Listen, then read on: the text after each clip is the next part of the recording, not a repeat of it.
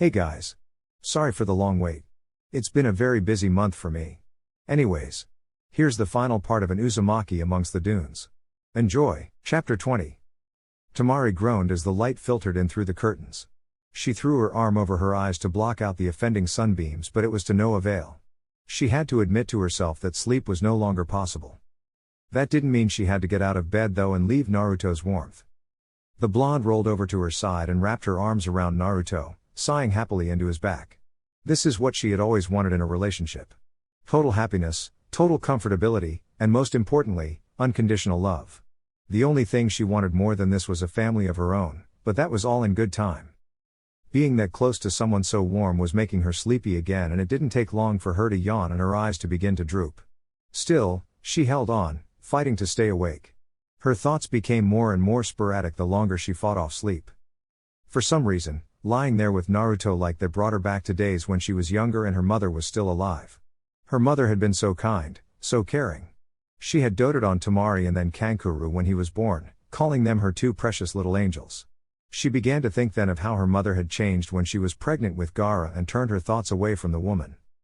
In all reality, she didn't have many loving thoughts of her except for the first 2 years of her life. When they implanted Shukaku into Gaara while he was still in the womb, her whole demeanor had changed. Perhaps the Shukaku had been speaking to her as well. Temari shuddered at the thoughts and squeaked when Naruto suddenly rolled over and latched onto her, pulling her close. She rubbed her cheek against his chest and closed her eyes again. She could envision herself having a life with this man. She could be happy, truly happy. She would be loved and doted on. She would want for nothing. And of course, she'd get the occasional dessert. As her eyes grew too heavy to stay open, she sighed happily and kissed Naruto before drifting off again. What more could a girl want? 30. Naruto had been awake from the time that Temari had wrapped her hands around his waist from behind.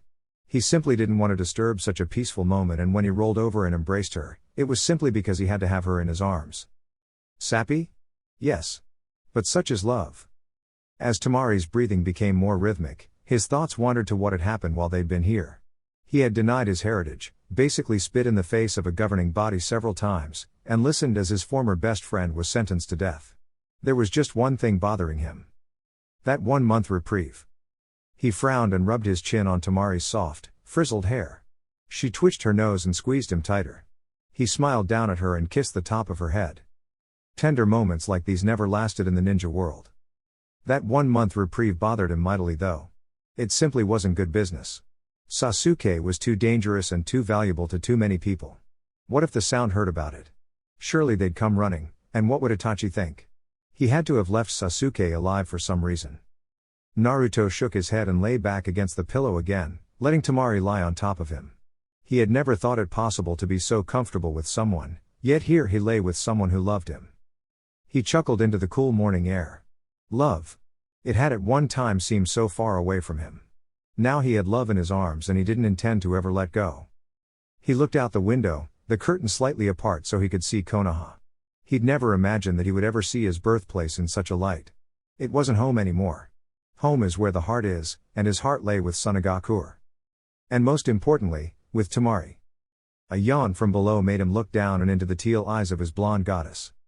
You're thinking too hard again, Naruto. Your face is all scrunched up with concentration. She giggled when he glared at her and leaned up to plant a kiss on his lips. What she had meant to be the first kiss of the day ended up being a marathon of who could hold their breath the longest. Both won, and came up for air at the same time. She sighed happily and watched as he sat up in bed, leaning against the headboard. Her head found its way to his lap and she looked up at him. I don't suppose there's a way we could just stay here forever? He shook his head sadly. Nope, sorry. But I'll tell you what. I'll promise to make every morning like this if I can. How about that? She yawned and stretched her arms over her head, smirking as she pinched his side and made him jump. I think we need to get up. I don't want to, but I'm getting hungry and I don't think Hinata's coming over to cook. So that leaves you. I want an omelet, with bacon on the side. Naruto sighed and stood up, pulling on his pants and searching around for his shirt. Anything else, Your Majesty? Yeah, fresh squeezed orange juice. He frowned and turned to face her while buttoning up his pants. And where am I going to get it? I'm not walking to the market. You can make orange trees, you dummy. Naruto grinned sheepishly and rubbed the back of his head. Oh, yeah. I forgot about that. He strode over to the window and opened it. Temari watched him curiously while she tied her hair back into the ponytails. Naruto stretched his hand out and a gardenia bush grew up the side of the house. He smiled and plucked 4 blooms and commanded it to shrink back again. Temari blushed as he sat down beside her and pushed the stems into her ponytails. He leaned back and observed her for a moment before smiling broadly and pecking her on the cheek before walking out the door. The final detail on the masterpiece, my dear. You've now gone from drop-dead gorgeous to incomparably beautiful. I'll have breakfast ready soon. Temari was bright red by the time he left out of the room. She shook her head quickly to rid herself of the blood rush and stood up, stretching out the kinks. Her back popped and she groaned. That felt delicious. The wind mistress crossed the room and stood in front of the antique mirror, admiring her body. She turned this way and that, observing the small scars that littered her. She would never be unmarred like Naruto, but she knew he appreciated the small blemishes. Every one had a story. She smirked to herself. That was one thing Naruto would never have with his natural healing ability. She traced one particular one along her thigh. It was the one she'd gotten when she'd began her resistance training with Naruto.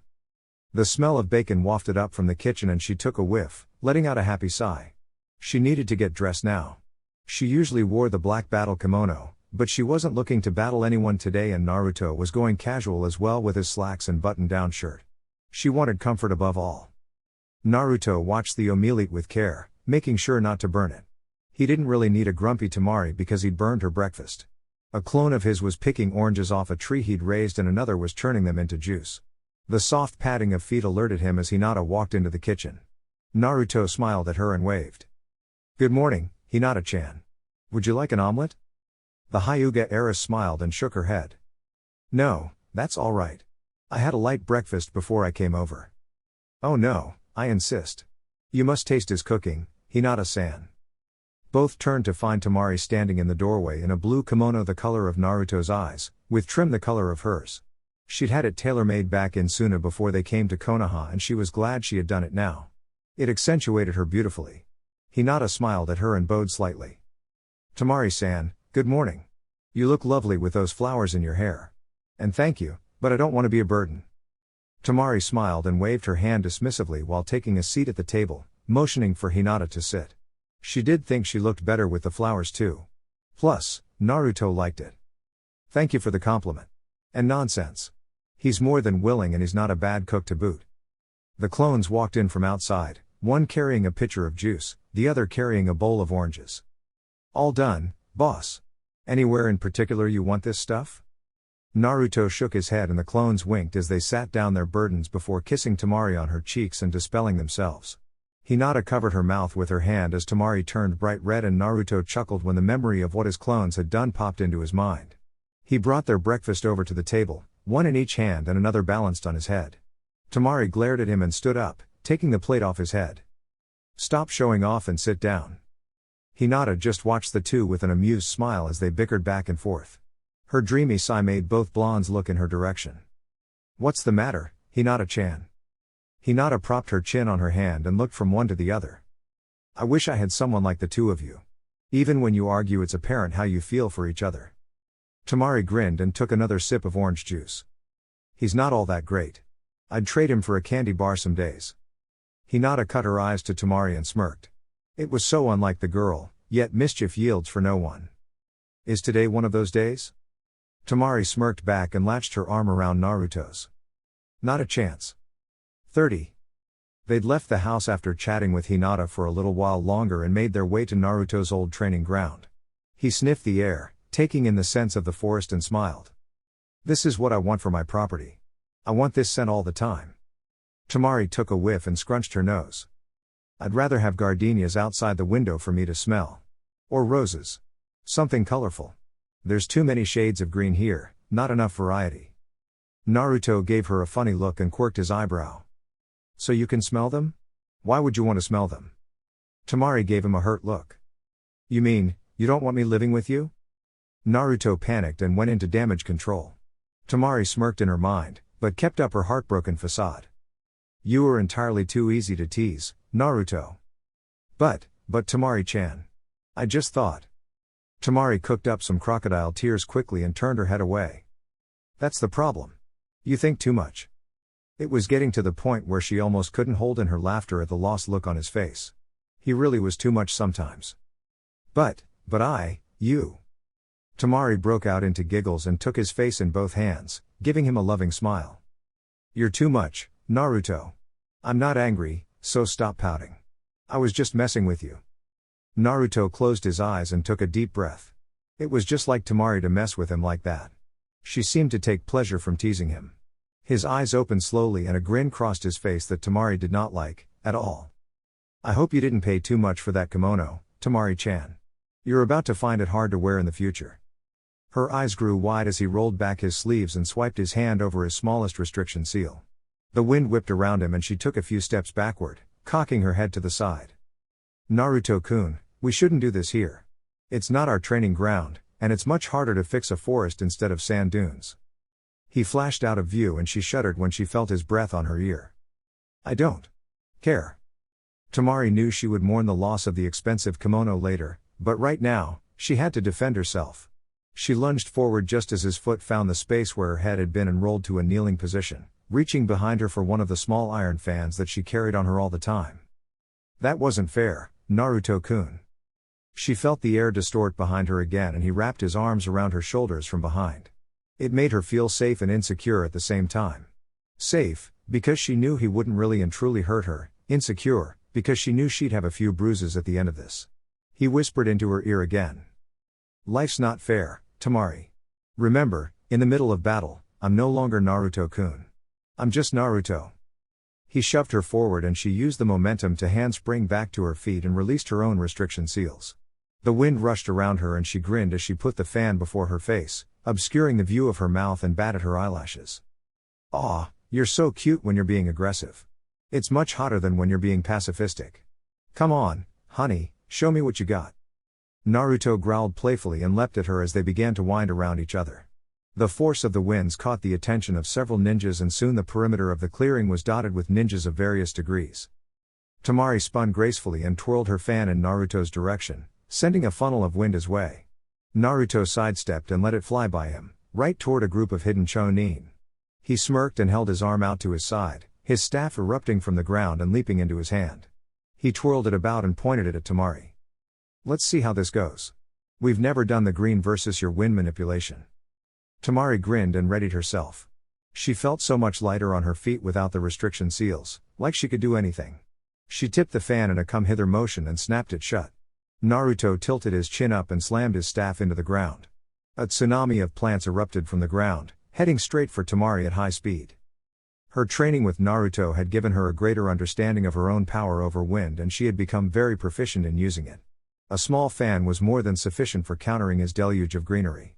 The metal blade snapped open again and she swiped it forward, infusing it with wind chakra and cutting a swath through the plants headed toward her. Naruto frowned as she destroyed his small tsunami and raised his staff overhead as 4 large trees erupted from the ground, blocking the wind headed his way. He slowly stepped around the trunks and clucked his tongue. TSK, Temari. I thought you had more oomph than that. I'm disappointed. Temari growled and charged her fan with wind chakra. You're just lucky I left my battle fan at Hinata's house. I'd have already won this by now. Naruto grinned and wagged his finger at her, as if he was chiding a child, as she rushed forward, the air around the fan distorting. Naruto channeled his own wind chakra around his staff, small chunks coming off of it, and slammed it against Temari's fan. The 2 wind chakras battled each other for dominance as the 2 grit their teeth, trying to overpower the other. What the hell is going on here? Sweet Jesus nipples, do all you blondes have to be so loud? The 2 blondes looked to the side at the same time, their weapons sliding past each other and sending vortexes of wind chakra barreling towards the woods behind both of them. The wind slammed into the forest, uprooting trees and sending the hidden ninjas scurrying for cover. Naruto and Temari stood frozen as they stared at an irate Tsunade, who had a wide awake for once Sanzoku on her shoulders. The older blonde put her hands on her hips and tapped her foot, small vibrations rumbling through the ground. Well? I'm waiting. Naruto put his staff on his shoulders, hanging his arms over it like he was carrying a yoke. Temari put her fan back into the folds of her sash and fixed one of the ponytails that had come loose. She frowned when she realized that her flowers had been lost in the fight.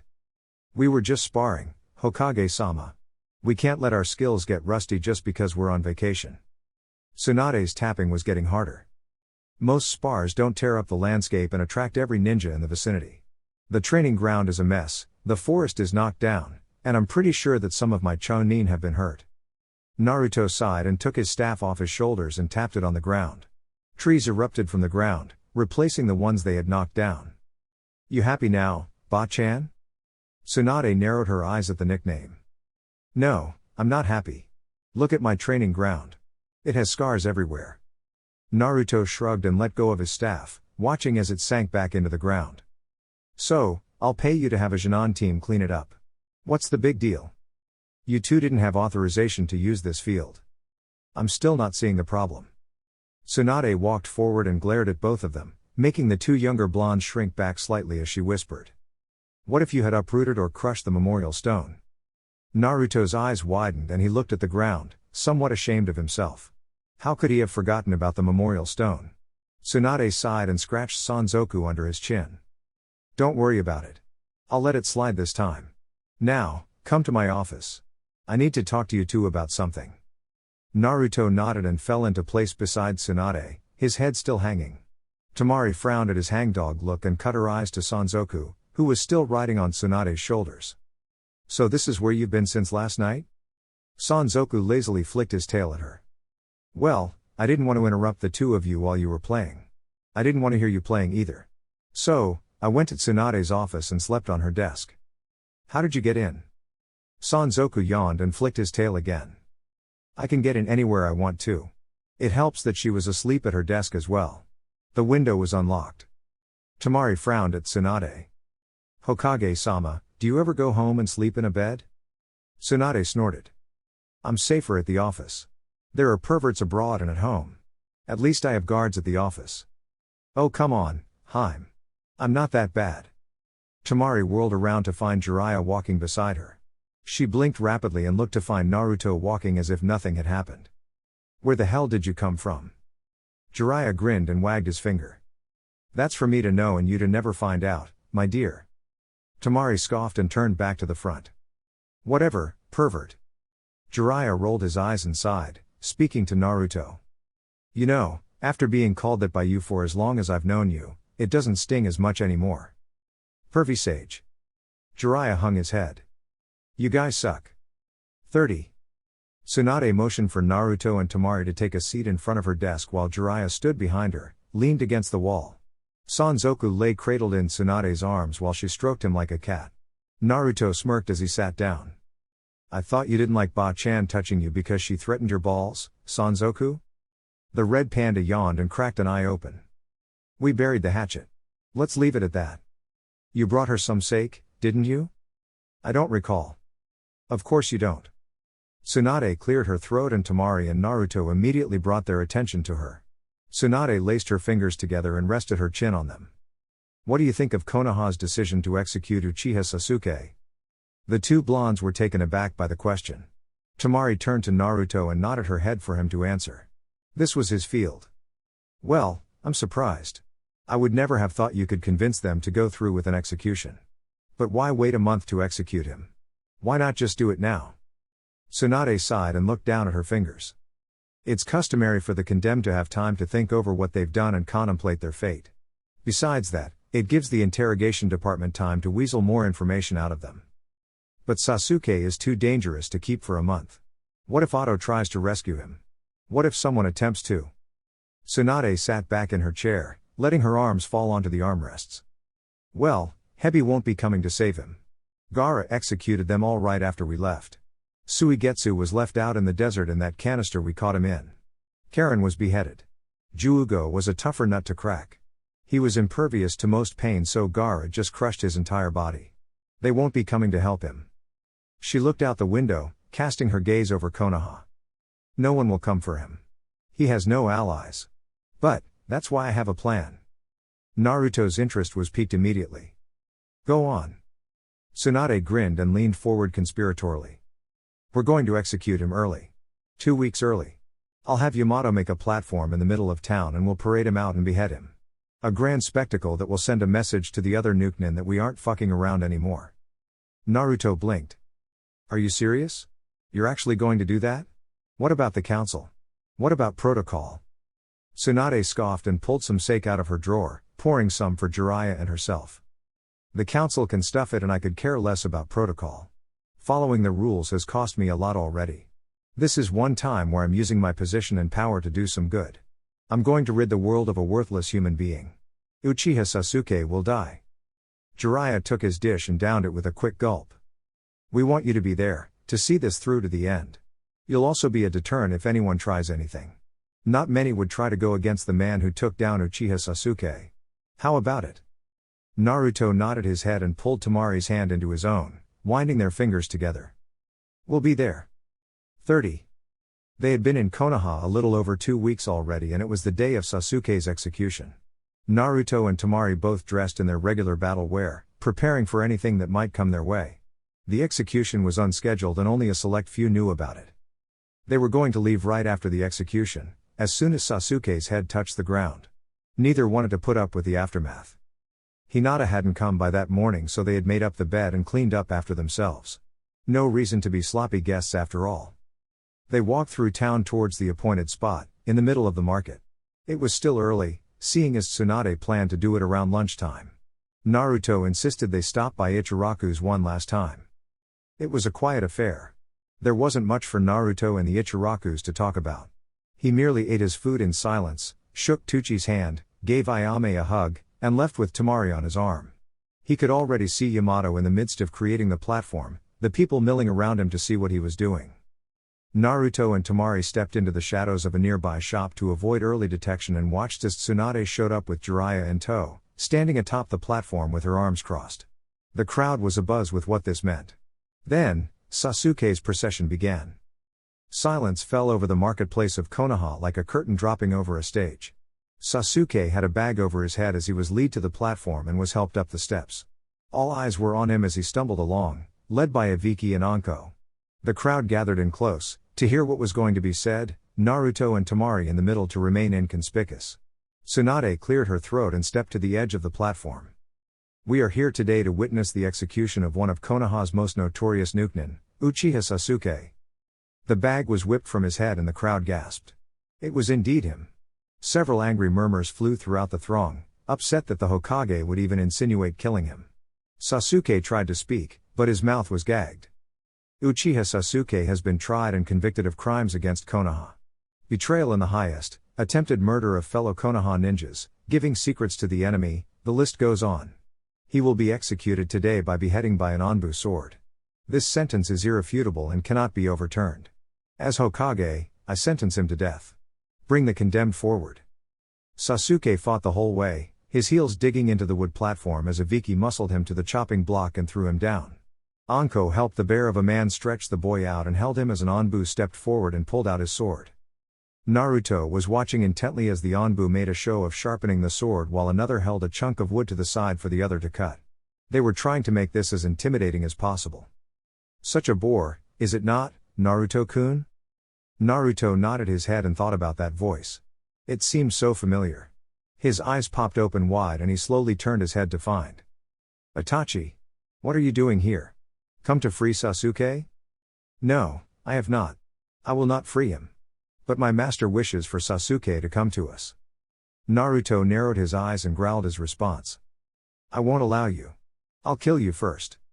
Itachi cut his eyes to Naruto. I'm just here to detain you while the others free Sasuke, nothing more, nothing less. Naruto grit his teeth and readied himself. The others? Then you're all here. Why are you keeping me busy? Itachi turned to fully face him and began to unbutton his cloak. Let's just say I have a vested interest in you at the moment, Naruto-kun, and I want to find something out. The others do not matter for the moment and they have been ordered to retrieve Sasuke with minimal damage. Naruto growled and his staff rose from the ground. Itachi barely quirked his eyebrow. See? That's what I want to know about. A resounding boom and the scream of the crowd let them know that the others had begun. Itachi whipped his cloak off and put his hand on his sword hilt. So, shall we begin? Chapter 21. Naruto kept his eyes locked on Itachi, not willing to let him have a crack at harming the populace. He'd have to let everyone else worry about Sasuke and the rest of the Akatsuki, granted there were nowhere near as many now. That did not mean that their strength was lessened. While Itachi was keeping him busy, Kisame, Zetsu, and Tobi were moving to free Sasuke and he couldn't allow that. He had warned them of the dangers of leaving him alive. He should have killed him when he had the chance. He would never leave a job that needed to be done in the hands of others ever again when he could just as readily do it. Itachi eyeballed the staff in Naruto's hand and let his own slip to his sword's hilt. He was nothing if not cautious, or was it paranoid? When did you get the staff, Naruto-kun? That's a unique way to summon it. I don't kiss and tell, Itachi. Now get the hell out of my way. Naruto made to run around the Uchiha and found his way blocked. I can't let you do that. Believe me, Naruto-kun, I don't want to rescue Sasuke. He's already messed up my plans enough. But it's not my choice. Naruto twirled his staff in his hand and spread his legs slightly, ready to run forward. What plans? I've said enough. Now show me what I want to know. Naruto ran forward, swinging his staff for Itachi's temple, and the Uchiha jumped to the side. Naruto used the momentum to carry himself around in a spin and lashed out for Itachi's legs. Itachi jumped over the staff and flipped backwards. As soon as his feet had touched the ground, Itachi rushed forward and pulled his sword from its scabbard. Naruto brought his staff up and blocked the blow that was aimed for his shoulder. The two weapons shook with their wielder's effort and Itachi quirked his eyebrow. A staff made from chakra-conductive wood? That is definitely different, Naruto-kun.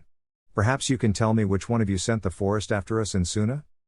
Naruto pushed Itachi back and thrust the pointy end of the gnarled staff toward Itachi's chest. The Uchiha bent backward and backflipped away. Naruto formed the Rasengan in his right hand and ran forward, attempting to catch Itachi with it. The missing nin dodged to the side and watched as Naruto flew past him and the Rasengan impacted the soil, sending chunks of dirt and debris flying. Naruto spun immediately and thrust his staff upward, blocking another attempt to behead him. Something felt wrong. Why wasn't he hearing any screaming? Why hadn't he seen Temari since this all started? Where the hell was the platform? Naruto blocked another thrust and snarled, lashing out and continuously spinning his body until he caught Itachi in the side, sending him flying. He cursed himself for a fool. Genjutsu, his one glaring weakness. Itachi had caught him the moment he locked eyes with him. How could he be so stupid? He thought he had come so far and it took Itachi to make him feel like an academy student again. Unfortunately for Itachi, he wasn't 12 anymore. He wasn't 15 anymore. He could break Genjutsu on his own. It was just going to hurt like hell. Itachi watched as Naruto formed a cage bunshine and handed it the staff. His eyes grew wide when the clone brandished the staff and clubbed Naruto in the jaw as hard as it could, and the Genjutsu melted away, revealing everyone standing in the same spot. Naruto dismissed the clone and grabbed his staff again, before setting his jaw back in place. I hate Genjutsu. I'm going to kill you and then I'm going to kill your brother. No more hiding, Itachi. 30. Temari, who hadn't noticed Naruto being put in such a subtle, suggestive genjutsu, turned her head when she heard the name Itachi. Naruto? Itachi? Oh shit. The crowd all turned when they heard her shout and a boom rang out over Konoha. She turned back to the stage to see Kisame and Tobi fighting several Konoha jounin. Pain and Konan were nowhere to be found. Sasuke was still down on his knees, Anko and Ibiki having joined the fray. He was trying to struggle to his feet. She couldn't let the bastard get away. Naruto, take care of yourself. I'm going to secure the prisoner. Naruto didn't look back at her, but nodded his head in affirmation. Temari ran for the stage, already pulling her fan from her sash. Naruto kept his eyes locked on Itachi, the real Itachi, who still had his cloak on. What do you need Sasuke for, Itachi? Why does Akatsuki need him? The Uchiha shrugged and remained impassive. I have no idea. I was only told to retrieve him. I'm not privy to every plot or desire of my master. And you still haven't answered my question. And you haven't answered mine. I guess we're at an impasse. I guess we are. The two glared at each other for a moment before running forward, wood and steel meeting each other. 30. Temari made it to the stage just in time to watch as Kisame was pushed back by a group of Onbu and Tobi was being detained by Kakashi and some other jounins. Temari leapt up beside Sasuke and pushed him back to the ground, setting her knee into the small of his back. You just sit tight, Uchiha. You aren't going anywhere except hell today. The gag in Sasuke's mouth had somehow loosened itself in the tussle. Lucky for Temari. Now she got to listen to his mouth. You see, bitch? Someone came for me. I knew they would. Temari, not in the mood for it, pressed harder into his back and growled. Yeah, your brother and his buddies came for you. Don't act so damn smug. Sasuke tensed underneath her and immediately began to struggle. He's here? He's here. Let me go. Take the seals off and let me fight him. I have to avenge my clan. He's so close. Temari was about to knock the boy in the head with her fan when she saw something coming her way out of the corner of her eye and thrust her fan forward, blocking the kick that had been aimed for her head. She was knocked off of Sasuke's back and onto her butt. Hello, pretty lady. Tobi's a good boy. Temari blinked and used her fan to come to her feet as Kakashi and Sakura landed on either side of her. Kakashi eyeballed the Sharingan wielder and raised his headband, revealing his own copy eye. Tobi. It's not a pleasure to see you again. Aw, that wasn't nice. Tobi was having fun visiting you people. Tobi's been a good boy lately, so if you just hand Sasuke over, Tobi can go back to being a good boy again. Sakura stood in front of Sasuke, ready to punch. Not a chance, freak. You guys are mean. Kakashi opened his Sharingan eye and slid into a taijutsu stance. Who are you and why do you have the Sharingan? Why do you need Sasuke? Tobi's mood seemed to darken for a moment before the lightheartedness came back. Tobi can't tell you that. But, Tobi can tell you that you need to move. Kakashi narrowed his eyes, ready for anything. Why should we do that? So Tobi can get Sasuke? Sakura growled and jumped at the orange-masked ninja, barely missing him. Not a chance. Kakashi turned to Temari before leaping after Sakura. If you see an opening with this guy, take it. I have a hunch that he's the most dangerous one out of this group. Temari nodded and opened her fan all the way, revealing all 3 moons. She needed to wait for the right moment to release her resistance seals. 30. Naruto ducked under another sword stab and kicked out towards Itachi, narrowly missing the Uchiha's groin. Itachi leapt backwards and glared at the blonde. That was a dirty move, Naruto-kun. Says the asshole who killed his whole family. I had my reasons. I'd love to hear them if you surrender. Itachi stopped for a moment, as if debating with himself on the merits of surrender, before lunging for Naruto and locking weapons with him once again. Itachi's face was a mask of neutrality as he leaned forward to whisper in Naruto's ear while the two battled for dominance. My reasons will become clear enough in due time. My time is up. I've detained you long enough. We shall see each other again soon. Naruto froze as Itachi stepped back and sheathed his sword. He looked from the hilt to Itachi's face, stupefied. What the hell are you doing? Itachi pulled his cloak closed and buttoned it up again. I have not found any satisfactory answers to my queries and we have not gotten anywhere with this fight. I have detained you long enough. We shall meet again. Itachi shunshined away and Naruto spun immediately to the stage, his eyes widening in horror as he watched Temari get stabbed in the stomach by a kunai by Tobi. 30. Kakashi and Sakura were doing a good job keeping Tobi at bay. The annoying Akatsuki member kept phasing in and out of Sakura's punches and Kakashi was afraid to use his Mangekyo for fear of accidentally maiming a comrade. Temari stood over Sasuke, periodically kicking him so that he'd stay down. She simply couldn't find an opening and she knew if she removed the seals, she would attract attention.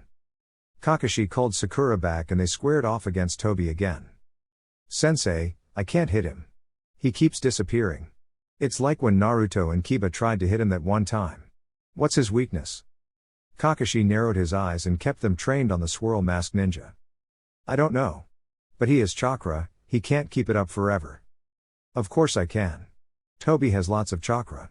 Let's avoid the fight and you hand over Sasuke.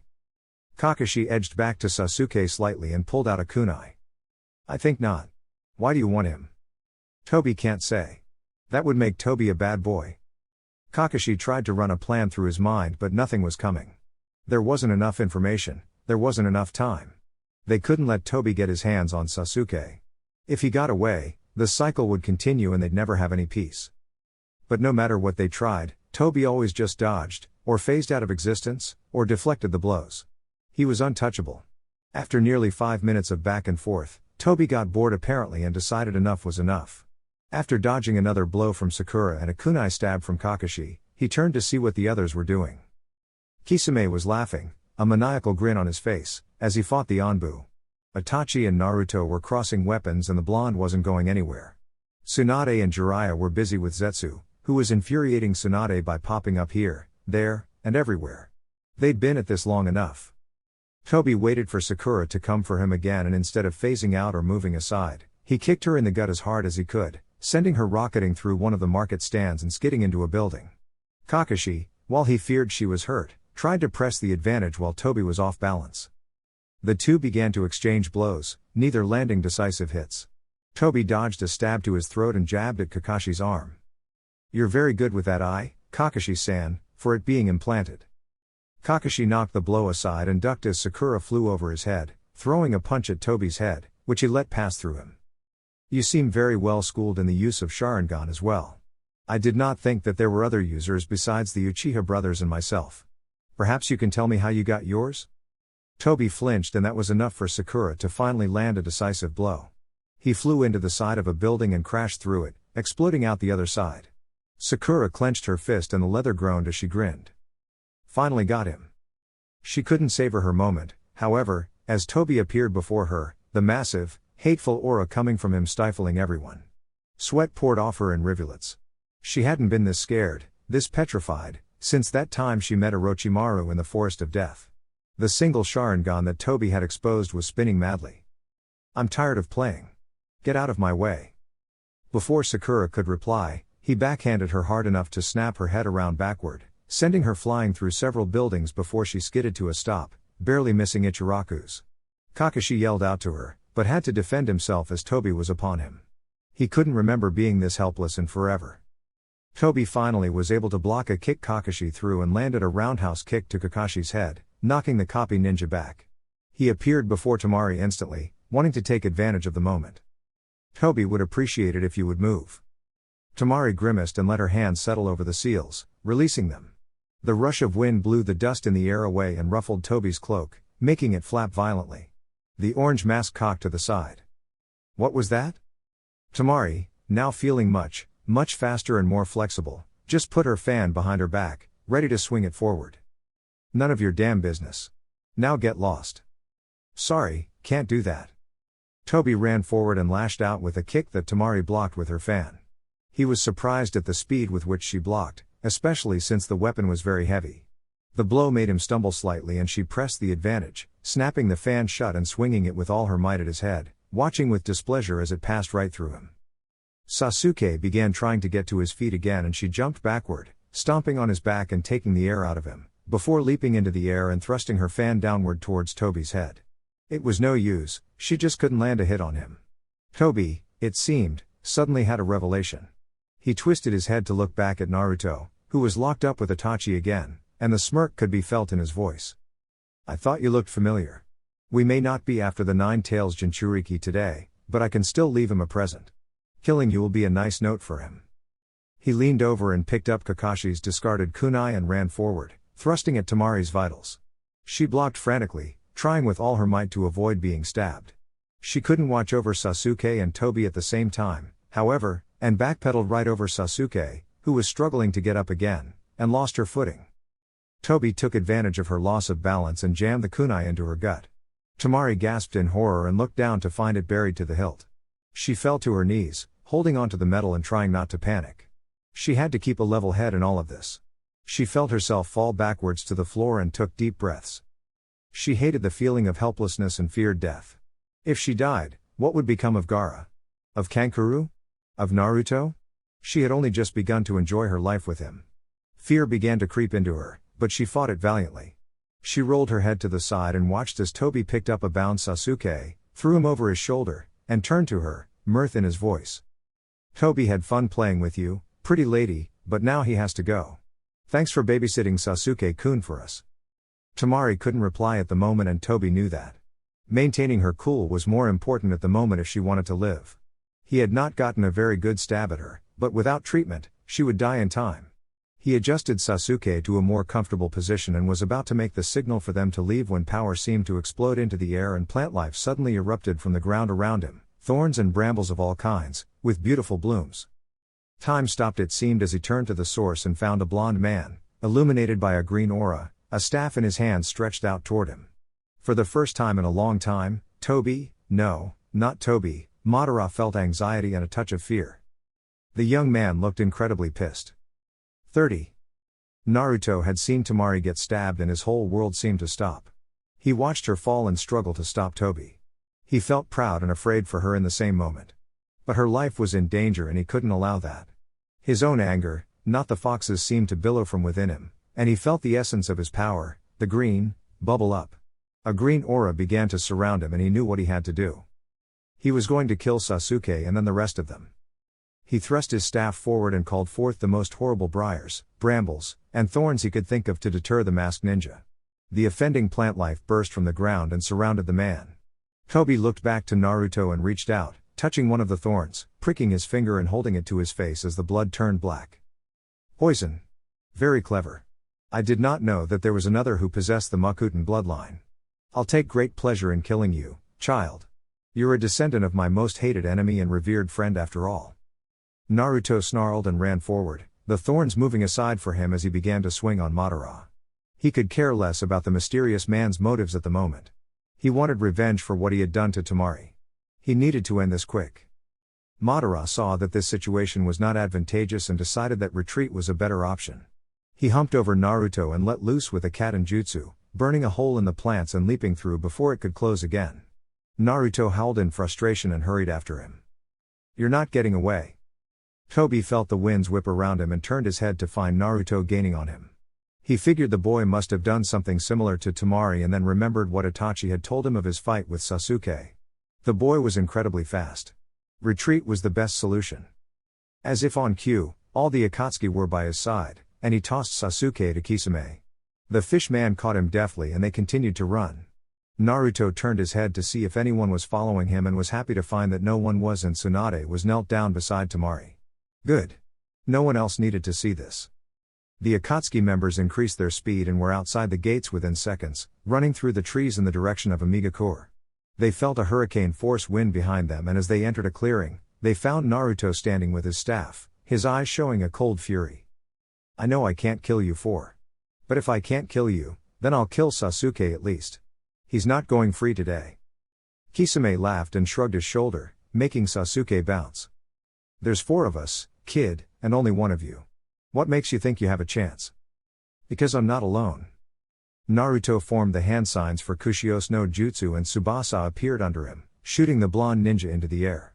The Akatsuki looked on in awe at a summon that had never been seen, and Tsubasa glared down at them, baring his teeth. Ah, a full meal. Greens, sushi, and meat with orange sherbet on the side.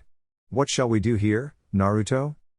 Naruto looked down at the 4, still in a silent fury. Kill them all if you can. Especially the bound and gagged one.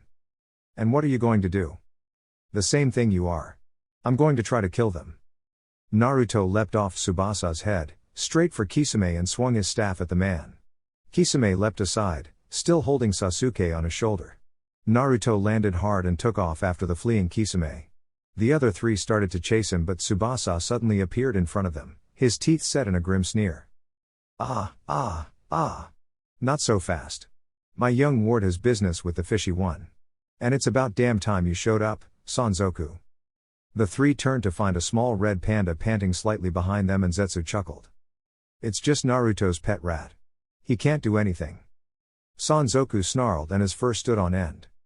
Let's see what I can do when I rip your face off, plant boy. The 3 Akatsuki watched as the red panda began to grow in size, until he was nearly half as big as Tsubasa. He stomped on the ground, creating a small tremor, and growled. By your leave, Tsubasa-sama, I want the man plant. Take him, child. I'll take the others. The 2 raccoon summons leapt into battle, nearly squishing their opponents. 30. Kisame looked behind him fearfully. Naruto was gaining quickly, and it seemed that the plant life was closing in on him. The light ahead meant a clearing was coming up, and Kisame pumped more chakra into his legs when he felt a stinging sensation and looked down at the arm holding his sword. There was a vine with huge black thorns wrapped around his lower arm. The blood seeping from the scratch was black. Poison. He pulled his arm free of the vine and increased his speed with more urgency.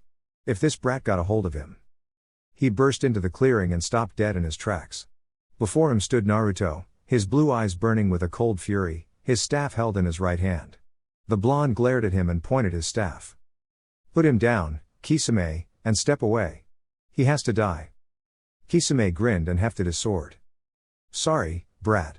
You know, I can't do that. The boss would kill me if I let Sasuke die. Naruto didn't say anything. He simply looked at the ground and sighed. His head snapped up and he was upon Kisame, swinging his staff with all his might. Kisame blocked the blow with his sword and parried every blow. Naruto suddenly leapt back and jammed his staff into the earth in front of him. Kisame, ready for a jutsu, put his sword in front of him. "What are you doing, brat? Trying to call up the fox? That won't work, you know." Naruto glared at Kisame and put his hands together as if in prayer.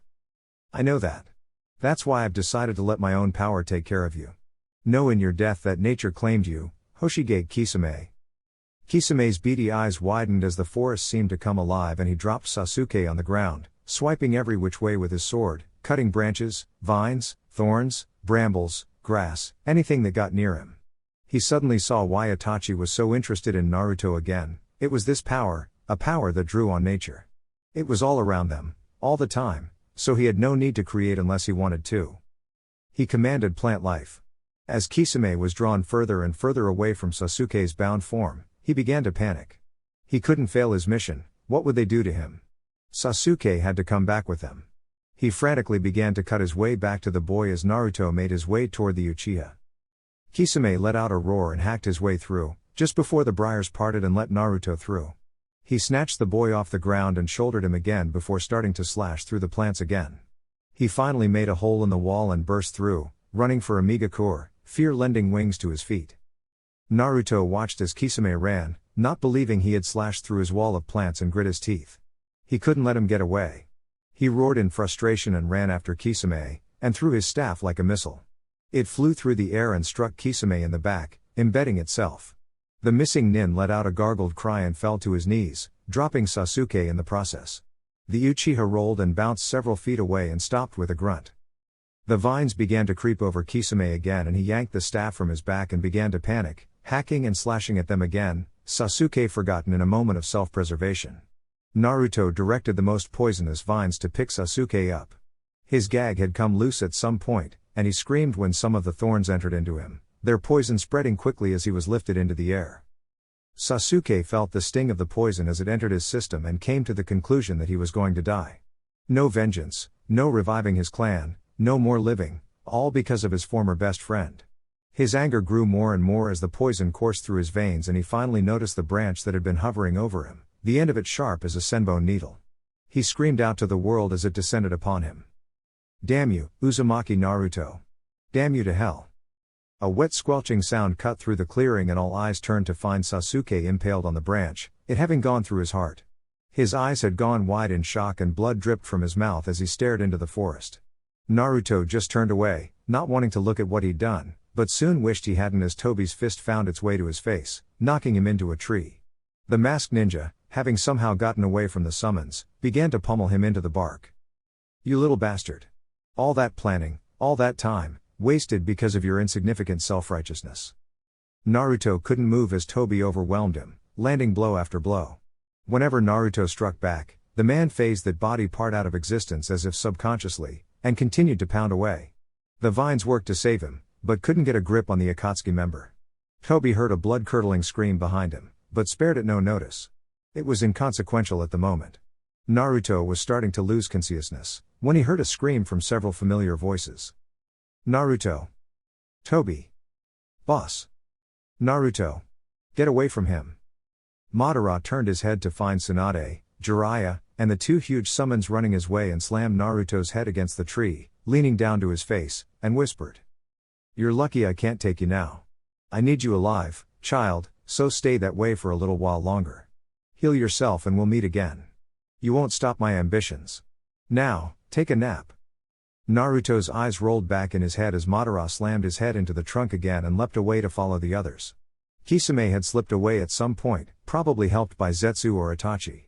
Tsunade skidded to a stop beside Naruto and slapped him on his cheek. "Come on, brat, stay with us.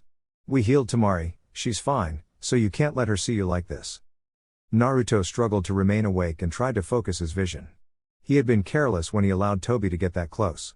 He coughed up blood and pointed to a tangle of thorns in the middle of the clearing. "Sasuke's, over there. I was able to get him, at least. Ba-chan, we gotta talk when I wake back up." She had begun to run her hands over him, healing his internal injuries, noticing with great satisfaction that the Kyuubi was already working with her. Jiraiya gingerly pushed the thorns aside, careful to not touch them, and fished out Sasuke's body. The blood oozing from it was thick and blackened from all the poison.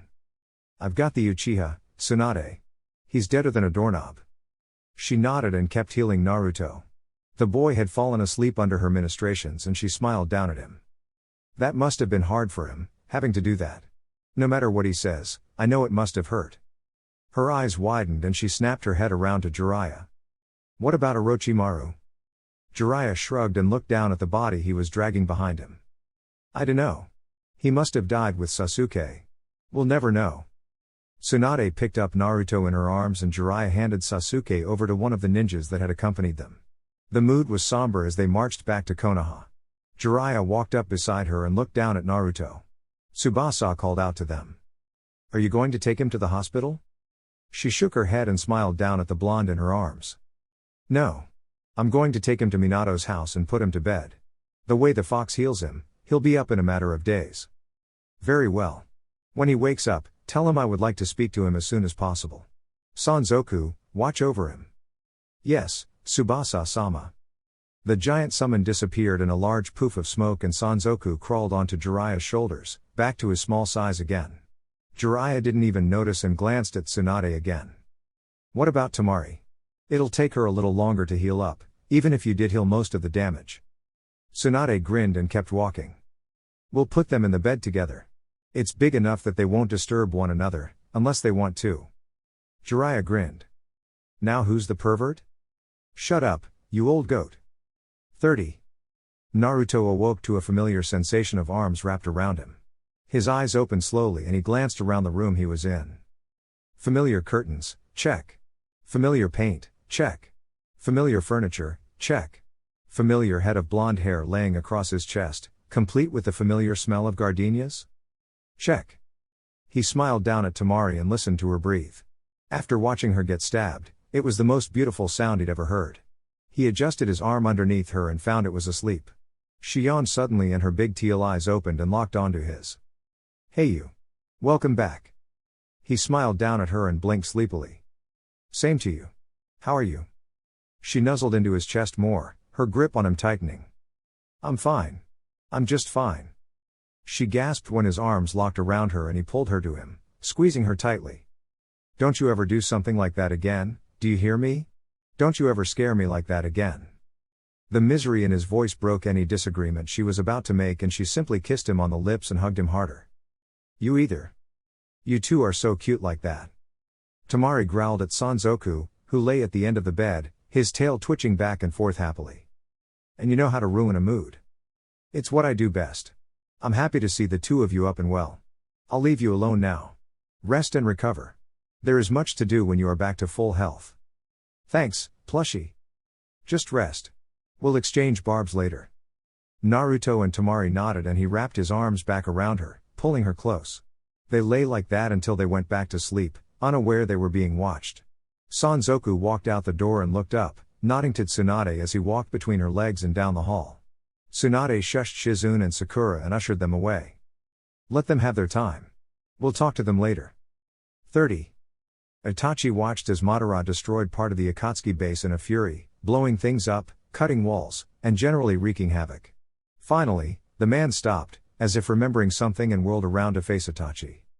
"What was that scream I heard while I was beating the Jinchuriki?" Itachi looked at his sword and then back to Madara. "That was Orochimaru breaking free. I found him trying to exit Sasuke's body while I retrieved Kisame. I trapped him in the genjutsu of my sword, in a world where he'll dream forever. He is no longer of consequence." Madara nodded and sat down on a nearby rock. "Good. That's one nuisance taken care of. But this is a setback. We needed Sasuke for our plans and now we'll be set back. A third Sharingan would have been useful." "I still don't see what Yuzi would have been." Madara scoffed and put his chin in his hand. "You wouldn't. Now leave me. I wish to be alone." Itachi bowed and exited the room, leaving Madara to his dark thoughts. "You are so lucky, Uzumaki. So damn lucky that I need you alive for the moment." 30. Naruto and Temari walked into the Hokage tower after 2 more days of rest, feeling much better than they had. Naruto had some things to discuss with Tsunade that bothered him, and find out what the populace thought of Sasuke's death. They walked past several ninja, all who smiled and bowed at them. They returned the gestures and continued on down the hall to the stairs. Neither one knew why they were commanding such kind looks beyond the normal reasons. Tsunade's secretary ushered them in immediately and shut the door behind them. Naruto turned when he heard the click and heard Temari squeal. He spun to find her hugging Gaara, the Kazekage not looking very amused. Tsunade watched the scene with amusement as Naruto walked forward and bowed to the two. Kazekage-sama, Hokage-sama. Gaara sighed and pried his sister off of him while glaring at Naruto. What have I told you about that title? Naruto grinned and shrugged and Gaara closed his eyes as he sat down in a chair. It doesn't matter. Now, I've heard several things from Tsunade about your stay here. Why don't you enlighten me further? Naruto cleared his throat and took Temari's hand in his. Well, it started like this. Chapter 22. Temari and Tsunade screamed as Gaara's sand rose behind him and slammed into Naruto hard, thrusting him against the wall and holding him there. For Naruto, whose face hadn't changed from its impassiveness, it was business as usual, although there was a thin sheen of sweat on his face. He could practically taste the anger rolling off the Kazekage and, truth be told, it was somewhat frightening. Gaara slowly and methodically walked forward until he and Naruto were face to face, their eyes never leaving the other. Temari and Tsunade had calmed down and were watching what was happening with wide eyes. What the hell were you thinking, Naruto? The blonde blinked and narrowed his eyes. I was catching and killing a dangerous criminal, Gaara. I couldn't let him get away. The sand tightened around him further and Naruto winced. What you did was assault 4 Akatsuki members with no backup and no plan in mind. That was foolish. Well, it all worked out in the end. The sand lifted him from the wall slightly and slammed him back against it. Temari screamed for Gaara to stop but he paid her no mind. What if it hadn't, Naruto? What if they would have captured you? What if Tsunade had not arrived in time? But she did, so we're arguing over nothing. Gaara's voice lowered itself to a whisper as he glared at his friend. If you had died, what would become of Temari? She loves you, Naruto. How would she handle the grief? How would I? Or Kankuro? What about Tsunade and Jiraiya? You mean something to all of us, Naruto, and you would have thrown that away just to make sure that Sasuke's sentence was carried out. Naruto's head lowered so that his gaze would meet the floor. He hurt her. What? Temari strode forward and put her hand on Gaara's shoulder. He turned to meet her sad eyes. That's enough, Gaara. He did what he thought was right. Don't punish him for that. The Kazekage turned to Naruto and sighed as he lowered him to the floor. Raise your head, Naruto. I'm mad at you as a friend and brother, not as a leader. You aren't being reprimanded. Naruto raised his head and gave him a weak smile. Somehow, that knowledge only makes it hurt worse. I can handle authority being mad at me. Get used to it. I'm still mad at you, Naruto, so don't think you're off the hook. But, we have other things to discuss now. Naruto nodded and made his way back to his overturned chair, righting it, and sitting down with Temari by his side again. He gave her a smile and took her hand in his, intertwining their fingers. She squeezed them reassuringly. Gaara watched the two of them out of the corner of his eye and a ghost of a grin came to his face. Yes, everything would be all right. He turned back to Tsunade and coughed into his hand. In any event, we need to discuss what our next move is. Tsunade? Upon hearing her name, Tsunade tore her eyes away from the two lovebirds and laced her fingers under her chin. Well, I'm not sure. If Kisame is indeed dead, or at least incapacitated, that would leave only a few Akatsuki members. Perhaps we should press into Amigakure and try to kill them? Gaara sat for a moment, before shaking his head. We don't know anything about Amigakure, unfortunately, and we don't have the forces for a full-scale invasion. I doubt we could muster up enough allies to do the deed either. No, we'll need to be smart about this. We have time to plan now though. They still don't have all the demons. Perhaps we should seek out the 8-tailed demon host. His, or her, help could be advantageous. Tsunade nodded and leaned back in her chair, spinning to face the village. But would the Jinchuriki accept our help or offer? Not likely. We don't even know where they are anyway. Temari sighed and crossed her right leg over her left. Then have Jiraiya get his spy network working. Jinchurikis are normally a village's least hidden secret, even though they should be a top priority. It shouldn't take too long to find him. Tsunade nodded her head and whipped the chair around to face Gaara. All right, we'll do that. But who will we send to negotiate with him? Gaara snorted and pointed at the two blondes. Them. Naruto has an innate ability to talk to people and make them listen. Temari will keep him on task. They're perfect for the job. Besides, they're worthless to me right now since they're being lovey-dovey with one another. Two indignant Heis were ignored by the Kages. Tsunade nodded her consent to the plan. When will they start? I think a small rest is in order. If you'll allow it, they can stay here for a few more days before heading out. Even if Naruto heals fast, Temari doesn't, and the human body needs time to recover even with the help of medical jutsu. I have to return to Suna tomorrow. Until then, I'll make sure that these two don't do anything tonight that could exacerbate their wounds. Naruto and Temari turned red, whether from anger or embarrassment, neither Kage could tell, but then again, they didn't care. Gaara rose from his seat, Temari and Naruto rising with him out of habit, and bowed to Tsunade. Well then, I'll just let these two show me a place to eat. I'm starving. Tsunade sighed and waved them out, before glaring at the pile of paperwork before her. She picked the first page off the top and read it out loud. Petition by the Market District of Konoha to install more lighting so that we can sell our wares after dark. She growled and crumpled the paper into a ball before winging it into the wastebasket. That's it. I'm going to start delegating more, tomorrow. I need a drink now. She started to reach for her sake bottle and remembered what Tsubasa told her. Shit.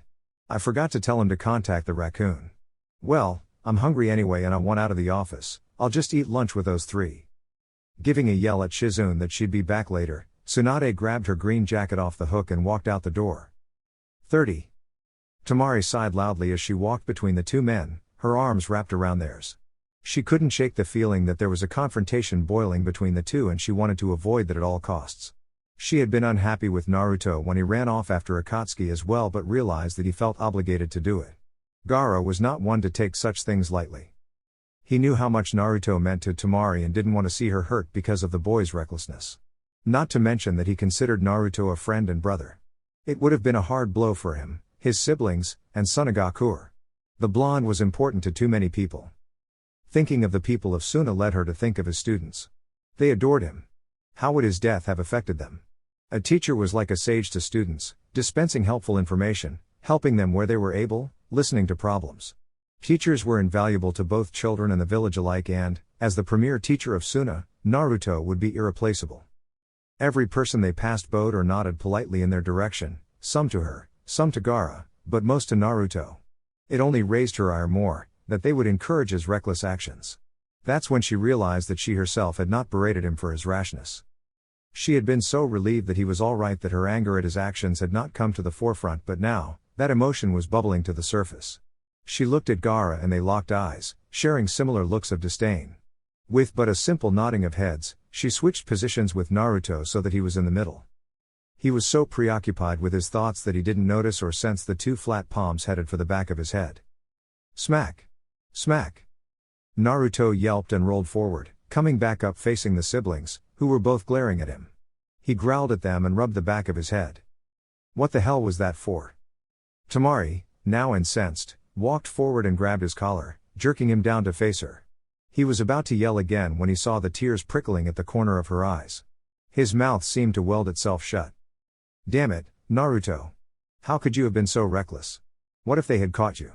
Did you ever think of how we'd all be affected by that? It isn't just you that gets hurt if you get captured. The people that had been passing by on the street began to slow down and Gaara gave them all a hateful look and flared his sand behind him. I'd suggest you all move along. The people scattered immediately and soon the whole street was deserted, except for the three Suna ninja.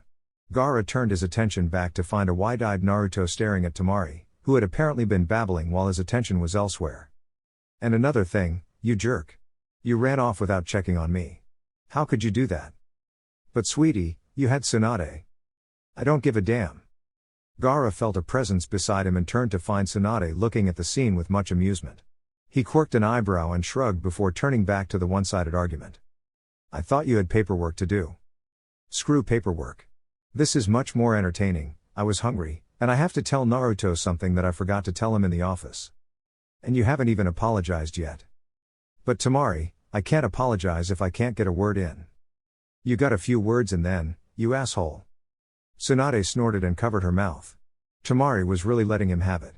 Amusing as it was, however, she couldn't have the two blondes fighting in her streets. Temari was taking a deep breath to launch back into Naruto when she heard a slow clapping behind her and turned her head to find a bemused Hokage, with a curious Gaara behind her. The blonde girl flushed red and dropped Naruto into the dust. He huffed and pushed himself back to his feet. Tsunade-sama, I'm sorry. Tsunade gave the stammering girl a warm smile and waved her hand dismissively. Oh hush. I enjoy watching Naruto get verbally castrated by someone other than Sakura or myself. It's nice to know that you don't let him get away with everything. Temari offered up an embarrassed smile while Naruto glared at Tsunade. The Hokage grinned cheekily and clapped her hands together. So, what say we find someplace to eat? Preferably with a fine selection of alcohol. 30. For some reason, Jiraiya seemed to sniff them out, and by the time they reached the restaurant, the Toad Sage was right alongside them. Naruto had wanted Ichiraku's, but it was shot down in favor of a finer eating establishment. One with a fine assortment of wines, beers, and of course, sake. Once everyone was settled in and a couple rounds of drinks had been served, Jiraiya locked eyes with Naruto and became serious. So, I hear that you're going to try to recruit the Eight Tails Jinchuriki.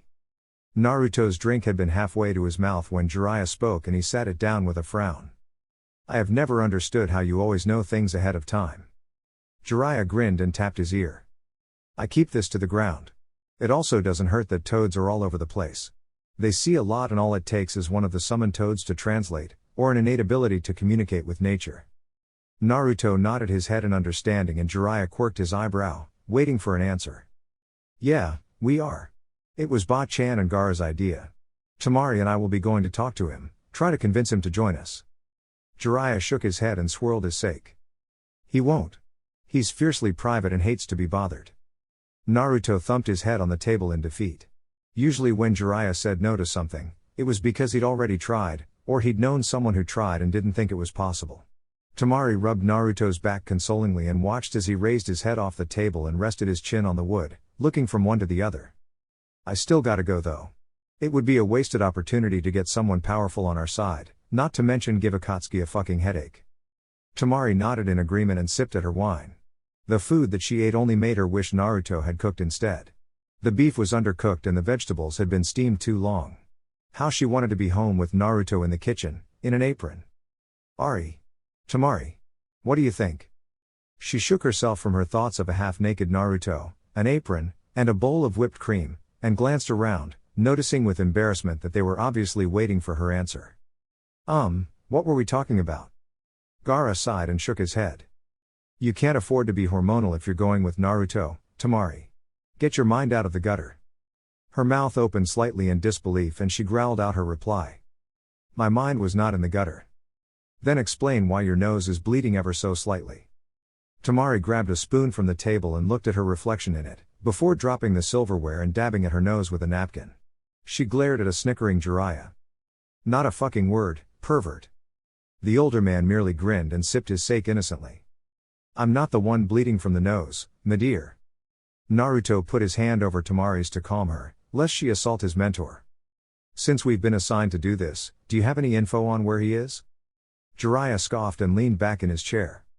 Have you forgotten who you're talking to, brat? I'm the great. Yeah, Toad Sage, super perv, yada yada yada, where is he? Jiraiya grunted and slurped his sake again. Well, if you're going to be rude, I'm not telling you anything. Get your own information, you little bastard. Naruto sighed and put his head in his hands. Uro-sennin. Nope, not this time. Respect is something to be given, Naruto, as is information. Tsunade reached under the table and Jiraiya grinned pervertedly for a moment before releasing a high-pitched squeal and whimpering. Everyone looked at him curiously as he squeaked out his answer. Okay, he's in a shack up on a mountain in Kumo. Now, let me go. Tsunade brought her hand back onto the tabletop and poured Jiraiya another cup of sake before giving it to him while smiling sweetly. See? Was that so hard? Jiraiya just glared at her and sucked down his sake, holding out his dish for another pour. Naruto, seeing he wasn't going to get anything else, rose from his seat, Temari rising with him. Well, I guess we'll go to Hinata's house and start packing to go. Gaara grabbed his wrist before he could leave. Do not be hasty. My sister still needs rest and so do you. You will leave in 1 week and not a day sooner. The Jinchuriki will still be there. Temari was not convinced. But Gaara, time is on our side. Akatsuki has taken a blow and will take time to recover. Madara will have to regroup and replan. He was not planning to take you here. You are the last on their list. They'll try for the Eight Tails next, but they'll need strength, and Hoshigaki is a valuable member. If he is not dead, they will spend time to heal him. She nodded her head in consent, but she was not happy. She didn't want to be in Konoha anymore, and she was sure Naruto didn't either. Before the two blondes could exit though, Tsunade called them back. Naruto, I nearly forgot to tell you something important. You need to contact Tsubasa again. He wants to talk to you about something. He nodded and wrapped his arm around Temari's waist as they walked out. Tsunade watched them leave with a sigh while swirling her wine glass. Ah, young love. Jiraiya grinned and downed his sake. But what about old love? You're just lucky I love you enough to actually even consider touching you.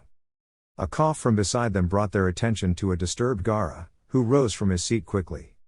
I believe I shall retire as well. I've heard enough. Jiraiya watched the Kazekage leave with a twinkle in his eye. Dumb kid. If he'd have stuck around, he might have learned something. He turned back to a flustered Tsunade and his grin lessened. What? You're sleeping on the couch tonight. 30. Naruto and Temari went to a secluded training ground, one that didn't look like it had been used in a few months, and Naruto bade her to stand back, citing that he didn't know what kind of mood Tsubasa would be in. She stepped back, he flipped through the hand signs, and with a cry, a large poof of smoke heralded Tsubasa's arrival. Hello, young ones. It is good to see you again, and especially you, Temari. I hope you are in good health? Temari nodded and bowed to the raccoon. Hi, Tsubasa-sama. No need for that, young one. Naruto, where is Sanzoku? Naruto shrugged nonchalantly. I dunno. Haven't seen him since this morning. Allow me to rectify this. Tsubasa closed his eyes and flipped through a few seals of his own, and with a smaller poof, Sanzoku arrived, curled up asleep on the ground. Sanzoku, wake up. The small red panda looked up sleepily and squeaked when it saw who was before it. Tsubasa-sama. Forgive me. I didn't realize you were here. Where are we? Tsubasa sighed, his breath rattling the treetops as he gazed upon his smaller subject. We are in a clearing in Konohagakure. I must say, you have become quite lazy in your time with Naruto. Do you need to be replaced? No, Tsubasa-sama. Of course not. Leave him alone, Tsubasa. His laziness is somewhat endearing. The giant raccoon turned his gaze on Naruto and his eyes hardened. Indeed.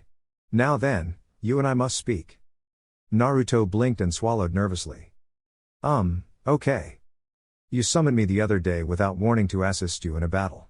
While I do not mind, our deal was that you would restore Suna to her original glory. Why have you not fulfilled that obligation yet?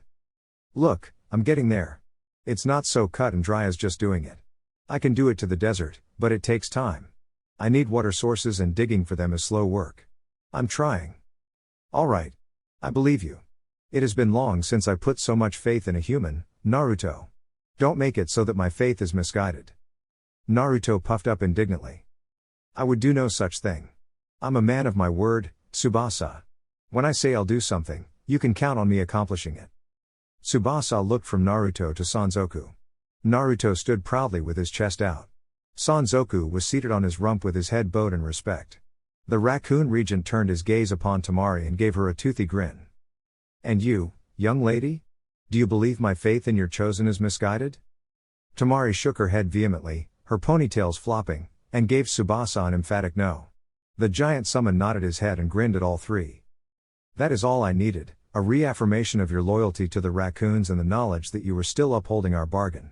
Call on me again should you need my services, and I'm quite sure you will.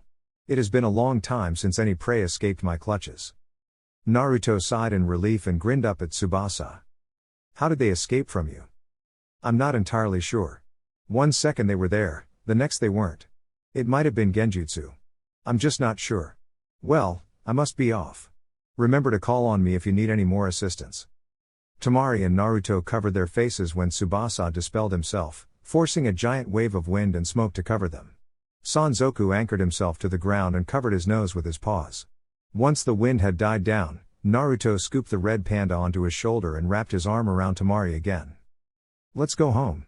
I'm taking a shower and going to bed. Care to join me? Temari grinned and nestled into his side more.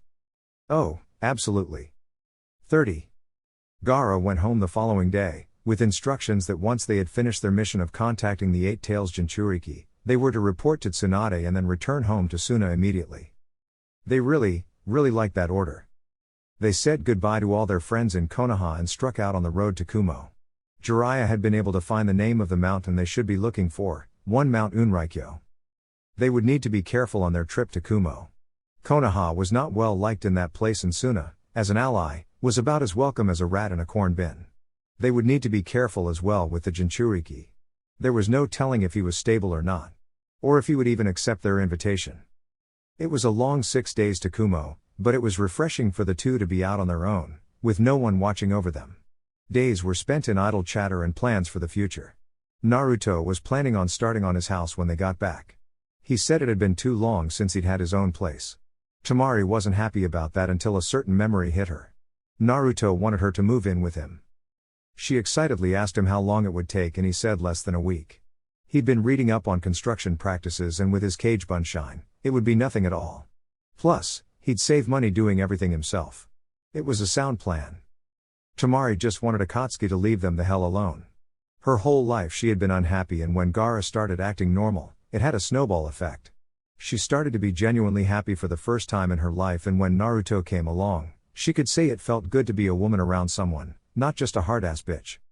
She had been scared to death when Naruto ran off after Akatsuki. Thoughts of his capture and subsequent death had run rampant through her mind. When she woke up next to him and heard his soft breathing, she had simply collapsed against him in relief. Now though, she wanted to get this mission over with and get back to Suna. Once he had the house built, she would get to do something she'd never done before, shopping for furniture. Oh sure, she'd picked out things for the compound before, but never for herself. Naruto was thinking along the same lines as Temari. He wanted this mission over with. He had something to build when he got back home. His own house. Not an apartment, not a shack, not a bedroom with friends, but his own, real house. The only component he wanted in the house for sure was Temari. He'd sleep on wooden floors if it meant she was there. Mount Unraikyo revealed itself through the fog in the distance, and Naruto shivered at its size. Most assuredly, the Jinchuriki would be all the way at the top, or at least close to it. He hated Kumo already. It seemed to be nothing but limitless mountain ranges with thunderstorms thrown in. The two blondes stopped at the base of the mountain and looked up. They could barely see something protruding out of the side of the mountain, about 3/4 of the way up. That had to be it. They shared a nod and began bouncing up the rocks, forsaking the path. It was much easier to stick to the rocks with chakra than to spend all day walking a winding path. Within 20 minutes they landed on the precipice outside the small shack. Naruto and Temari looked around for a moment and found nothing. Guess he's not here. A low rumble came from inside the shack, and Temari looked inside the door, only to scramble backwards, falling on her butt and backing into Naruto's knees. He looked down at her curiously as she looked up at him. What was that all about? There's something in there and it isn't human. Naruto frowned and made his way over to the door, peeking inside. All he could see was darkness. I don't see. A fist met his nose and he stumbled backward, clutching it as blood ran through his fingers. Temari jumped to her feet and pulled her fan from behind her back, her head snapping back and forth, trying to watch both Naruto and whoever had hit him. A dark hand found its way to the doorframe and a groan was heard as the individual stepped outside into the sunlight. Oh goddamn, I hate the sun. People visiting in the day isn't any fun. Temari blinked at the bad rhyme and watched as the large, black man stretched and bent in several directions. Her analytical mind observed the many swords on his back, and she quickly classified him as a kenjutsu master, not just an expert. They were ill-equipped to fight such an opponent, especially in his element. A quick snapping sound let her know that Naruto had finally reset his nose, and he stepped up beside her. Naruto let out a sigh and observed their mission. He was an odd one, his face contorting this way and that, and his body seemed to be in constant motion as if moving to some unheard rhythm. The man constantly shielded his eye from the sun as he looked at them. I was sleeping back there in my own little world. Now what brings you up here, you rude blonde boy and blonde girl? Naruto noticed that the man was trying to rap and was doing it badly and snickered. It was kind of a cool way to talk, he thought. Temari wrinkled her nose in disgust. Why the hell did she have to meet so many weirdos in her life? Was it so much to ask for one to talk normally? Seeing Naruto had a goofy grin on his face, She realized she'd have to be the spokesperson. We're ninja from Sunagakur. We've come to offer you our help in exchange for yours. Oh really, fly little honey? I don't do nothing for free, that costs time and money. Temari sighed when she heard Naruto snicker again and rubbed her temples. Could you please speak normally, sir? This is serious business. We're here to tell you about an organization that is trying to capture all the Baijuu and Jinchuriki. Hachi Kira is no fool. Avoid the Akatsuki is the golden rule. Naruto smiled at the man. Is Hachi Kira your name? The black man nodded and bobbed his head up and down. Hachi Kira is the name. Ask me again and I'll tell you the same. Temari covered her eyes with her right hand and leaned against her fan. Sir, please, stop. The man, now identified as Hachi Kira, stopped gyrating and looked at Temari. She thanked whatever gods were listening and coughed into her hand. We've come here to speak with you about a possible alliance to defeat the Akatsuki. You are a part of their plans and, well frankly, we need your help. You're a lot more experienced than most in dealing with a Baijuu, and since you have the second most powerful one, we thought you could help Naruto, my companion. Kira was now standing stock still and looking at Naruto with intensity. She was about to speak again, when he held his hand up. I know who he is, little lady.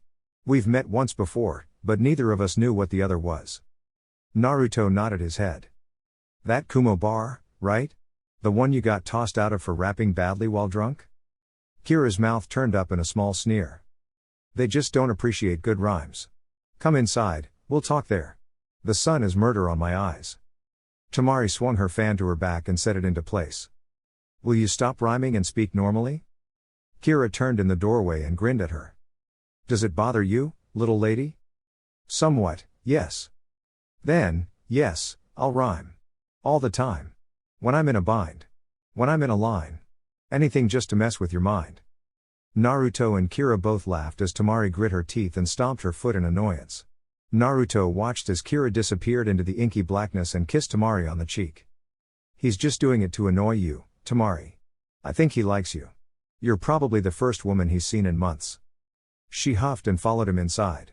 There was nothing in the shack, it was just a cover that led into a cave. A light suddenly flared up and they saw Kira lighting a lamp and hanging it from a stalactite. He turned to them and folded his arms as he sat on a boulder. Well, you came here for a reason. Let's hear it. 30. Kisame coughed and leaned over the bed to spit out the black glob of blood and poison that had been coursing through his system. He had never felt so weak in all his life and thanked his lucky stars that Itachi had gotten to him when he did. His physiology normally took care of poisons, but this one was foreign and tougher than most. He spit up another glob of blood and laid back on his pillow. I'll kill that bastard. He'll never know what happened. No, he'll know. I'll hold him down and skin him alive with Seimata. I don't believe I've ever seen you so weak, Kisame. I could kill you now and no one would even know. Kisame looked up over his chest and saw Pain and Konan standing in the doorway. He coughed again and simply laid his head back. Leader Sama. To what do I owe the pleasure? You observed firsthand something unheard of. Tobi, Itachi, and Zetsu told me what they saw, but you experienced it firsthand. Tell me about Uzumaki's new power. Kisame groaned and barely was able to lean over the bed before coughing up a large amount of blood. He couldn't wait to be fully healed. Well, he commanded the plants. Pain's eyes hardened and he glared down at the shark man. Go on, chapter 23. Temari finished up the story with a flourish, pointing her finger into the air. And that's what all has happened, Kira-san. The story ends with us trying to find you. Kira nodded his head resolutely, his glasses bobbing slightly as he leaned back against the boulder. You still haven't told me what exactly this alliance you want with me is. Temari took a deep breath, praying that he wouldn't break into any more bad rhymes, and coughed to get his attention. We want you to help us take out Akatsuki. We're not sure what their true goal is, only the superficial ones. We need you to help us so that those goals don't become reality. Kira snorted and put his arms behind his head. I dunno. Sounds like a marriage of convenience to me. What do I get out of this? Naruto's voice grew serious as he took a half step forward. Your life. Kira's eyes snapped over to the other Jinchuriki. Is that a threat? No, it's a fact. Akatsuki will kill you and then leave your soulless husk to rot. At least if we're together, then we have a chance to survive. I've survived so far. I doubt they even know where to look for me. Temari blinked and her lips curled into a tiny sneer. We knew how to find you. All it takes is the right person gathering information. If we can find you, they can find you. Kira grinned and sat upright on the boulder. There's a profound difference between me and other hosts though, Missy. Other hosts fight the demon. I didn't. I accepted it as part of me. Temari and Naruto were at a loss for words and Kira took that for disbelief. Don't you understand? I'm in perfect harmony with my Baijuu. I don't fight it, I don't insult it, I don't ignore it. I made peace with it. There is no host. There is no demon. There is only Hachi Kira. I am the Hachibi. Naruto leaned forward, awed by this. So you mean, you can control your beast? In a manner of speaking. It's more like we coexist, just to exist. Without one cog pushing the other, the clock doesn't work. We both need to turn in rhythm to keep going. Temari put a finger to her chin. Explains his love of rap and rhythm. I don't need a group to protect me. I'm perfectly fine on my own. Naruto frowned and shook his head. Let me share a little information with you.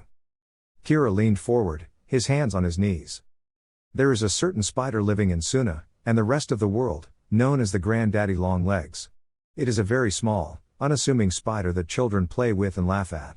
It is the most poisonous spider in the world and yet, it cannot harm those bigger than it, because its mouth is too small to bite the person holding it. So, one of the most dangerous beasts in the world is helpless against those who would be victims to its mighty poison. He cast his gaze upon Kira and glared. We Jinchuriki are like this. The strong can be toppled by the weak. Humans have no natural poison, no natural defense, except for our minds. We can make conscious decisions that go beyond the natural norm. Most of the time it actually clouds our judgment, but this is one time where it shouldn't. We're the spider, Kira, and the Akatsuki are the mean children who would pull off our legs. Secretly, we can accomplish little, but if two of us were to band together, we could take them. After all, we hold the strongest of the Baijuu. Kira threw back his head and laughed long and hard. Temari grew angry when it showed no sign of stopping and slammed her hand on the rock, making an echoing sound, to stop him. What's so damn funny? We're being serious here. Kira stopped laughing and locked eyes with the blonde wind mistress. Do you really believe that tales denote how powerful these beasts are? Think about it.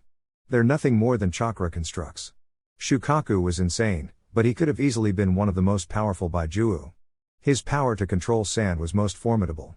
There is sand everywhere, and where there isn't, it doesn't take much to make it. Other Baijuu have powers. What does the Kyuubi have? He looked at the two blondes as they sat in confusion, waiting for his answer. Power. Total, unrivaled power. Mastery over nothing, just enough raw power to do anything and be good at none of it. How else do you explain a disaster of nature being stopped? How many people can stop a hurricane? Or a tsunami? No one. You can't stop nature. Naruto smiled and kicked himself off the wall he'd been leaning against. How about a wager then? Since you're being contrary, and we can't go home empty-handed, I propose that we have a contest. Kira perked up immediately, as did Temari. Contest? What kind of contest? I'm going to show you that nature can be controlled. I'll show you my talent, in good faith, and you show me yours. An innate ability that you have. Show me your strength, what you're known for, and I'll show you mine. If you win, we'll leave. If I win, you come back with us. Kira nodded his head and walked towards the darker parts of the cave. Give me a moment to think about that. I'll be right back. Temari calmly walked over and grabbed Naruto by his ear, jerking it down to where she could speak in it. He protested her abuse of his poor ear and she twisted it a bit harder. What are you thinking? We want him to come with us. What if you don't win this contest? Naruto whined a little more and squinted his eyes. He wasn't coming with us otherwise. We can't force him to come. Alliances don't work like that. He needs to come willingly and this is a surefire way to get him to do it. Sanzoku, who had been knocked from his perch around Naruto's neck when he was hit by Kira's punch earlier, crawled out of the shadows and up Temari's side, letting himself curl around her shoulders. Are you sure that you can win, boss? Your luck hasn't exactly been very forthcoming lately. I'm alive, aren't I? What more proof do you need? Kira chose that moment to emerge from the darkness and blinked when he saw Sanzoku. I didn't think you had a fur wrap when you came in, little lady. I'm not a wrap, you imbecile. I'm a summon. Holy shit. That thing talks. He walked over and began poking Sanzoku all over, getting all manner of little grunts and growls out of the agitated red panda. Never seen a fur wrap that could talk. Or move. That's weird as hell. I'm not a fur rap, you poor excuse for a poet. Kira's eyes narrowed and his backbone straightened. Are you dissing my rhymes? Yes. Your rhymes suck. Kira backed away and stuck his finger in Sanzoku's nose. You take that back. My rhymes are fresh and funky. They're funky fresh. They're funky because they're not fresh, you idiot. Temari listened with a smirk as the two argued, rubbing her hand along Sanzoku's back. She and the furball might not always see eye to eye, but at least he could recognize bad lyrics as well as she could. She'd have to remember to give him a treat when they got home. Kira and Sanzoku were now nose to nose and snarling at each other. Sanzoku had unwrapped himself from Temari's shoulders and had his front paws resting on her head, growling at Kira.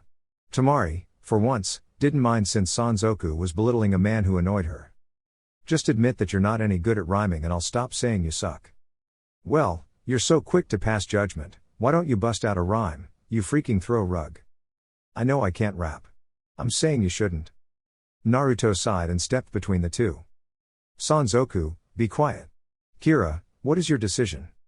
Sanzoku immediately clammed up with a huff and wrapped himself around Temari's shoulders as he glared at the large black man, receiving a scratch behind his ears as reward for ruffling Kira's feathers.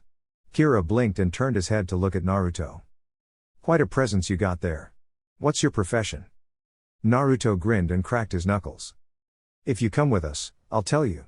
Now, your skill? Kira nodded and sighed while walking toward the entrance. We're going to need to be outside for this. It's too cramped in here. He stepped outside and his hand covered his eyes immediately. Oh, hairy balls of the gods, it's bright out here. Goddamn ball of fire, circling the goddamn earth, why don't you snuff out? Naruto and Temari followed the grumbling Jinchuriki out, shielding their eyes from the brightness after being in the dark so long. Kira stretched and contorted himself before pointing at Naruto. I need your help. Come over here. Naruto quirked an eyebrow. Why? Because to groove right, you gotta have a partner. Naruto blanched and took a half step back, slightly behind Temari. I don't swing that way. I'm dating her. Kira froze and turned to the blonde, his glare clearly felt through his sunglasses. Not like that, you idiot. I'm talking about my skill. Now get over here or I'm just going to go back inside and not listen to you anymore. Naruto ambled over and stood before the irritated Jinchuriki. Kira took a deep breath and settled into a fighting stance. Attack me. Naruto blinked owlishly. What? Attack me? Don't strike for earnest, you know, to kill, and neither will I. I'm going to show you my skill. I promise that you'll feel the blade, but it will not cut you. I need you to set the beat so I can get my groove on. Naruto nodded once and rushed forward, jabbing out at Kira. The black man began to nod his head to an unheard beat, his shoulders bobbing, and his face set into a grin. Before Naruto could even see, the man had drawn a sword and jabbed it forward, tapping it against Naruto's cheek. The blonde leapt back as Kira's body gyrated to his own rhythm. Without warning, Kira threw the rest of his swords into the air and ran for Naruto, slashing this way and that. Naruto felt the dull edge of the sword touch him and shivered, knowing that it could just as well have shaved some skin from him. He leapt away again and watched as Kira took up a crane position and the swords dropped into place. One in each hand, one in his mouth, one in each fold of his arms, one caught and held in the fold of his uplifted right knee, and one held under his left armpit. Temari and Sanzoku watched with awe as Kira began to pinwheel around, the sword sometimes flying into the air, only to be caught on the way down as another sword began its own ascent. Naruto was kept in constant motion and Kira, the self-proclaimed killer bee, never stopped moving, always keeping in time with that unheard beat. Naruto kept moving backwards and in a circle, lest he fall off the plateau they were on. With a final lurch, Naruto was backed against the edge of the plateau and Kira was turned sideways, his glasses revealing him looking at Naruto out of the corner of his eyes. He stood in the crane stance again, all the swords pointing at Naruto. The one that had been under his left armpit was gone, but it was quickly found again as it fell from the sky and the dull edge slid down Naruto's back, landing in the rock and embedding itself. The two Suna shinobi and Sanzoku all spoke in a hushed, awed voice. Whoa! Damn! She fit. Kira flipped backwards, launching all the swords into the air and then knelt down. The three were awed further as all the swords landed in their respective sheaths and Kira stood upright again, a smug grin on his face. I didn't think springing my baijuu on you would be a fair thing, since we can both do that to an extent. My art of the sword is unbeatable and, if I may say so, Pretty damn impressive. That was just my warm-up dance. The true tango is much more deadly and much. The three leaned in, waiting for what he was about to say. More sexy. It's all in the skill, sucker, 'cause I'm a righteous, bad motherfucker. Temari and Sanzoku stepped forward, growling as one. You finish that horrible lyric and I'll bash your head in. What she doesn't bash, I'll bite. Kira looked at the ground deflated, mumbling to himself. No one appreciates good rhymes. He bounced back quickly, though, and pointed his finger at Naruto. Beat that, boy. Unless you can really harness nature like you said, you ain't got nothing. I know about your Rasengan. That doesn't count. Naruto looked around at the rocky terrain and then to Temari and Sanzoku. Both gave him a wry grin. He turned back to Kira and smirked. Tell me, Hachi Kira, can plant life grow up here on the mountain? Kira was taken aback by this and cocked his eyebrow quizzically. Not much. Some wild brush, but nothing else. Why? Naruto didn't answer and instead held his hand out in front of him. Kira's eyes went wide when Naruto's staff erupted from the stone and leapt into his hand. He quickly schooled his features back to indifference. If that was your technique, it was a cool trick, but nothing special. That wasn't my ability. Kira turned his head to the side slightly, his lips in a thin line. Then what is? Naruto's answer was to chuckle and close his eyes as a thin green aura began to envelop his body. 30.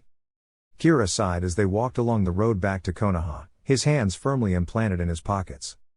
I can't believe I was outdone by a schoolteacher. A Chonin schoolteacher, no less. Man, that sucks. Temari giggled from her spot beside the man and he threw a hateful glare at her. What the hell are you laughing at? Temari smiled at the man, her spirit high. They had succeeded in their mission and once they'd checked in with the Hokage, they'd be able to go home. She hadn't felt this good in a while. Oh, nothing. I just think that you'll like getting out and about. You've been on that mountain for quite a while from what you've told us. It'll do you good to see some new places. I happen to like my privacy, little lady. Besides, you'd be surprised what I can hear up on that mountaintop. I hear all kinds of things. Temari leaned forward, suddenly interested. Oh? Like what? I've heard all about your boyfriend and his vendetta against the Akatsuki and the Uchiha brothers. The news that carries on the wind is somewhat old, but I do learn of the outside world. It keeps me sane. He sighed and kicked a stone out of his path. Naruto and Temari were both listening intently now while Sanzoku slept. I wasn't one of the Jinchuriki who was abused, or threatened, or anything of that sort. I was ignored to the fullest, sent up to that fake shrine, and left. Someone would bring me some food every now and then, but I quickly learned that they didn't want to speak to me. I was to be taught swordsmanship and the abilities of the ninja. That was all. Nothing more, nothing less. I was to be their trump card, their ace in the hole, their secret weapon. They sent the best swordsman of Kumo to teach me how to handle blades. Soon, there was nothing else they could teach me. I was the best. So, they sent the best ninjutsu masters to teach me how to handle my element, Raiten. Soon, there was also nothing left to teach me in that respect and I was alone again. Then, it spoke to me. It tried to take over my body, but I would not cave. I tried to force it into submission, but it would not submit. After many years, we came to a conclusion. We were both stuck together, forever, and there was nothing we could do about it. So, we agreed to bond. Naruto perked up and his ears twitched in anticipation. Bond? Kira nodded and turned his attention back to the road. Yeah, bond. He would give me his power and I would give him mine. Essentially, there is no Hachibi anymore and there is no Kira. So, we became Hachi Kira, an amalgamation of the best of both. His power and my slick rhymes. Temari sighed and readjusted her fan since it was digging into her back. I don't know about the slick rhymes, but your life has been typical of a Jinchuriki. Loneliness, fear, hatred, these all seem to be commonplace things. My brother had it worst, I think. Our own father kept trying to have him assassinated. Kira nodded his head and pushed his glasses back up on his nose. The host of Shukaku. I've heard that his Baiju no longer inhabits his body. How is that possible? Naruto watched a civilian couple pass them by and then turned to Kira again. The woman who originally sealed Shukaku into him sacrificed her life with a rebirth jutsu so that he could live again. Now he has the power over sand, but Shukaku isn't tormenting him anymore. Kira nodded and the three walked on in silence for quite a while. As they neared a town and dark began to settle, Kira looked up at the appearing moon and smiled sadly. I don't know what I'd do if I were to suddenly find myself without my Baijuu. It's been with me all my life. When I was lonely, at least I knew it was there. Despite the hardships it has brought upon me, it has given me other comforts. He turned to Naruto once more. What would you feel if you woke up tomorrow and the Kyuubi was gone? Temari and a now awake Sanzoku listened intently as Naruto stared straight ahead. I wouldn't know what to do. The Baijuu can't just disappear from the world, so that would mean that he's loose. I wouldn't ever let that happen. He cast his gaze upon the rest of his group, his face grim. I wouldn't wish this curse on anyone else. I'm not sure anyone else could handle it. I wouldn't even wish the Kyuubi on another Jinchuriki. Kira smiled and winced at the loudness of the town. He was going to hate this, he could tell. Sleep would not be forthcoming. I see we're of like minds then. These things are both a curse and a blessing, making us neither angel nor demon. We are something else entirely. Temari wrapped her arm around Naruto's and squeezed it. You're both human. You're humans with a burden that none of the rest of us could shoulder. That's what makes you strong. Naruto smiled down at her and squeezed her arm. Kira looked on with a smirk at the happy couple. See what I gotta put up with all the time? If you think that's disgusting, then by all means, live by yourself for your whole life. Seeing that just gives me hope that someone will shower me with affection someday. Of course, they have to love me and my dope rap. 'Cause Kira is a party that's always on tap. People hear my flow and all come on the run. Wherever the killer bee's standing is the spot with all the fun. Temari palmed her face, mostly to hide the embarrassment since they had just entered the town and people were beginning to stare. Please, someone, anyone shut him up. Naruto just laughed and kissed her cheek. 30.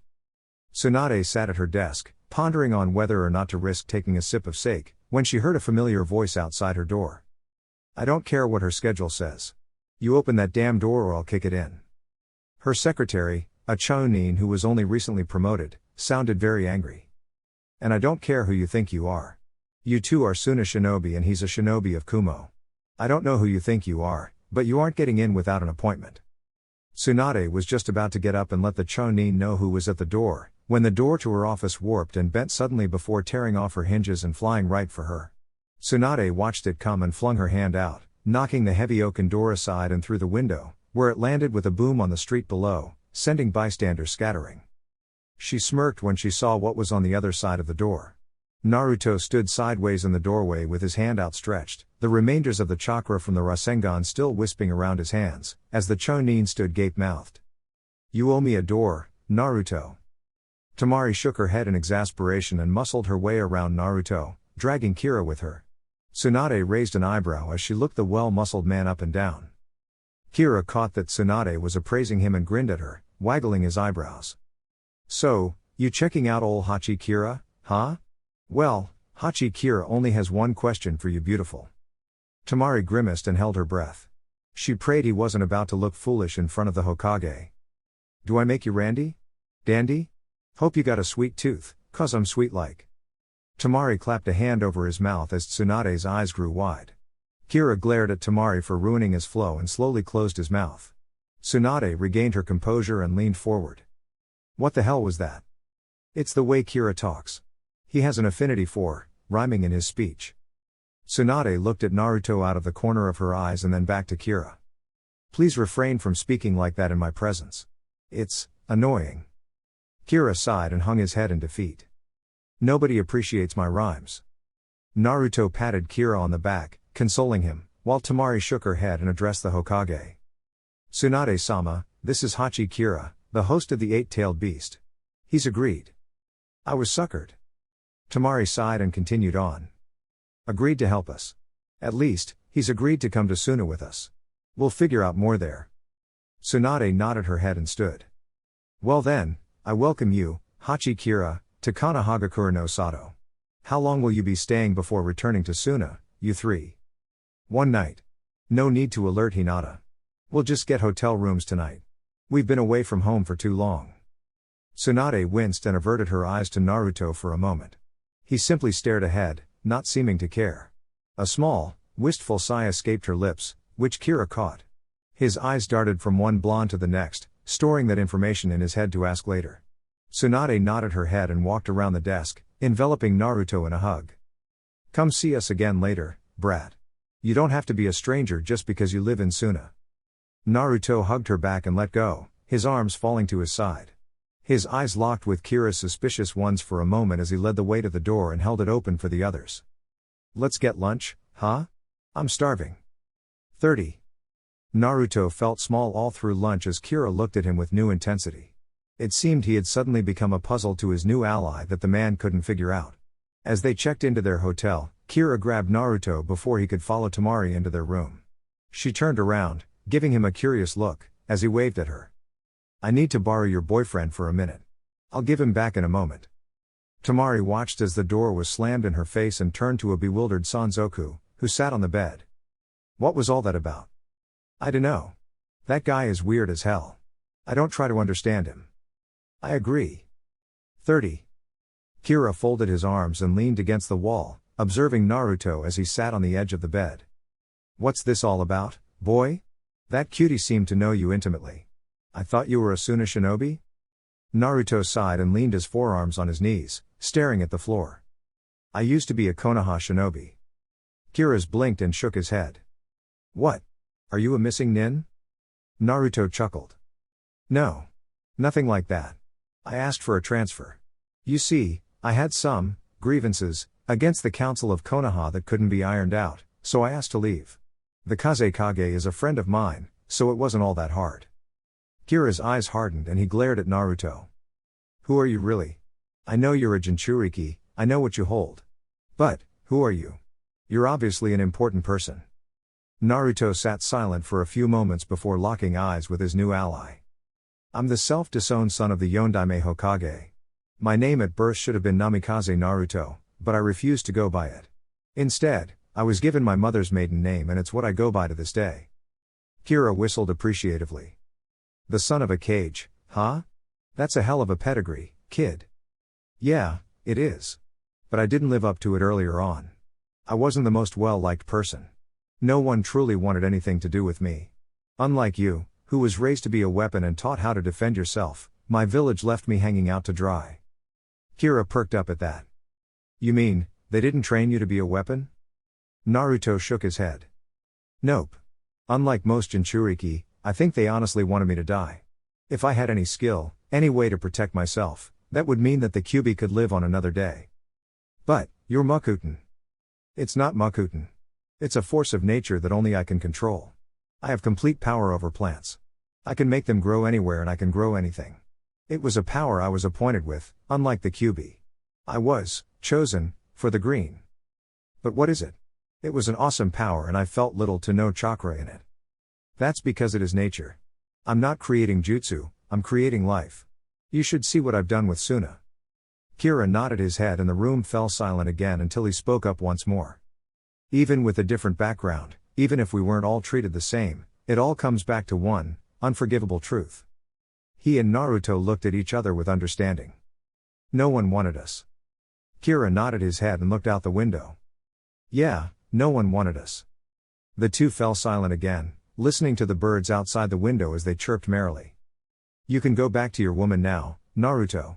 I just wanted to know. Naruto nodded, but didn't move. You know, Kira, you can stay in Suna with us. Once this is over, you don't have to go back to that shrine. Kira eyed him suspiciously as Naruto grinned at him.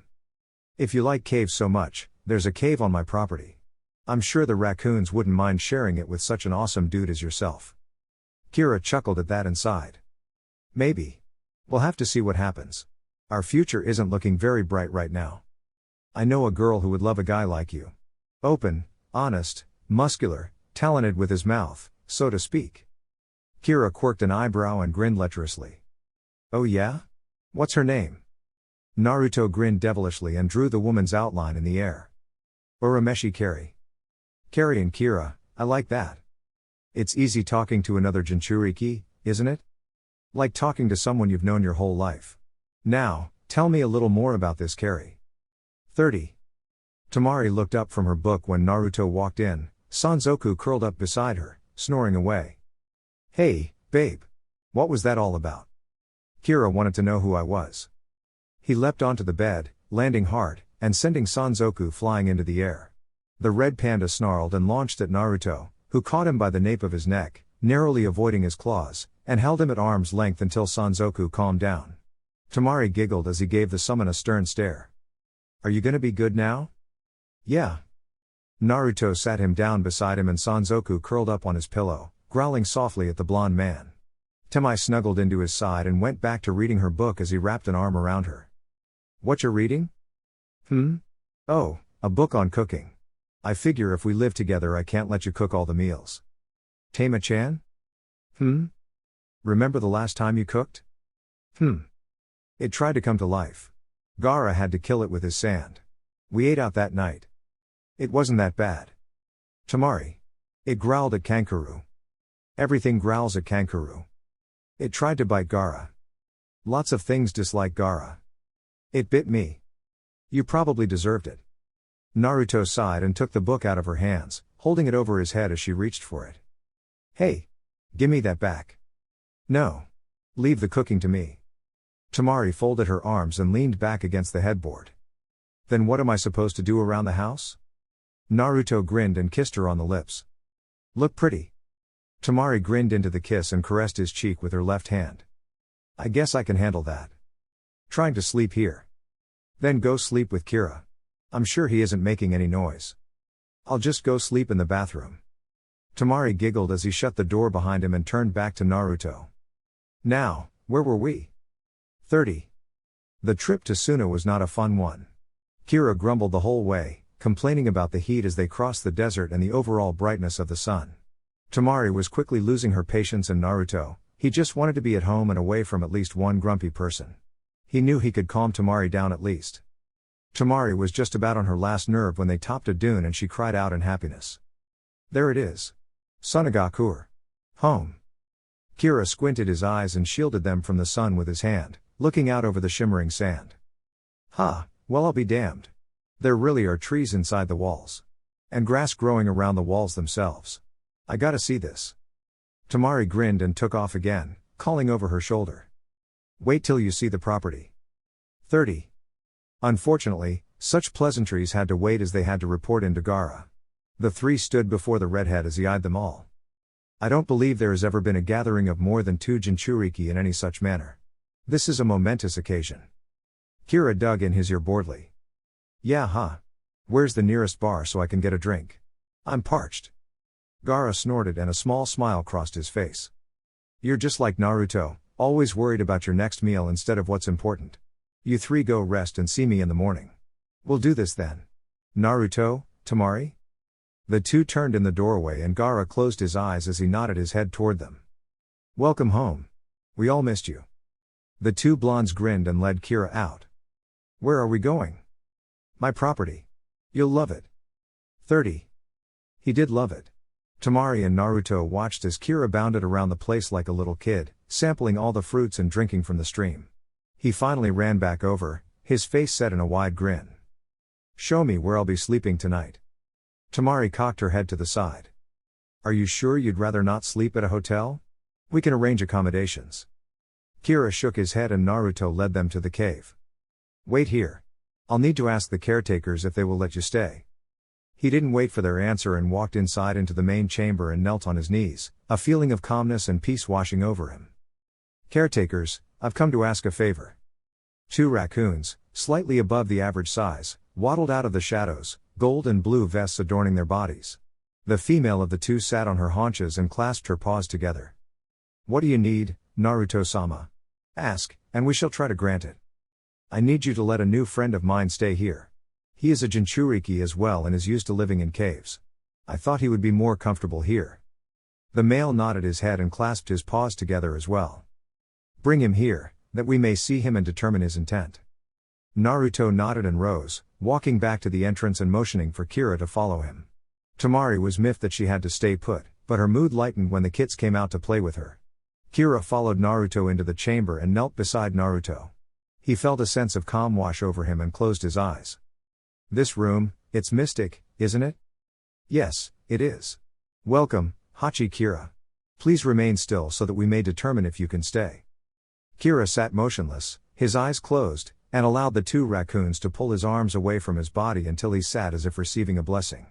The male raccoon nodded to the female and they arranged Kira's limbs back to their former state.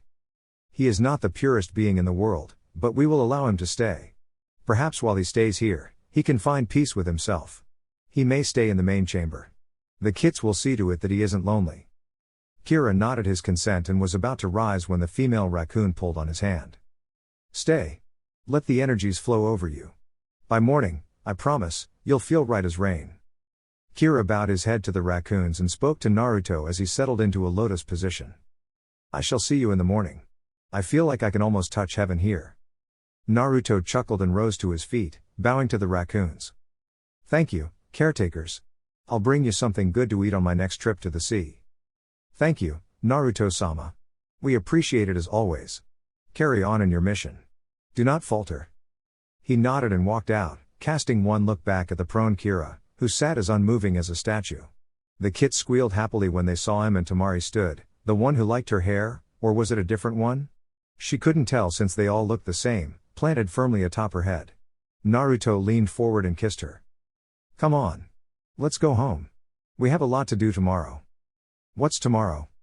Well, we have to talk to Gaara, get Kira settled, and then, we start on the house. It's the start of a new day, Temari. She smiled and locked her arm in his as they walked toward the village. The sun was setting and cast its purple and gold and orange and yellow hues beautifully on the horizon. Sunrise, sunset, will they always begin and end with such beautiful colors? He gave her a loving smile and squeezed her arm. As long as you're with me, every day will be beautiful. She smacked his arm playfully. Flatterer. It won't get you anywhere. But, it is nice to hear. I believe it's already gotten me somewhere, my dear. Oh? And where is that? Your heart. She snorted and wiped a tear from her eye, from laughter at his absurdness or the touching things he was saying, he couldn't tell. Idiot.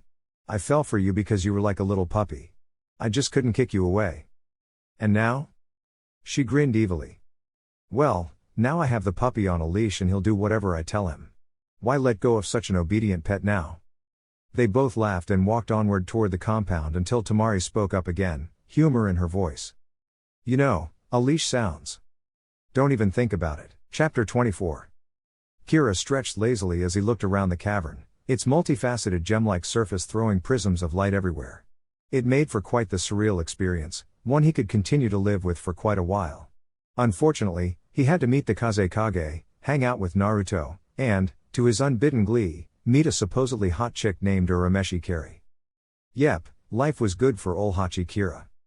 He stood upright with a happy sigh and rolled his neck from side to side. He hadn't felt this rested in some time and he hadn't even slept. He'd merely meditated the entire night. You would do well to stay close to this Uzumaki Naruto. I feel a change coming in the world, and your brother will not take your leaving very lightly. Kira snorted and put his hands behind his head.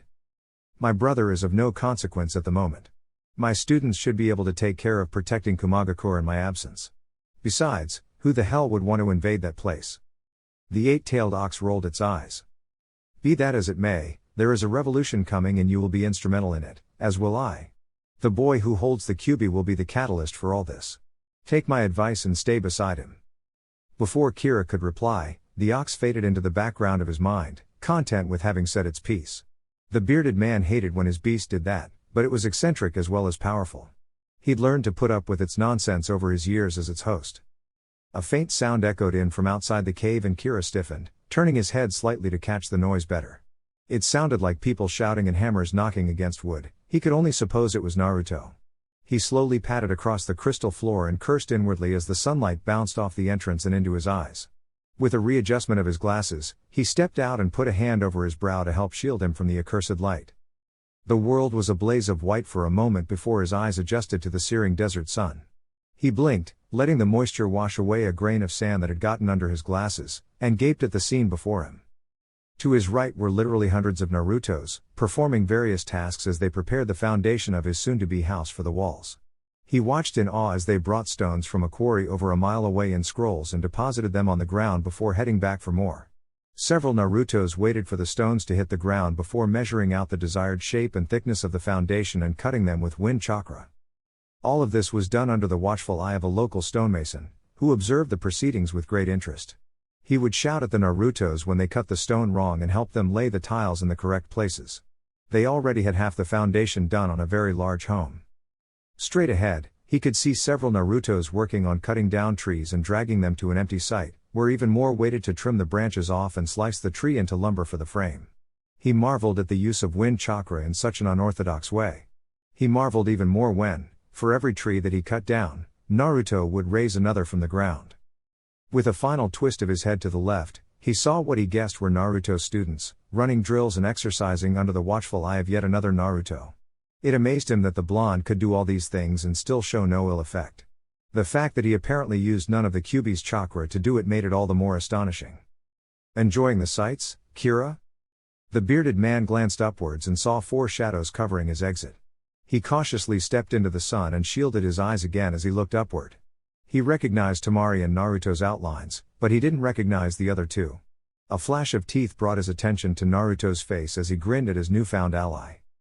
"Morning. Hope you slept well, cause we've got a busy day ahead of us." Kira snorted and threw his thumb over his shoulder, pointing in the direction of the madness behind him. "Seems like you got an early start. I didn't realize that I'd stayed in the caverns that late." It's not all that late. It's only a bit past 1. Anyway, Kira, I'd like to introduce you to a friend of mine. This is Kankuro, current premier puppeteer of Sunagakur." The black-clad man with the scrolls on his back waved at Kira jovially. Naruto pointed to the other one. "And this, as you already know, is Gaara, the Kazekage. He's been most eager to meet you again this morning." Kira, while not the most respectful of individuals to anyone, recognized the Kage for who they were and the power that came along with the positions. Besides, he was an ally, right? It wouldn't hurt his reputation as a badass too much. He bowed at the waist to Gaara. "Kazekage-sama, it is an honor to meet you again." Gaara nodded his head, his arms folded across his chest. "Likewise. You can drop the formalities, Hachi Kira. There are certain days I don't like to be reminded of my position. Simply call me Gaara. Now then, let's retire to my office. It's much more comfortable there and I'll send for some breakfast." Kira grinned at the thought of food and rubbed his palms together. Breakfast sounds good." Temari sighed and linked her arm in Naruto's as they headed for the cage tower. "Great. Another idiot with a stomach bigger than his brain." Naruto frowned and poked her in the side. "What did you say?" "You heard me. I didn't stutter." 30. Temari sipped her coffee as she watched the men around her devour an incredibly large breakfast banquet. It must be a Jinchuriki thing, because Gaara, Naruto, and Kira all had destroyed a table that would have easily fed more than a dozen people. She couldn't imagine where they put it all. Gaara finally sat back in his chair and wiped his mouth with a napkin. The pleasantries were over. It was time for business. "Naruto, I'm glad to see that you've finally begun construction on your house and that you've resumed your duties as a sensei. Sadly, this won't last long. I'm going to need you to go into the field soon. We must stop Akatsuki and end their threat once and for all. This applies to you as well, Kira." The two Jinchuriki looked up from stuffing their faces and swallowed simultaneously. "For starters, I still want to know more about Akatsuki before I do anything with you guys. You've got to have a file I can study or something. And another thing, isn't it dangerous sending both Jinchuriki after them?" Gaara sighed and turned his chair to look out the window. "It's probably foolish, yes. But there simply aren't many who can go toe-to-toe with Akatsuki and come out on top. You and Naruto are among the few who can. That's why you both have to be there when we go in." Kira noted that Naruto remained silent. He was probably in on the plan already and had helped devise it. "What's the plan?" Gaara swung the chair back around and folded his arms. "We go into Amigakure and find them first." Kira knocked his chair over when he stood up, anger on his face. "That's insane. You're talking about going into the belly of the beast. Why in the hell would we attack them on their home turf, when they have ninja around them to help fight and protect them?" Kankuro sipped at his coffee and sat the cup down. "Because there's no other alternative. Believe me, me and Temari tried to talk these two out of this. The Hokage did too. But there really is no other alternative. We either strike at them now, or we relegate ourselves to their hit and run tactics for the rest of our lives. They've always struck first, not the other way around. They're down to only a few members now. Now is the time to strike." Temari shook her head. "No. The time to strike is when we know they're at their weakest. Amigakure is an isolated nation. They have very little trade and are self-sustaining. Because of their isolationism, their population doesn't have much of a boom, seeing as they can't afford to have more people than they can feed. We need to hit their food supply and anything else of value before we attack. Naruto frowned at his girlfriend. I don't like attacking civilians. Cutting off the food supply hurts more than the shinobi. It hurts innocence. Kira reached over and slapped the young man in the back of the head. For a shinobi and a sensei, you're pretty damn naive, Blondie. There are no innocents in Amigakure. They are all part of this little conspiracy, either through active participation or unwillingly. They've allowed Pain and his little troop to take over their country and follow him blindly, like sheep. I've heard stories of their blind devotion.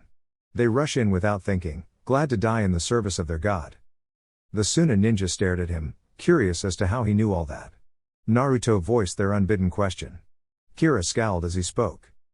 My brother is the Reikage. I know a few things.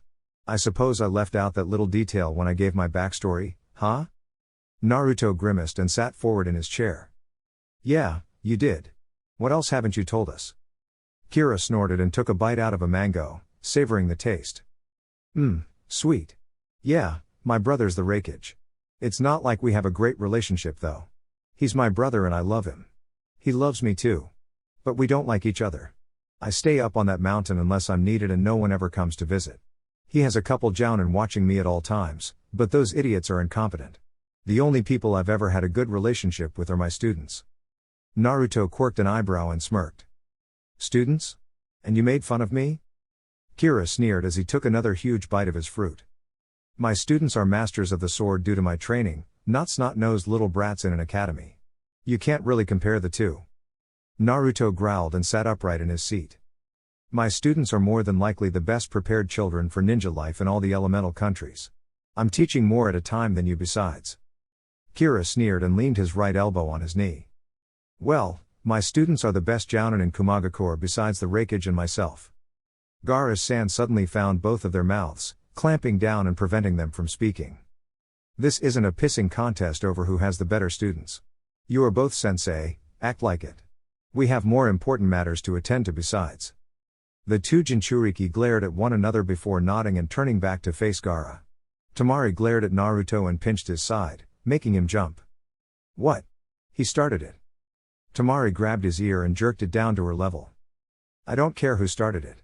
Stop being disrespectful in front of your cage. Set an example, sensei. Kira snickered at Naruto's misfortune before Temari cast her gaze on him. I'll deal with you afterwards. He stopped snickering and quirked an eyebrow. I don't believe I'm dating you, Missy. You don't own me. Temari smiled sweetly and let go of Naruto's ear. No, I don't. But, you were a guest of mine, and therefore, I'm responsible for you. Your behavior is reflecting on mine, and it's not reflecting very well. Kira shivered under her gaze and turned away. He may not have all that much interaction with women outside of his female students, but he knew when he was treading on dangerous ground. He wasn't about to lie back and take it like Naruto though. I'll keep that in mind. Can we move this along please? Gaara grunted, but nodded his approval. Yes, we can. I won't keep you much longer. I have work to do after all. In time, we'll be going back to Konoha to meet with Tsunade to make a definitive plan. We'll move out from there. I need to ask you to return to Kumagakure and ask your cage to meet us in Konoha. Kira's scowl deepened. He had thought he might be able to escape from Kumo for a bit longer. My brother is an idiot. He believes that Kumo is impenetrable and that I am safe. He did nothing to save Yugito when she was captured. I don't know if his help would be welcomed or not. And besides that, Kumo isn't very well received in Konoha due to the Hyuga incident a few years back. Gaara sighed and stood up, signaling the end of the meeting. I know that.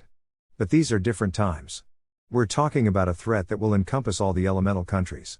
It has to be dealt with and, if your brother will not help, he is a fool. Kira nodded his head and stepped over beside Naruto and Temari. I'll speak with him. I promise. I'd like to relax for a bit before I head home though.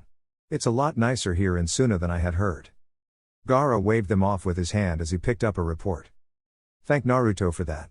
Now, if you would all please leave. Kira nudged Naruto on the way out, leaning down to whisper into his ear. Someone needs to get laid. Naruto snickered and bobbed his head in agreement. You have no idea. 30. Kankuro excused himself when they were out of the office, citing that he had drawn patrol duty, yet again, For making Gaara angry about something or other. As he sullenly walked off, Kira clapped his hands together and grinned at the two blondes. So, Urameshi Carry? What's she like? Neither Naruto nor Temari said anything as they led the way back to the property, which annoyed Kira mightily. His face scrunched up as he took a few quick steps ahead so he could see both blondes' faces. Squinting his eyes at Temari, he smirked. If you don't tell me, I'll start rapping again. She tilted her chin upward slightly and he grinned. Oh, I'm bombastic, fantastic. Fine. Okay. Just, please, keep your mouth shut. Kira grinned at his victory and slowed his walk so he was shoulder to shoulder with Naruto. What's she like? Temari sighed and grasped onto Naruto's fingers as they walked. She hated talking about a former rival of hers for Naruto's affection, even if it hadn't been a true rivalry to begin with. Carrie is a very sweet person, very kind. She always tries to help out her students and is very fair with them. I would say she's too nice. Kira nodded his head. He didn't really care about her personality at the moment. He wanted physical details. She's a sweet girl, got it. What does she look like? Temari growled and was about to say something very rude about the male gender, but Naruto poked her in the side and shook his head very slightly. She huffed and stared straight ahead. Naruto turned to Kira with a grin. Carrie is a beautiful girl. She has long, glossy black hair and ruby red lips. Temari squeezed his fingers a bit tighter, but Naruto continued. She's very shapely. Not too big and not too small in all the right places. His knuckles cracked slightly under the pressure. Kira's grin grew wider every moment. She's a capable, competent kunoichi. But what is most attractive about her is that radiant smile she has. It's the most beautiful thing I've ever seen. Kira quirked his eyebrow when he heard Temari growl audibly and glanced at Naruto. Surely the guy wasn't that damn oblivious? With no warning, Naruto suddenly turned and latched his arms around Temari, pulling her in for an earth-shaking kiss. She fought at first, trying to twist away before melting into the lip lock. Naruto pulled away with a wet, smacking sound, leaving Temari dazed and happy. He turned back to Kira with a wink. Remember that. It'll help you later. As I was saying, her smile is the most beautiful thing I've ever seen besides Temari. Kira sidled up alongside the blonde, keeping his voice low as Naruto led the still dizzy Temari along by her hand. You're smooth, kid. Real smooth. When am I going to meet her? Naruto's grin widened even more. Right now. 30. Carrie had let her class out a bit early so she could grade some of the tests she had given them. It was somewhat boring without Naruto around and morale had taken a dip. She had taken to letting her class out on a whim every now and then so she could get some things done in the evening. She perked up when she heard familiar voices down the hall and one unfamiliar one. She better be cute, Uzumaki, or I will hurt you. She's cute, damn it. Don't doubt me. Temari, where the hell is Sanzoku? He keeps disappearing. I don't know where the hell that overgrown rat gets off to. He's probably with your clone that's teaching the class or sleeping in a tree. Carrie smiled when she heard two of her friends coming and straightened up her pile of paperwork. It could wait till later. She hadn't seen the two lovebirds in quite a while. That thought brought a small sigh to her lips. It could have been her. She turned with a bright smile to the doorway, her grin spreading as Temari walked in first, followed by Naruto. The two waved jovially at her and she returned it. Welcome back, you two. I hope you had fun on your little vacation? Temari sighed, thinking back to all the good times they'd had, a dreamy look crossing her face as she remembered the times that her and Naruto's bodies had entwined. She quickly shook those thoughts away and smiled at Carrie. Yeah. We had a bit of trouble, but we got through it. We have someone we'd like you to meet though. He's a new ally of ours. Carrie, meet Kira. Temari's smile began to wane as Carrie gave her a curious look. I thought I heard a third voice with you guys, but I don't see anyone, and it didn't sound like Sanzoku. Temari whipped around and glared at the doorway before pushing Naruto. Get that idiot in here. After all that bluster, you mean to tell me he's shy around women? Naruto sighed and poked his head out the door, seeing Kira leaned against the wall with his arms crossed, a pensive look on his face. What the hell are you doing? The sunglasses-clad man looked up with a frown before ducking his head again. What if she doesn't like me? Oh, for the love of... Naruto rolled his eyes and grabbed the man by the shoulder, jerking him inside. Kira, caught off balance by the unexpected maneuver, stumbled in and took a knee. He turned his head angrily and began to yell at Naruto. You stupid blonde. What the hell was that for? The sound of giggling caught Kira's ears and he looked up to see Carrie with a blush on her cheeks. He rose quickly, trying to regain some of his lost coolness and bravado. The two looked each other up and down unscrupulously. Carrie's eyes wandered over Kira's sculpted chest and arms, taking in every detail she could. She loved the goatee and the fact that he was tall. She caught a spot of drool with her tongue before it could leak out. Kira let his eyes trace her outline, drinking up the hourglass figure like he was sipping wine. He almost licked his lips at the sight of her full breasts and her round bottom, but caught himself, regaining a bit of his dignity. Hey, I'm Hachi Kira. Temari let out a frustrated sigh and snapped her fingers to get the two's attention. What Kira is trying, and failing miserably I might add, to say, is that he'd like you to be his date tonight. Me and Naruto, you and Kira, on a double date. What do you say? Carrie nodded her head slowly, never taking her eyes off Kira's face.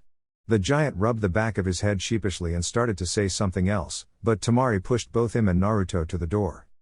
Good. You two go get ready. I'll take Carrie and we'll meet you at the compound at 7. Naruto, send a clone to make reservations at our favorite restaurant. She looked from Kira to Carrie and clucked her tongue. Had she been this head over heels with Naruto when she'd first gone out with him? Nah, she'd been way more in control. She knew how to make Naruto move along though. She slowly began to reach for her fan and Naruto noticed the movement out of the corner of his eyes. Without warning, he snatched Kira's arm and dragged the man out without saying goodbye. Kira waved as he was dragged out by his collar, cursing loudly when his elbow banged on the frame. Carrie stood for a moment silent before squealing and latching onto Temari's shoulders so the girl couldn't get away, a bright smile alight on her face. Did you see how hot that guy was? He's so muscular. And shy to boot. I bet he's the poetic type, likes to write and dance. Temari snickered and nodded her head. Carrie was partly right. He did love to rhyme and dance, he just wasn't any good at it. She guided the black-haired, giddy woman out of the room and towards the market center of Suna. They'd need some new things for tonight, and it had been a while since she'd wowed Naruto. 30. Naruto didn't stop dragging Kira until he knew he was a safe distance away and stopped, letting the larger man drop into the dust. While Kira was picking himself up, Naruto made a clone and sent it off to make the reservations. The dark-skinned man leapt to his feet, undeterred by his dusty backside, and grabbed Naruto's hand, shaking it up and down. You are a miracle worker. You see that chick, man? She was digging the rap machine.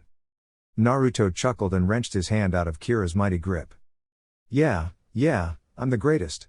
I told you she was cute. Cute? Son, she was a bombshell. Dynamite. Out of sight. Baby was tight. Way better looking than any Kumo chickie I've ever seen. Guess if you can't grow plants out here in Suna, you grow good-looking women. What a find. Think she likes me? Considering she was doing everything short of drooling on her shirt checking out your body, I'd say yes. Of course, she doesn't know about your personality quirks yet, but I doubt that would deter her. She's pretty persistent.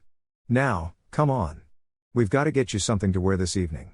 The restaurant is a formal one. Temari likes to dress up when we're out.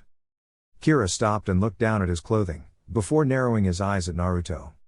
What's wrong with the way I look? Naruto put his hands up in placation. Nothing. We just have to dress a bit more formal to get in this restaurant. Standard shinobi clothing really doesn't cut it, you know? Kira nodded slowly while fingering his scarf. He liked his clothes. I'm not taking off the glasses. Fair enough. 30. Naruto and Kira sat on the couch in the den of the compound, waiting for Temari and Carrie to appear. The girls had gotten in earlier than they had and Temari had told them that they were not to come up the stairs under any circumstances, under pain of death. Naruto had simply agreed and led Kira to a downstairs bathroom where he could shower and change. Naruto winced a bit when his working clothes all dispelled for the evening, informing him that the foundation was complete and that most of the frame was up. A pile of lumber was left beside the house, ready for more work in the morning. He sighed and shook his head. He'd have to commission more nails from the blacksmith tomorrow. Kira noticed the sound and movements from the blonde, but paid him no mind. He was nervous enough about that evening's events and was trying to calm himself. Naruto leaned back and put one arm on the back of the sofa, the other hand to his chin and thought. He wondered what Temari would want for the walls when he got to that stage. Cedar smelled good on the inside for closets. Cypress would be excellent for the outside walls. Pine was prettier for inside walls in rooms and could be stained to several different shades. Of course, oak was good for cabinets. He was suddenly shaken from his thoughts by Kira, who was staring gobsmacked at the entrance. Naruto turned his head and his jaw dropped as well. Temari stood in the teal kimono that accented her so well, a smile on her face as she held Carrie by the shoulders. Carrie herself was clad in a pure white kimono embroidered with blue flowers, her hair pulled up into a bun on top of her head. She had a shy smile on her face, her green eyes showing her anxiousness and anticipation of Kira's thoughts on her dress. Naruto smiled and nudged Kira in the side. Kira was dumbstruck and happy at the same time. He'd never had a woman try to impress him before, and it felt very nice to see that she had put forth effort for him. He grinned and stood up slowly. Carrie's eyes followed his body from the ground up, taking in the finely tailored black pants, on up to the golden coin hanging on a pendant from his neck, to the linen shirt that he had unbuttoned showing a bit of his chest. Her gaze went down to the black jacket held in his arms and then swept upward to his face, which bore a broad smile, and his black sunglasses.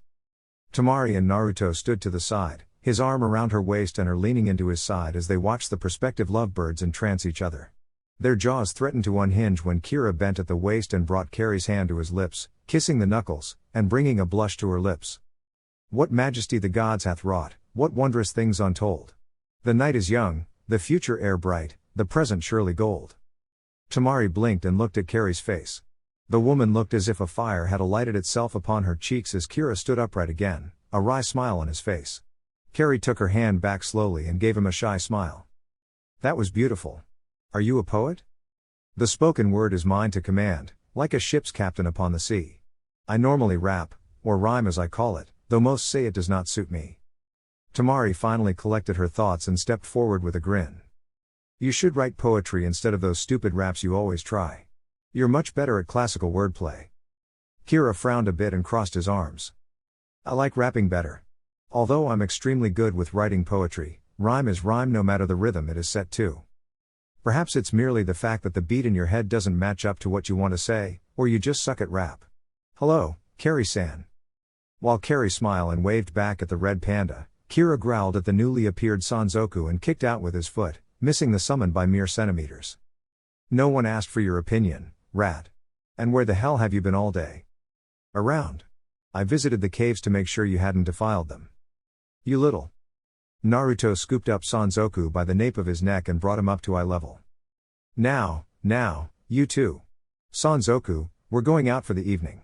Make sure that nothing happens to the house, and that Kankuro doesn't spread his puppets out everywhere when he gets home. We might be out late. Fine. Just make sure he doesn't traumatize Carrie-san. She's too nice to be subjected to his horrible lyrics.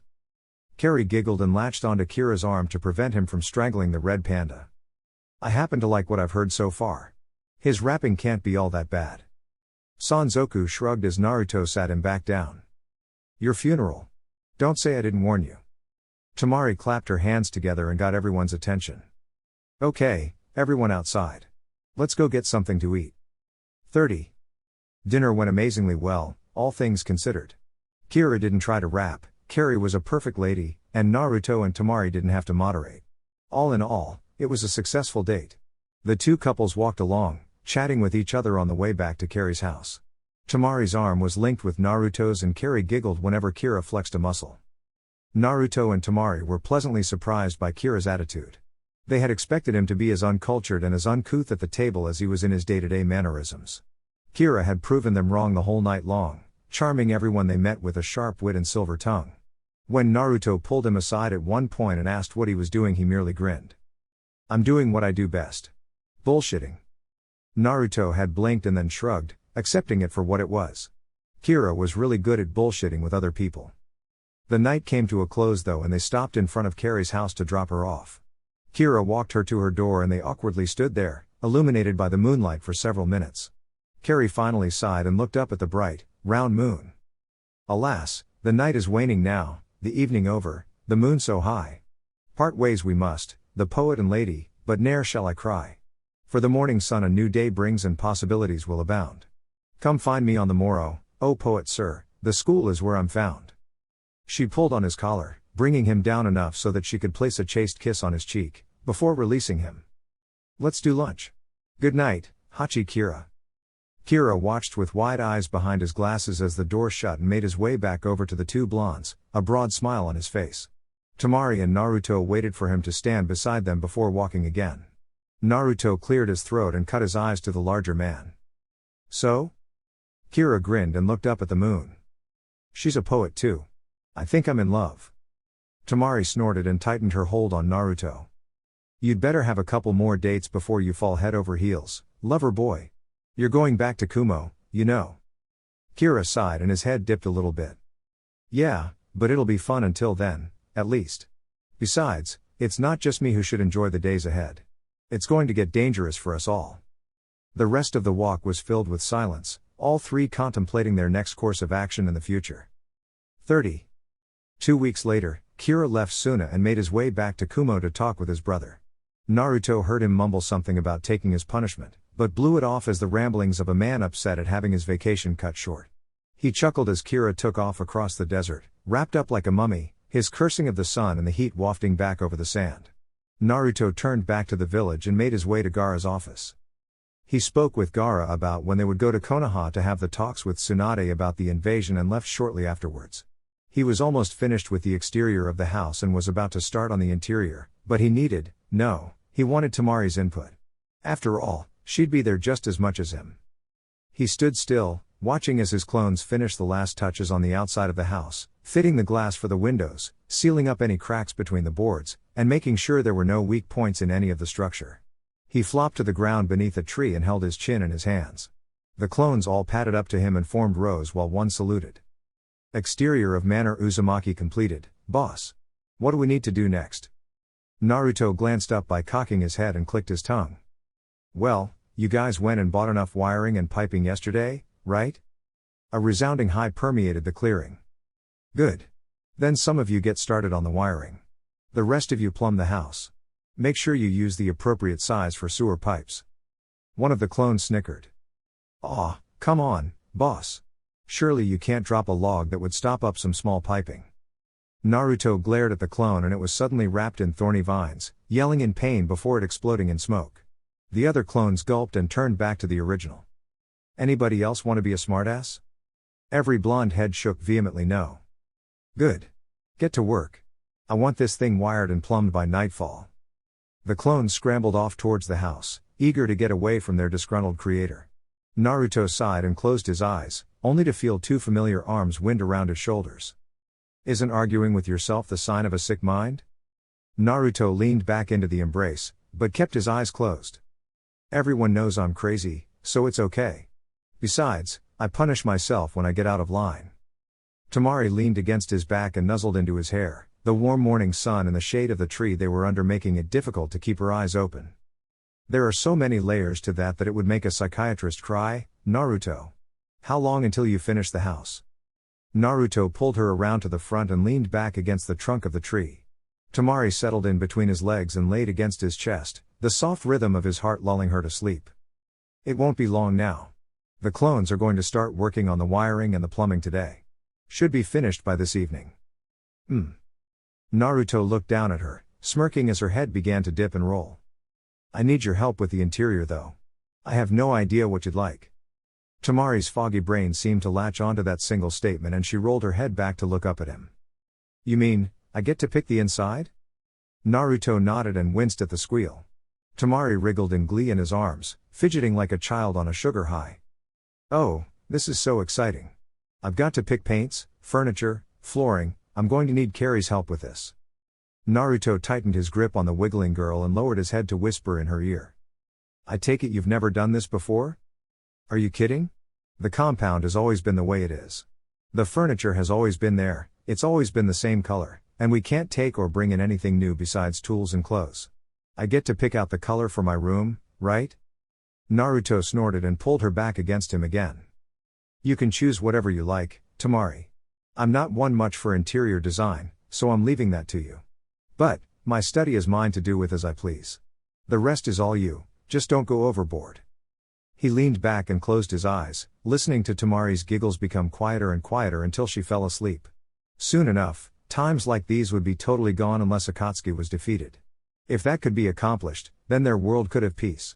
As much peace as ninja villages could have anyway. The question was, how many would have to die to achieve that? 30. Temari threw herself into decorating the house.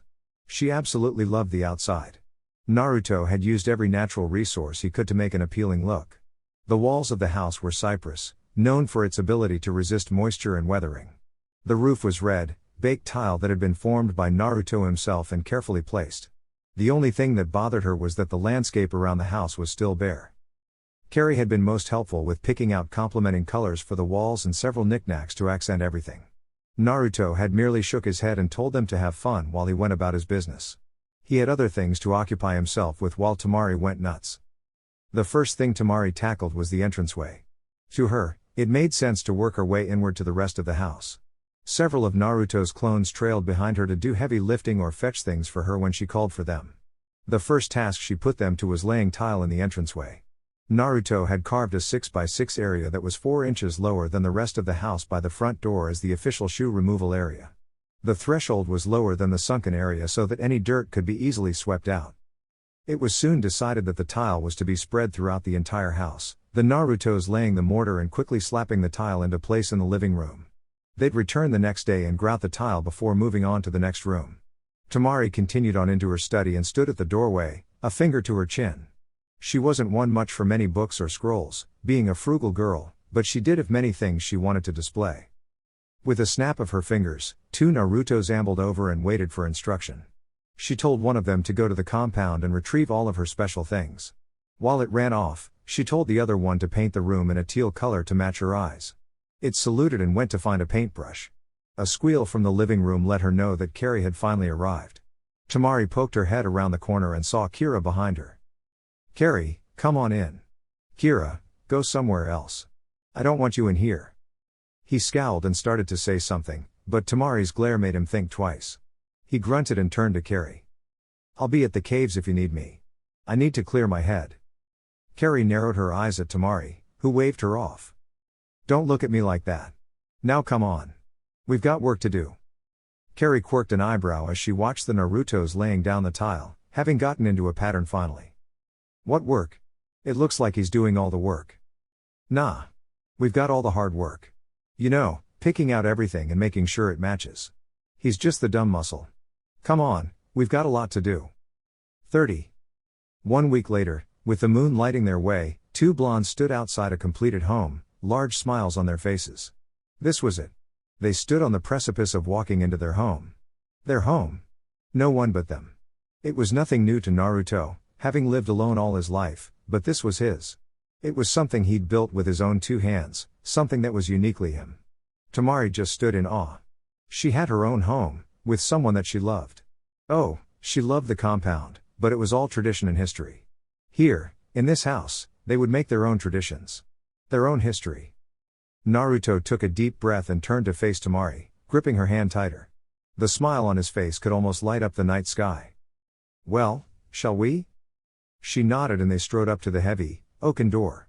Naruto slid the key inside the lock and turned it, the loud clack filling the still night air. He pushed the door open and flipped the light on.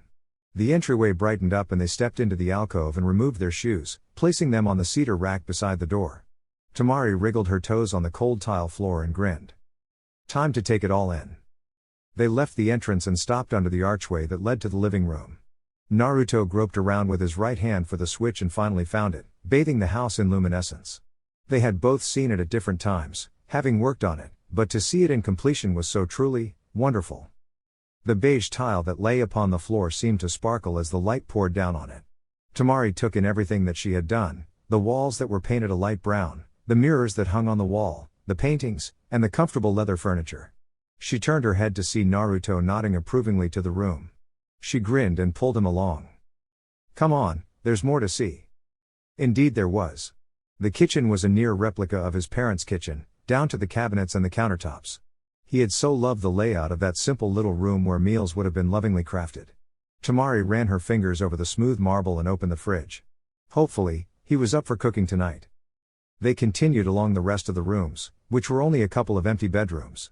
They both knew what they were for, but neither wanted to broach that subject at the moment. Temari came to a red door and grinned to herself. This was her study. She swung the door open and flicked on the switch. It was a comfortable room, with 2 plush chairs in the middle, facing each other. A large hand-woven rug rested beneath the 2. Her weapons and assorted ninja paraphernalia that she had acquired over the years adorned the walls. She watched as Naruto crossed the room and fingered an especially large fan. It had belonged to her grandmother and was for looks only, not for battle. It was entirely too delicate for the rigor that war demanded, but it was a beautiful thing to behold. She sat down in one of the chairs, drinking in the peaceful atmosphere and sighed. It was hers and it calmed her. Naruto strolled over to a rack of scrolls and ran his hands across them. They were ancient and more than likely family heirlooms. He smiled at several photos of the two of them together and several of her family. He stopped at a picture of a young woman holding a baby boy, with a giggling Temari in her lap. He turned to her and gave her a small, sad smile. "Your mother?" She nodded. He bobbed his head once and turned back around, his hands behind his back. "She's beautiful. I can see where you got it from." She said nothing as he wandered around the rest of the room, checking out her oaken desk and flopping down into her plush office chair, bouncing a few times. He looked back over to see her holding a photo of her family, a wistful look in her eyes. He couldn't stand to see her like this when this was a happy time for both of them. He walked over to her and bumped her arm, pulling her up. "Let's go see mine now and then we'll look at our two most important rooms." Temari smirked and let him lead her. There were 3 rooms that she was not allowed to deal with. The master bedroom, the master bathroom, and Naruto's study had been off limits. He said he wanted to surprise her. She had no doubt he would. He led her down the hall, her hands sliding along the lacquered wainscoting, before stopping at a green door. Somehow, she had known that was what the color would be. She shot him a look and put her hands on her hips. "Well? Let's see it." He slowly slid the door open and ushered her inside. Temari, despite how proud she was of her own comfortable study, was in awe of Naruto's own. He had used his powers to virtually make his study into a greenhouse. Every inch was covered with some amount of greenery and one wall was nothing but glass doors that could open to the outside. The chairs were giant roots that he had carved out and put seat cushions in, and even the tables were carved from roots. He pointed up and she gasped. The entire ceiling was glass and she could see the beautiful moon beaming down through the panes. The walls, where they weren't leafy green, were adorned with his own ninja paraphernalia, and he had carved several nooks into the trunk of a tree. She wandered around through the room, stopping at a certain corner, a smile on her face. "Gardenias. I love these flowers." "I know. Their smell reminds me of you." She wrapped her arms around him with a wry smile, kissing him deeply as she did. Naruto held onto her hips with both hands and slowly pushed her away. Temari whined at the lack of contact. Now, don't pout. We still have the whole night to play. We still have a couple more rooms to go." She smirked and latched her hand onto his, dragging him out of the room with a glance back. "You realize I'm going to spend a lot of time in here, right?" He nodded his head and let her lead. "I know. That's one reason I put the gardenias in there." She smiled fondly and led the way to the last door in the house. Beyond that simple slab of wood was her new hideaway, her new comfort zone, their bedroom. She stopped before it and put her hand on the door, her eyes closed. She heard Naruto chuckle behind her. "Forget how to open a door?" She growled playfully, but didn't turn around. "No, asshole. I'm savoring the moment. Something you usually don't take the time to do." She opened her eyes when he put one hand on her shoulder and the other reached around her to open the door, turning the knob with a click. Moments are meant to be savored because they're moments, not long minutes. Savor the door later. The ponytailed blonde was about to retort when she was pushed roughly into the room and the door was shut behind them, the thud of the door shutting echoing through the pitch black. Temari bent low, crouched on her toes, waiting for whatever Naruto had planned. This was a game they'd never played before and it was exciting. She sent her chakra to her ear so she could hear the slightest movement in the room. "Oh, Naruto. Where are you, honey?" She gasped when a hand smacked her bottom and whipped around, but he was gone again. She backed against the wall and flattened out. "This isn't fair, you know. You have better night vision than I do." Hot breath tickled her ear and she shivered. "It's not about fair or unfair. It's about how much fun you have. Are you having fun?" Temari sucked in a breath, trying to keep herself calm. Her voice came out in a whisper. "Yes." The light blinded her as it flashed into existence and she covered her eyes in instinct, blinking away the spots, before lowering her arms. Naruto stood beside her with a hand on his hip and the other on the switch. His broad grin seemed to light up the room more. He pulled her into a kiss and then whipped her around to face the room. "Well? Thoughts?" Temari stared wide-eyed at her. "There, bedroom. Naruto had painstakingly crafted what to her was the loveliest room she'd ever seen. And the best part was that she would get to stay in it whenever she was home. The walls were a cream color, the floor a brown, earthy tone, covered with plush rugs so that her feet would not be cold in the mornings. Vines crawled the walls in intricate detail, looking as if they'd been painted on, and wound around many pictures. Her eyes cut from one photo to the other. It was like looking at a timeline of their lives. It started with a photo of her parents when they were young and her father was not yet a total asshole or her mother a vindictive bitch. The next was the painting of Naruto's parents, lovingly holding onto each other as if each was the other's lifeline. She smiled as she gazed upon it. Kushina must have been just a few months pregnant when it was made, her belly just starting to show. Naruto stood behind Temari, his hands on her shoulders as she slowly spun in place, looking at the timeline he'd made. She continued on, looking at the photos one by one. Her, when she was a toddler. Naruto, with the Hokage's hat on his head. Temari and Kankuro standing side by side. Naruto, swinging on that lonesome swing. Her siblings and Baki. Team 7. Her battle armor. Naruto and Gamakichi. Her and Shikamaru. Naruto and Sakura. Gaara and her and Kankuro, after his resurrection. Naruto, the day he strolled into Suna to become a citizen. The photos were so painstakingly arranged that she felt she could reach out and touch the memories. She felt Naruto's arms encircle her and leaned back into his embrace as she finished scanning the photos. His first night at the compound. His first day of school. Their first date. Their first photographed kiss. On vacation in Konoha.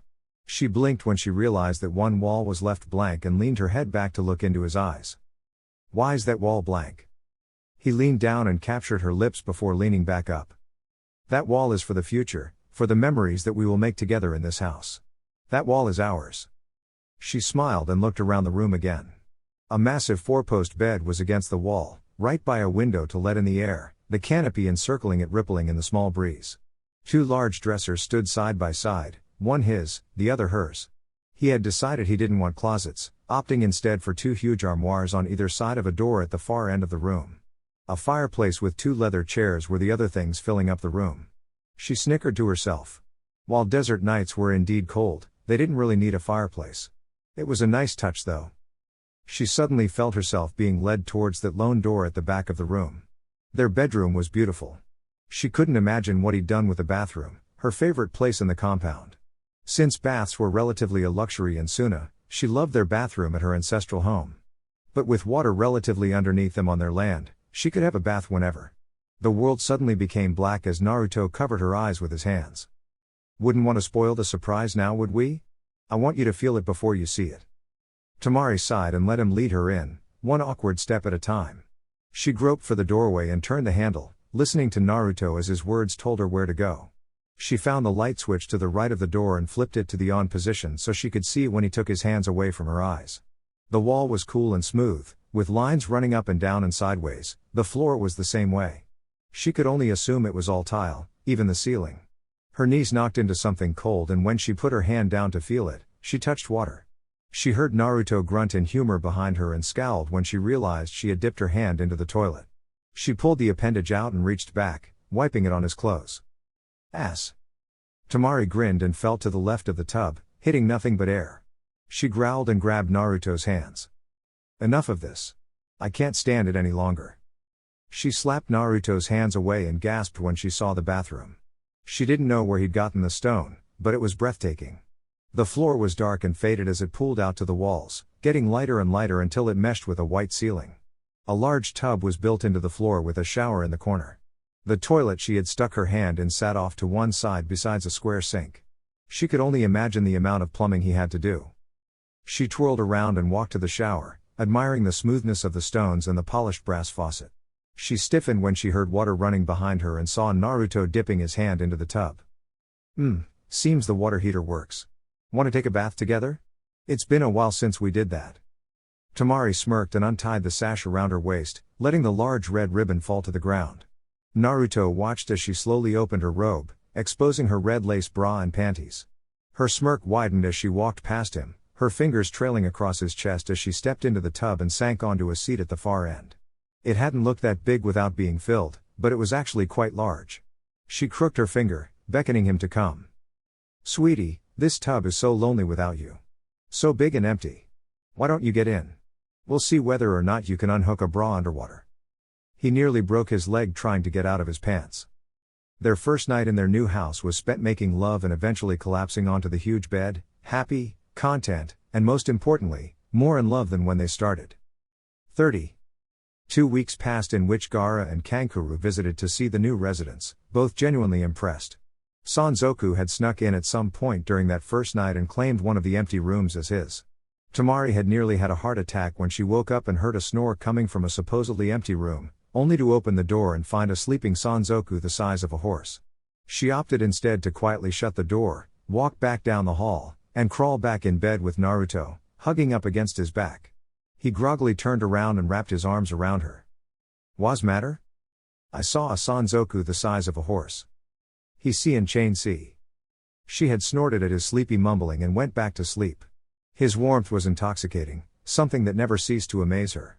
She had drifted back off to sleep that first morning and hadn't woken up until noon. But that was 2 weeks ago. This morning was not nearly so serene since she'd gotten word that they were to return to Konoha with a contingent of Suna ninja, Gaara and Kankuro among them. She and Naruto sat at the kitchen table, sipping coffee and eating toast. Sanzoku sat nearby on his haunches, nibbling at a piece of fruit. Her mug was halfway to her mouth when Naruto sighed and locked eyes with her. "I don't want to do this. We've just started here. What if something happens?" Temari slowly sat her coffee mug down and looked into it, the murky liquid casting her solemn look back at her. "I don't want to either. I keep running things over in my mind, things that could happen and things I don't want to happen. I don't want to lose you, not now. I don't want to lose you either. And neither of you shall, if we have anything to say about it." The two blondes looked up to find Gaara and Kankuro standing in the doorway with smiles on their faces. "What we're going to do hasn't ever been done since the days of Hanzo. Don't worry. We're going to Konoha to lay out a plan. That idiot Kira and his brother will be there as well. When you see the rakeage, you'll understand why there is little to worry about." Temari scoffed and stood up, straightening out her robe. "If he's anything like Kira, then we have everything to worry about." Gaara fixed her with an even stare and then looked at Kankuro. "Do you and I act anything alike, at all?" Kankuro quirked an eyebrow and smirked. "Of course not. I can't always be moody like you."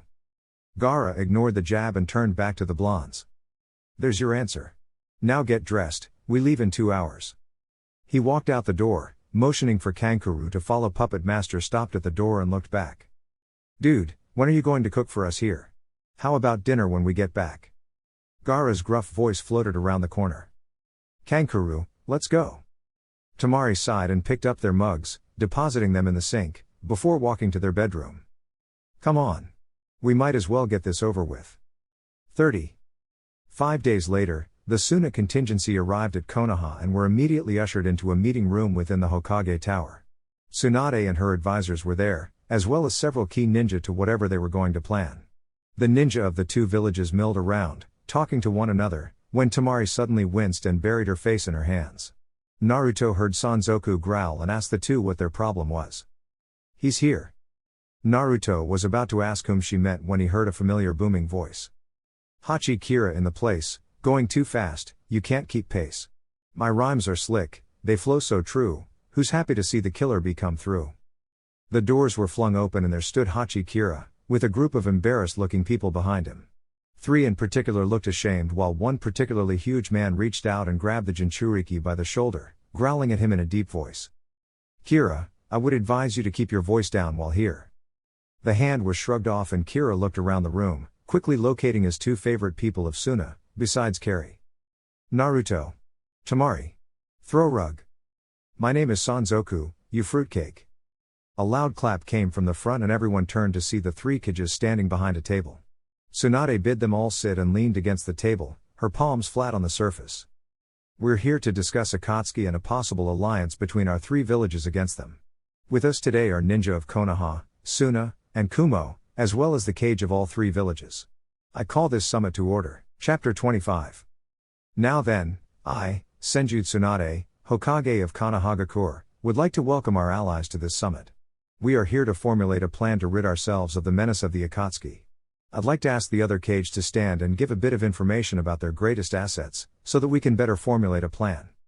The Raikage, a giant man who was as tall as Tsunade when he was sitting down, folded his arms and spoke in a booming voice. I believe it would be best for our host to go first. Let us know what cards you hold. Tsunade nodded her head and clasped her hands together, her mouth hidden behind them. Very well. I have several high-profile ninja under my rule. I believe you know most of them, so I won't mention names. All of the ninja are highly skilled and will definitely be an asset to our cause. The Hokage nodded and leaned back a bit further in his chair, getting comfortable. How about some names for reassurance? Very well. We have elite ninjas such as Hatake Kakashi, Mito Gai, my apprentice Shizune, Mitarashi Anko, Shiranui Genma, and all their students. I believe you can match up who taught who. Now, Hokage Dono? The large man grunted and rose from his seat, his imposing figure casting a shadow over all in the room. My ninja may not be as numerous as yours, Hokage Dono, but we are all just as powerful as your most elite. My size may speak for my strength, but it does not belie my skills. I prefer taijutsu to all other forms of battle. Sadly, one of our former elite kunoichi, Niyu Gito, is no longer with us. She was the Jinchuriki for the Nibi and was captured by the Akatsuki. She would have been invaluable in this venture. The large man took a deep breath and closed his eyes. He knew what would happen as soon as he opened his mouth. My brother. Hachi Kira, baby. Recognize. The Hokage sighed and continued his speech. Is the Jinchuriki for the Hachibi. He can communicate with his demon and has a somewhat amicable rapport with it. Beyond what his demon can do for him, he is the most accomplished swordsman that Kumagakure has ever seen. His students, also some of the best swordsmen to come out of Kumo, are Kairu, Amoe, and Samyuv. Trust me when I say that their skill speaks better than any words. Murmurs were heard throughout the room as the named ninja stood and bowed to the room, their blades clearly evident upon their backs. The Hokage bade them sit and turned to Gaara. I believe that it is Kazekage Dono's turn to show his hand. Gaara snorted and rose from his chair. The crowd was silent as he gazed out over them. My hand is filled with nothing but aces, Hokage Dono, as is yours. We can't risk any normal ninja on this mission. Only the best will suffice. My siblings, Temari and Kankuro, and I will be along for the ride. I'm quite sure all of you know what we are capable of. Our former sensei, Baki, is adept with wind. And then there is my friend, Uzumaki Naruto. All of the Kumo ninja turned their heads to better see the Kyubi Jinchuriki while the Konoha nin's faces screwed up at the mention of Uzumaki, like something had left a bad taste in their mouths. Naruto tilted his chin up slightly as he stood with the rest of the Suna ninja. Naruto is the Jinchuriki of the Kyubi, holder of the Raccoon tribe contract, and master of an ancient power called the Green. He and Kira are what the Akatsuki want. This plan is risky, but we are all tired of being on the defensive. We need to hit them first for once. We need a plan that is near foolproof. Everyone nodded and murmurs went through the room again as Gaara sat back down. Tsunade took that as a chance to regain the floor. The plan is somewhat simple. We go into Amigakure and draw out the Akatsuki. Naruto and Kira will go in first and hit the city hard. When Akatsuki notice that the two of them are leading an assault, they should come running. It's too dangerous to send those two in first. What if we don't react soon enough? Tsunade turned to look at the Hokage. We'll be right behind them. As soon as they make their first move, we'll move in and begin to dismantle the city. If we can find their hideout and destroy it, all the better. Even if we don't get rid of the Akatsuki this time, we will put a dent in their plans. This is what we want to do. Gaara crossed his arms and sighed. We need to take them down in one fell swoop. Hit and run tactics will not work against ninja strong enough to take down countries by themselves. Tsunade smirked and swept her hand out over the crowd of ninja.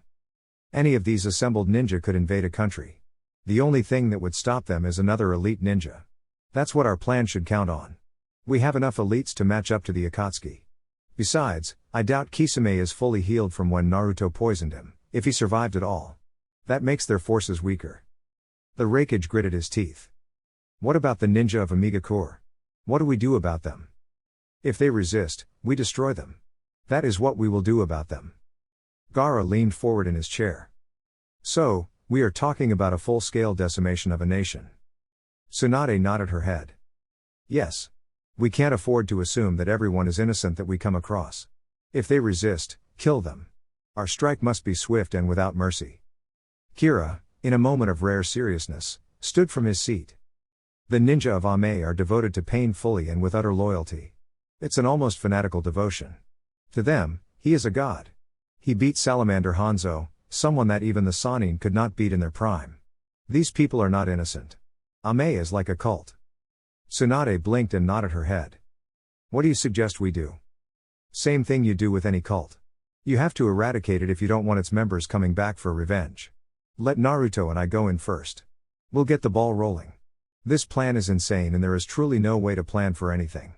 We don't know who will come from where or which Akatsuki will engage us. For that matter, who's left?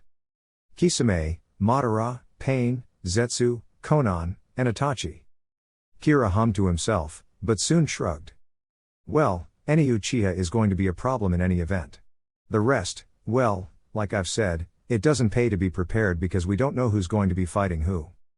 Before Naruto could throw a bar back, Tsunade slapped her hand on the desk. Back to the matter at hand. Yes, it's true that we don't know who will be fighting who. Jiraiya has already fought Pain once.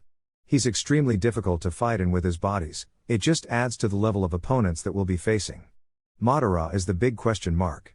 We don't know what he can or would do. He's not happy with Naruto after he killed Uchiha Sasuke, so he would probably make it a point to go for him. Naruto nodded his head and leaned back in his chair, crossing his legs at the ankles. Yeah, Itachi wasn't happy to cut our fight short last time either. You never know what he'll do. If Kisame is alive, he's going to be pissed at me too. I don't know anything about Zetsu or Konan. Jiraiya kicked off from his position on the wall, everyone turning to listen when his geta clopped on the floor. Konan and Zetsu are different. Both are more suited to espionage than actual fighting. That's not saying they can't hold their own in a fight though. Konan can turn her entire body into paper, sending individual parts to go accomplish separate tasks. Zetsu can somehow move through surfaces at will. It's not like the headhunter jutsu. He actually moves through the ground without disturbing anything. The Raikage's chair creaked as he leaned against the table. Perhaps we Kage should take on Madara? That frees everyone else up for the others. Gaara shook his head. There is still Itachi and the rest. Pain himself is a small army. Jiraiya was able to stand up to 3 of the Pains last time. But he couldn't take on all 6. Tsunade's eyes were closed as she thought. No strategy seemed to be sound. What if I assign some of my elites to track down Pain on the battlefield? Jiraiya, you said that each one shares a field of vision with the others, correct? Yes. Then the ideal thing to do would be to separate the bodies so that they can't help each other. If at least 3 ninja take on one body, we should be able to incapacitate them. These bodies must be destroyed completely. Jiraiya thought he killed 3 of them, but they easily came back to life. Hack their limbs off, do whatever you have to do. All heads in the room nodded and Tsunade smiled. There was one strategy down. The Raikage was not a patient man when it came to planning though. What about Madara? Naruto flinched slightly as he spoke to the Raikage. Madara was a sore spot for him. He has the weird ability to make his body intangible. An attack on him would have to be an utter and complete surprise. He would have to be caught totally unaware. That's the problem with him. The Raikage grunted. We can do that. With 3 of us, it should be a matter of wearing him down. Kakashi had been silent the entire time, not even reading his book, but he couldn't keep silent any longer. Guy and I will take Itachi. We have the most experience fighting a Sharingan besides Naruto. Tsunade smirked. And the other 3 members? Kakashi shrugged. Why not let everyone else have a shot? Kamui, one of the female students of Kira, raised her hand. We would like to have a shot at Kisame. We're swordsmen after all. Kiba's hand shot into the air. Teammate wants Zetsu. With our abilities, he shouldn't be able to hide from us for long. Temari slowly raised her hand. I guess Kankuro and I could take on Konan. If she turns into paper, I could always just scatter her into bits. Kankuro nodded and Tsunade smiled. Well, that's all the major players. Let's lay out a bit more. I want everyone who spoke up to have more backups. Shikamaru, get your lazy ass up here and help us strategize. 30. A week later, 2 figures sat atop a tower in Amigakure, looking out over the city. Both were thinking about how this could be their last day on Earth, contemplating over everything that they had wanted to accomplish, but may never happen. Hachi, Kira and Uzumaki Naruto were gathering their thoughts. Hey, kid? Yeah? You ever wonder what we did in a past life to deserve this? Were we just that bad or were we righteous and the kami decided that we needed to be tested? Naruto sighed and watched as the people below went about their business. I think that we were chosen because the kami has a funny sense of humor. We're all relatives or children of Kage. We're practically royalty in the ninja world. Yet, we're scorned and hated. He turned to Kira and smiled. That makes us stronger people. It makes us better people. I only have to look at the pettiness that I put up with as a child to realize that I'm better than the rest of them. Pain thinks that his childhood was rough. He was an orphan in a war-torn country. Big deal. There were plenty of orphans then. I'm an orphan. But I don't call myself God and run around trying to burn the world to ashes. Yeah, he has a weird complex. Maybe he's compensating for something? Naruto snickered. Maybe. That's why he needs 6 of them. Kira snorted. I bet he's a minute man too. Naruto's cheeks puffed out from holding in his laughter. Yeah, but you know what they say, don't you? Kira shook his head, the grin on his face evident. Naruto took a deep breath. Even something only 2 inches long can hurt someone if it's coming in at 200 miles an hour. Kira let out a barking laughter and slapped his knee. The two sat there chuckling for a moment before both sighed and rose to their feet. Kira rolled his shoulders and cracked his neck while Naruto held his hand out and his staff burst from the wooden shingled roof. Kira quirked an eyebrow. I'll never get used to that. You ready, kid? Yeah, ready as I'll ever be. How do you want to start this? Kira sucked in a quick breath. You use that power of yours and try to break that tower in the middle of the city in half. Then summon Tsubasa and run rampant. Destroy as much as you can. Did you tell Temari goodbye? No. It would have felt like I wasn't coming back. We kind of avoided each other before this. That wasn't good, kid. You shouldn't avoid things like that. She'll be pissed if you die and vice versa. What about you and Carrie? That's none of your concern. The two stared at each other before Naruto spoke. So, what are you going to do to start this off? Kira grinned and turned his head to Naruto, his face already peeling. Me? Well, I'm letting the Hachibi out to play. Good luck, Uzumaki Naruto. If we make it out of this alive, I'll sing you a song.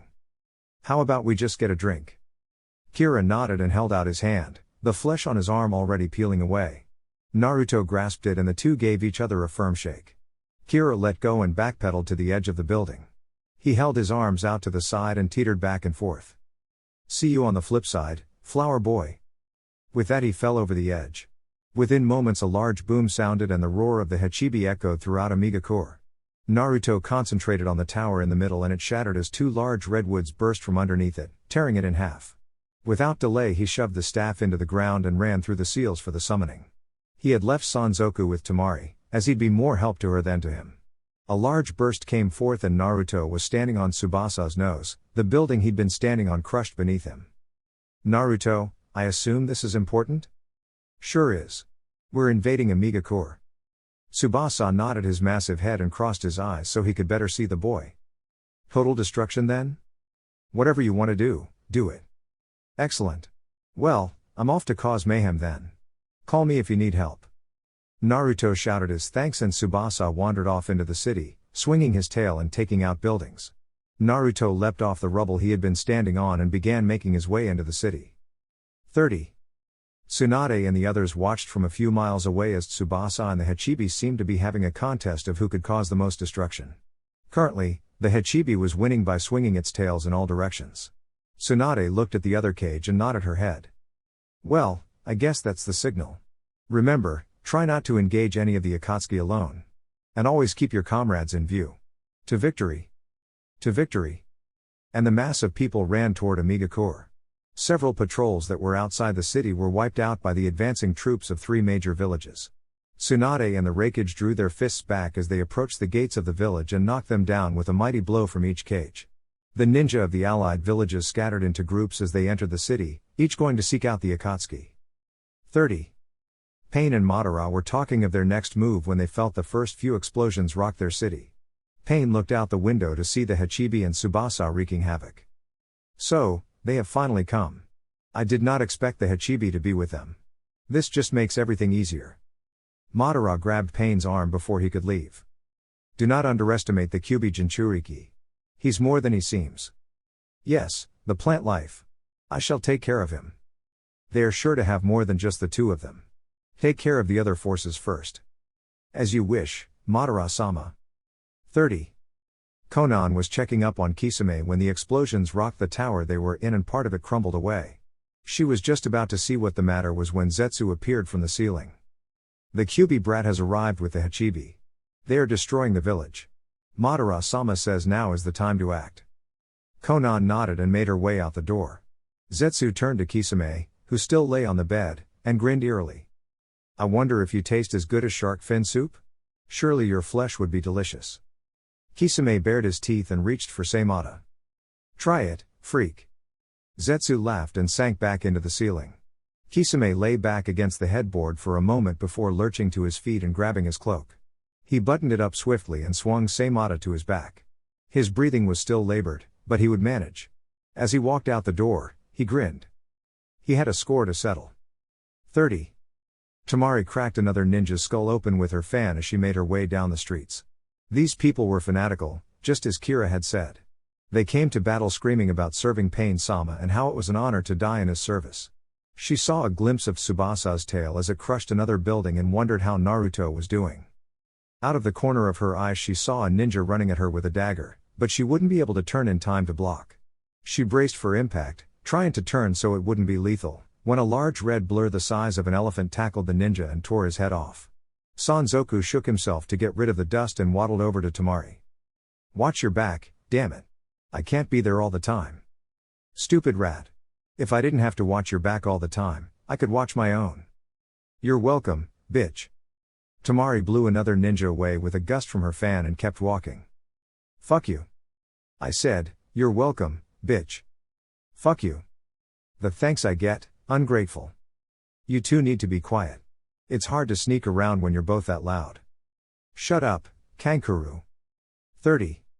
Tsunade, Jiraiya, and Gaara each struck down another ninja before the cries of several of their own made them turn to face a side street.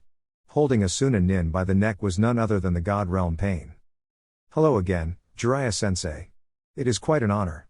No one has ever had the privilege of being my enemy and seeing my face twice. No one but you. Jiraiya made little of the comment, keeping himself on guard. Where are the other Pains?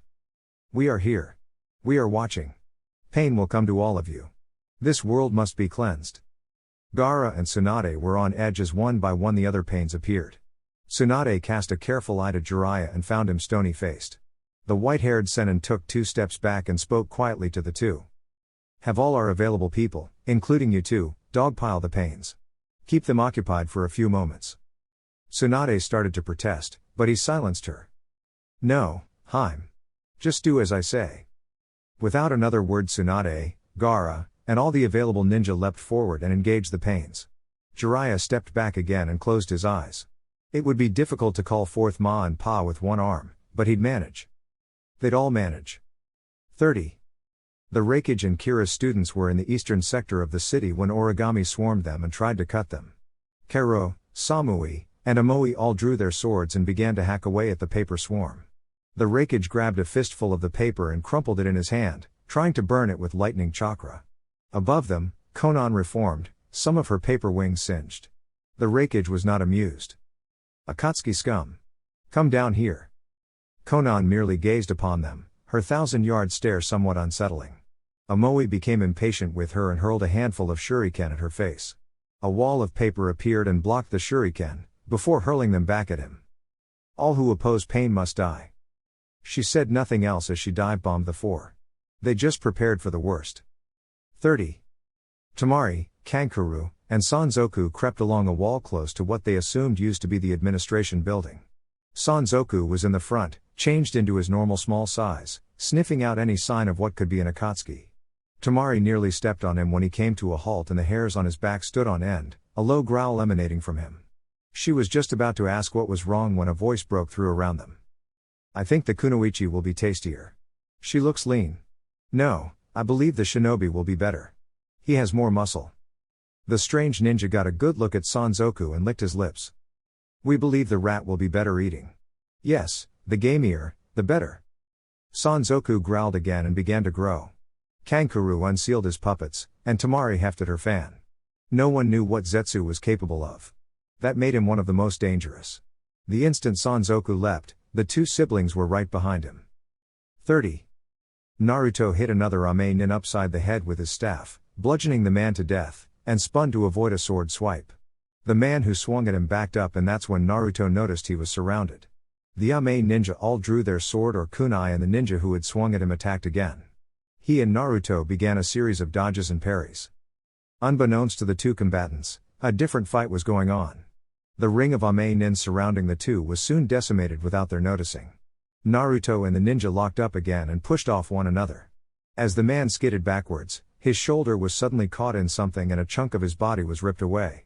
He screamed in agony before he was silenced by the sound of his neck snapping. Naruto looked on, shocked, as Hokage Kisame dropped the man and pointed Saimata at him. The giant of a man looked unsteady on his feet and highly irritated. You got a lot of nerve coming here after what you did to me. I want a rematch, punk, when I'm not carrying dead weight. Let's see what those plants can do against someone who's attacking you. Naruto's face was utterly serious as he held the staff in front of him. You won't survive twice, Kisame. It's a miracle that you survived at all. Those plants aren't even supposed to have an antidote to their poison. Kisame grinned and readied himself. Guess I'm just special, brat. You'll find out how special shortly. I don't even care about Akatsuki anymore. As Naruto began to glow green, he grinned. You shouldn't. You were dead the moment you showed up here. 30. Madara sat upon a piece of rubble in Payne's tower, looking out over the village. It wasn't the first time he'd seen a village in ruins. It probably wouldn't be the last either. The door behind him creaked and his head rose slightly. So, you've come at last. I've always wondered how long it would take for you to betray me, Itachi. Itachi showed no emotion as he regarded the back of Madara. It's hard to betray one of which you were never truly in service of. What you call betrayal, I call vindication. Madara's head quirked to the side slightly, intrigued. Vindication? Of what? You killed my family. Madara turned so one Sharingan could see the younger Uchiha. I killed your family? I think your history is skewed, son. Itachi shook his head. No, my history is not skewed. You killed our family the day you killed your own brother. We were cursed to be eradicated ever since then. Someone just had to be brave enough to begin the process. Madara slowly nodded as he rose from his seat. And I suppose you think that you will end the story of the Uchiha? Itachi slid his sword from its scabbard with a small click and closed his eyes. The story is already over. This is the epilogue of the Uchiha clan. The page where we fade from the light and once again embrace the darkness as the cover falls. He opened his eyes to reveal the Sharingan and Madara snorted, drawing his own sword. I've been in the darkness, boy. I'm never going back.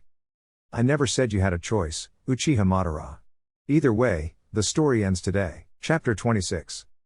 Steps echoed through the ruined building, even though the fighting going on outside was near deafening. To the two men circling each other, there was nothing else in the world at that moment. Uchiha Madara and Uchiha Itachi stared each other down, their Sharingan eyes spinning the whole while. Neither one had made the first move yet, both knowing that the other was dangerous, too dangerous to rush toward. Madara knew that Itachi was quite possibly the best Sharingan user to come about since he had been in his prime. No one could surpass his skill or his dedication, not even his now deceased brother. Itachi knew Madara was cunning, canny, and devious. He knew of the man's ability to warp time and space. He knew that the man had forgotten more about the Sharingan than he probably would ever know. But Itachi held a couple of wild cards, aces that he had wisely kept hidden until now. One was his shield, a mystic mirror that reflected any attack. He'd had to tell Madara of his sword, but he hadn't told the man the whole truth. Yes, the sword trapped the user in a blissful genjutsu for all eternity, but that was not all it did. The sword was not material and therefore, could be used in tangent with Susanoo. It was risky to use and more than likely death-inducing, but Itachi had nothing left to gain. Madara had everything to lose. Both knew the other had to die. The footsteps stopped simultaneously and the two sprang for one another. A clang rang throughout the room, revealing both had drawn swords. Itachi threw his cloak off to the side, revealing the Uchiha fan on the back of his shirt, ripped in half by his own hand. It was a declaration to Madara that blood would not save him. The elder Uchiha sighed as he unsnapped his own cloak and let it drop to the floor, staring all the while at Itachi's back. So, you would even forsake your name? I'm disappointed in you, Itachi. I thought your goal was to re-establish the Uchiha name as an honorable one. Itachi slowly turned so he could see the orange mask of Madara with one eye, the Sharingan within it slowly turning. That dream died along with my brother. My dreams rested on his shoulders and he simply could not take the responsibility. I'm glad that Uzumaki Naruto killed him before he could shame our family even more. The younger man's eyes narrowed as Madara reached up to his mask and pushed it upward, revealing more and more of his face as he went. With one final shove, the elastic band holding it to his head slipped off and the porcelain cover clattered to the floor. I guess I won't be needing that anymore. I can see that I'll need both eyes to deal with you, child. No one else in our clan has ever come close to surpassing me. Yes, I'll have to deal with you accordingly. The sharp sound of porcelain breaking rebounded off the walls as Madara crushed the mask underfoot, his carefully measured steps taking him closer to Itachi. The younger man sighed unhappily and tightened his grip on his sword as his Sharingan began to spin faster. That was always your problem, Madara. You always saw the clan. You always saw them as an ambition for yourself. A stepping stone. That's why the clan had to die. They saw themselves as you had. They couldn't see my way of looking at the people within the clan. Madara cocked his head to the side, intrigued. And how did you see them? Itachi's mouth grew tighter and his muscles tensed. They were my family. That's why it hurt so much to kill them, and why you'll never know the pain I experienced when I did it. A clan is just a gathering of like-minded individuals.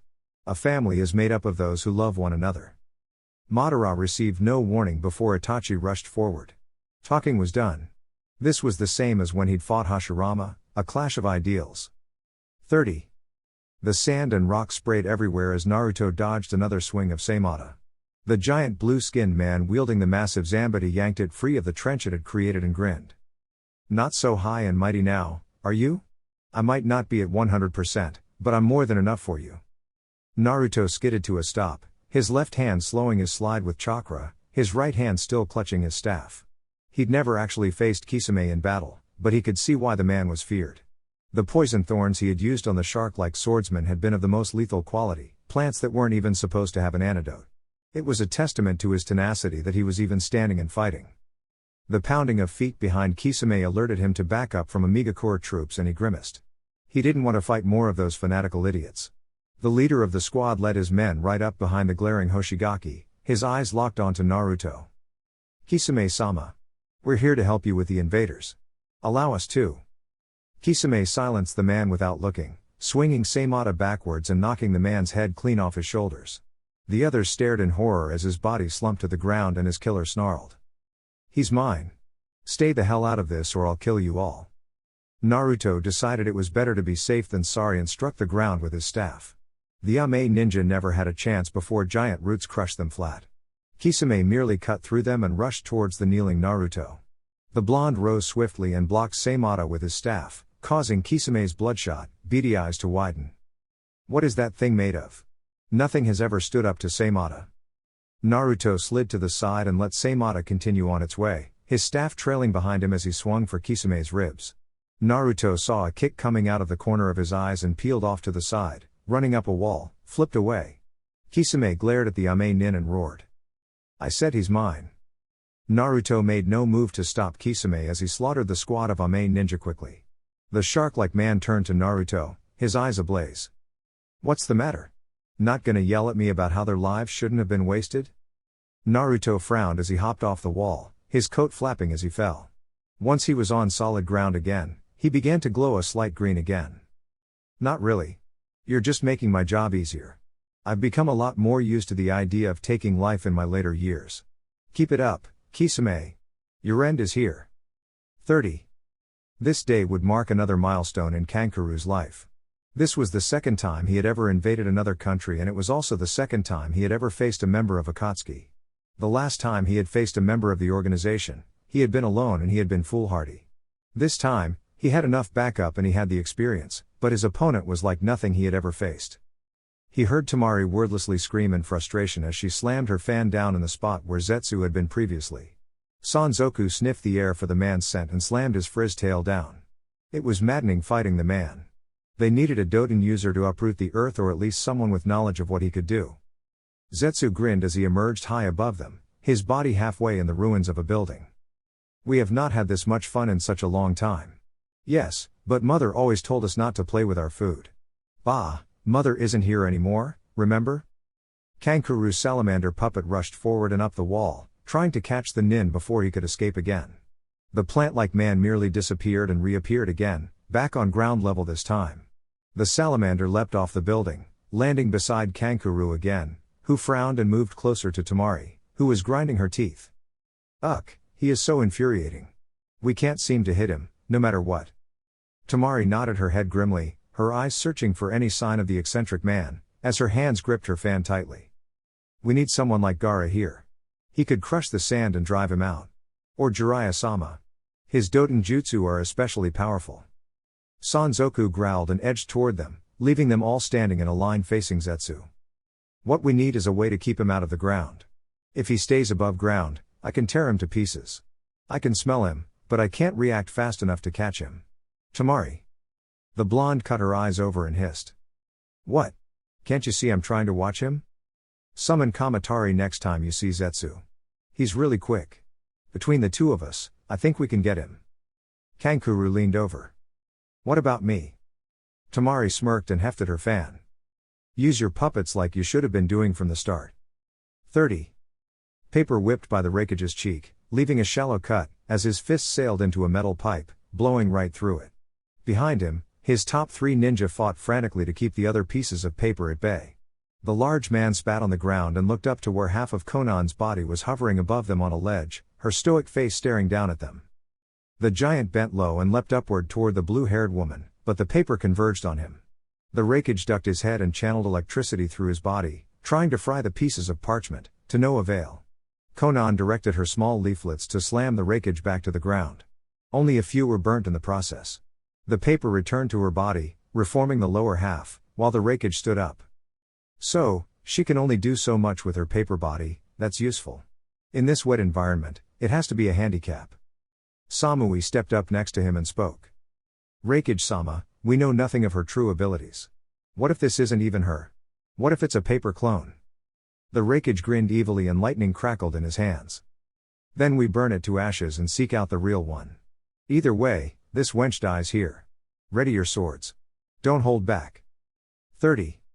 Tsunade had watched in awe as Jiraiya bit his wrists and began to paint his face swiftly with the blood. Before anyone could move, 2 small toads appeared on his shoulders, arguing back and forth around Jiraiya's head. Damn it, Pa! I had supper all laid out. He could have waited 30 seconds for me to put it away. Ma, Jiraiya-chan doesn't call us unless he's in trouble, and it looks like it's Pain again. The old female toad narrowed her eyes and glared out at God Realm Pain, whose fist was clenching and unclenching. Jiraiya never took his eyes off of his former student as he began to walk forward to join the front line again. I'm sorry for getting you two into this again. I really, truly am. Ma smacked Jiraiya in the head and turned her attention back to Pain. It's nothing, Jiraiya-chan. I'm just angry that supper is going to get cold. Tsunade and the others were stunned. The blonde Hokage had heard from Jiraiya that his form was powerful, but he'd also jokingly said that it was grotesque and that women would hate it. Her eyes roamed over his large bulbous nose to his sunken eyes, from his sharpened teeth to his newly appeared goatee. It was decidedly Jiraiya, and at the same time it was a totally new entity. She could practically feel the power oozing off of him. Sensei, this will be the last time you ever use that form. You escaped God's judgment last time. You shall not do so twice. Jiraiya grinned and stepped forward, ready to lead the charge. Your so-called judgment has cost a lot of innocent people a lot of things, Nagato. My arm, the lives of all the Jinchuriki, the sanity of the people of Ame, you are not what this world needs. The toad Sennin kicked his Geta off, sending them flying at Pain's head. They were easily knocked aside and the white-haired man bent low. Tsunade finally found enough of her voice to say what was on everyone's minds. Jiraiya, what did you do to yourself? Gaara, Kakashi, and the others nodded and Jiraiya snorted. We don't have time for that, Haim. I'll tell you all about it if we survive. The tall, ponytailed summon Pain was launched into the air by Demon Realm and Jiraiya pointed upward. Tsunade. Sakura. Take care of the summon's Pain. The two women set off, just as Summon's Realm brought a giant centipede and a multi-headed dog onto the scene. The rest of the group gathered around Jiraiya, letting him take command. The old pervert and the Nidai Sennin all smirked and rushed forward, gunning for God Realm. Take whichever one you can. Be on the lookout for trickery. The Pain's Rinnegan eyes all narrowed and they spoke in unison. Let our justice be done. 30. The Hachibi cackled as it destroyed another building and called out to Tsubasa. That makes 40 for me. How many have you crushed, Tsubasa? The Raccoon King swiped his tail, taking out another water tower. That makes 42 structures for me. Oh ho! What's this? The two behemoths turned to find a large centipede and a dog rampaging through the city. Tsubasa grinned and began to waddle in that direction at a clipped pace. First one to kill a summons wins? How about whoever kills the most? I'm curious as to how many he really has. Agreed. Destroying buildings was getting old anyway. Tsubasa's tail whacked the dog in the head, making it cry out in pain, and the Hachibi wrapped its tentacles around the centipede, both unmindful of the fight between Tsunade, Sakura, and Summon Realm below. 30. Naruto and Kisame both noticed the summons of Pain and Kisame grinned. Looks like your friends don't have much longer. Pain seems to be pulling out all the stops. It's just a matter of time before they're stomped flat. Naruto's grimace turned back to a grin when he noticed Tsubasa waddle onto the scene and engage the dog, the Hachibi tackling the centipede. The blonde pushed the shark-like man backwards with a sudden thrust and sent a volley of vines to grab him. Kisame, though he was stumbling slightly, hacked away at the vines, none of them ever touching him. It seems the sides are even now. It was only a matter of time before Tsubasa and the Hachibi decided to join in the fight, instead of just destroying things. Now then, before we were so rudely interrupted, allow me to show you a bit more of what I could have done to you that day. Kisame wasn't about to give his foe an inch. He had had a long time to recover from that poison, but some of it was still in his veins, and the exertion from fighting was not helping him fend off the bile he could feel at the back of his throat. The blue-skinned man had never been sick a day in his life, and that sensation of being weak and helpless, he never wanted to feel that again. Hinata collided with that strange staff again and both men struggled against the other. Kisame reached out with his free hand and grabbed onto the blonde's throat, trying to choke the life out of him, when the green wielder exploded into smoke. The sudden loss of force against him made Hoshigeki lurch forward. Regaining his footing quickly, his vision caught a puddle of water and the sight of Naruto bearing down on him with a Rasengan. The sharp-toothed man spun quickly and blocked the attack with Hinata, absorbing the chakra. Nice try, kid, but you should have known better. Kisame screamed hoarsely when something suddenly bit into his legs and he looked down to see those familiar black thorns that had given him trouble before, another Naruto directing them with that damnable staff. The blonde who had tried to use Rasengan on him disappeared and the former member of the Seven Swordsmen shouted to the heavens. Damn you and your clones. I hate you. Naruto didn't even bother to grin. It was time to finish this one off and rejoin the others. His aura glowed a brighter green and he slammed the staff into the ground once more. Giant trees erupted from the ground, uprooting buildings and piping systems, encircling the two men. A wave of the staff brought forth vines that wove themselves around the trees, pulling them closer together, until no light could be seen between the bark. Kisame stood upright and gritted his teeth as he dragged Hinata across the deep scratches that Naruto's blade had made, in an effort to bleed out the poison. His beady eyes glanced all around at the arena Naruto had formed for them and a devious plan came to his mind. So, I take it this thing you've made is escape-proof? Naruto nodded, a smirk on his face. Airtight? Another nod. Watertight? Naruto's smirk widened, but quickly disappeared when Kisame cackled loudly. The blue-skinned man couldn't believe his luck. His own smirk made Naruto uneasy. I guess they never shared the details of my fight with Mitogai with you. This little area will be your watery grave. Naruto watched as Kisame flipped through a few hand signs and water began to spew from his mouth, filling the area as if by magic, for no human body could possibly hold that much within them. He cursed in his mind. Of course, Kisame was an elite for a reason. He was the premier Suiten user alive at the moment. This was not beyond the scope of his power. As the water rose, Naruto used his chakra to stay afloat. It would be much harder to use his green powers with this much water about, or would it?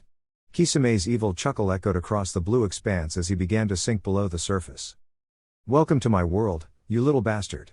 Let's see how you like being on the receiving end of things that bite. Naruto readied himself for whatever may come, his mind already thinking furiously ahead. 30. Madara had always known that Itachi was his equal. He had always known that the younger Uchiha would be a problem. The only thing that Itachi lacked was the eternal Mangekyo, and that wasn't proving to be much of a problem for him. The stoic young man was keeping up with him and then some. He'd have to try something drastic soon. Itachi's eyes darted back and forth as he and Madara exchanged blows, neither one ever landing anything decisive. Despite keeping up with his ancestor, Itachi was worried. His vision was blurring and he knew that prolonging his use of the Sharingan was dangerous. He'd have to use his available assets to even have a hope of killing the ultimate Uchiha traitor. Deciding that further wasting of time would be unwise, Itachi let his Mangekyo flare into existence, the colors of the world brightening. If all went well, this would be the last time a Sharingan was seen in this world. Madara was unfazed and stared across the expanse. I'll forgive you if you cease with this futility, Itachi. I know rebellion runs deep in the youth of the world. Itachi's answer was to open his eyes wide, and the black flames of Amaterasu licked and burned their way across the building's floor toward Madara. The older man watched the flames approach and his own Sharingan began to spin. Itachi ignored the flames that were being extinguished and instead sprinted forward through the flames, clearing a path as he went. His sword dipped down into the dark flame, coating his blade, and he slashed at Madara's chest. Engrossed in his task of controlling the flames, Madara's reaction was a tad too late. Itachi's sword bit across his chest, the fire searing into his flesh, and the wielder of the eternal Mangekyo screamed in agony. Letting his control of the rest of the flames go, he turned his attention to the ones licking at his now blackened skin. Itachi noticed the lack of control and regained the remaining flames. With his chest no longer on fire, Madara ground his teeth in fury, and shouted, "Enough!" Itachi watched in disbelief as the flames all disappeared into nothingness and looked back up. So, he'd have to try harder. Well, that was all right. Every Sharingan was different in a way. His just happened to be a very defensive one. 30. Tsunade watched as the exuberant Tsubasa and Hachibi tackled the summons they had been after and blinked in surprise. She was sure that the summons pain was just as dumbfounded, but there was no time to waste. "Sakura. Come on, we have to stop Pain." The girl with rose-colored hair gave a quick, concise nod and bolted after her sensei toward the blonde, ponytailed Pain. Rinnegan eyes turned to the two women and two more beasts were summoned. How rude. I wasn't finished playing with my partner yet. Hey! Don't take the rhino. That's the one I wanted.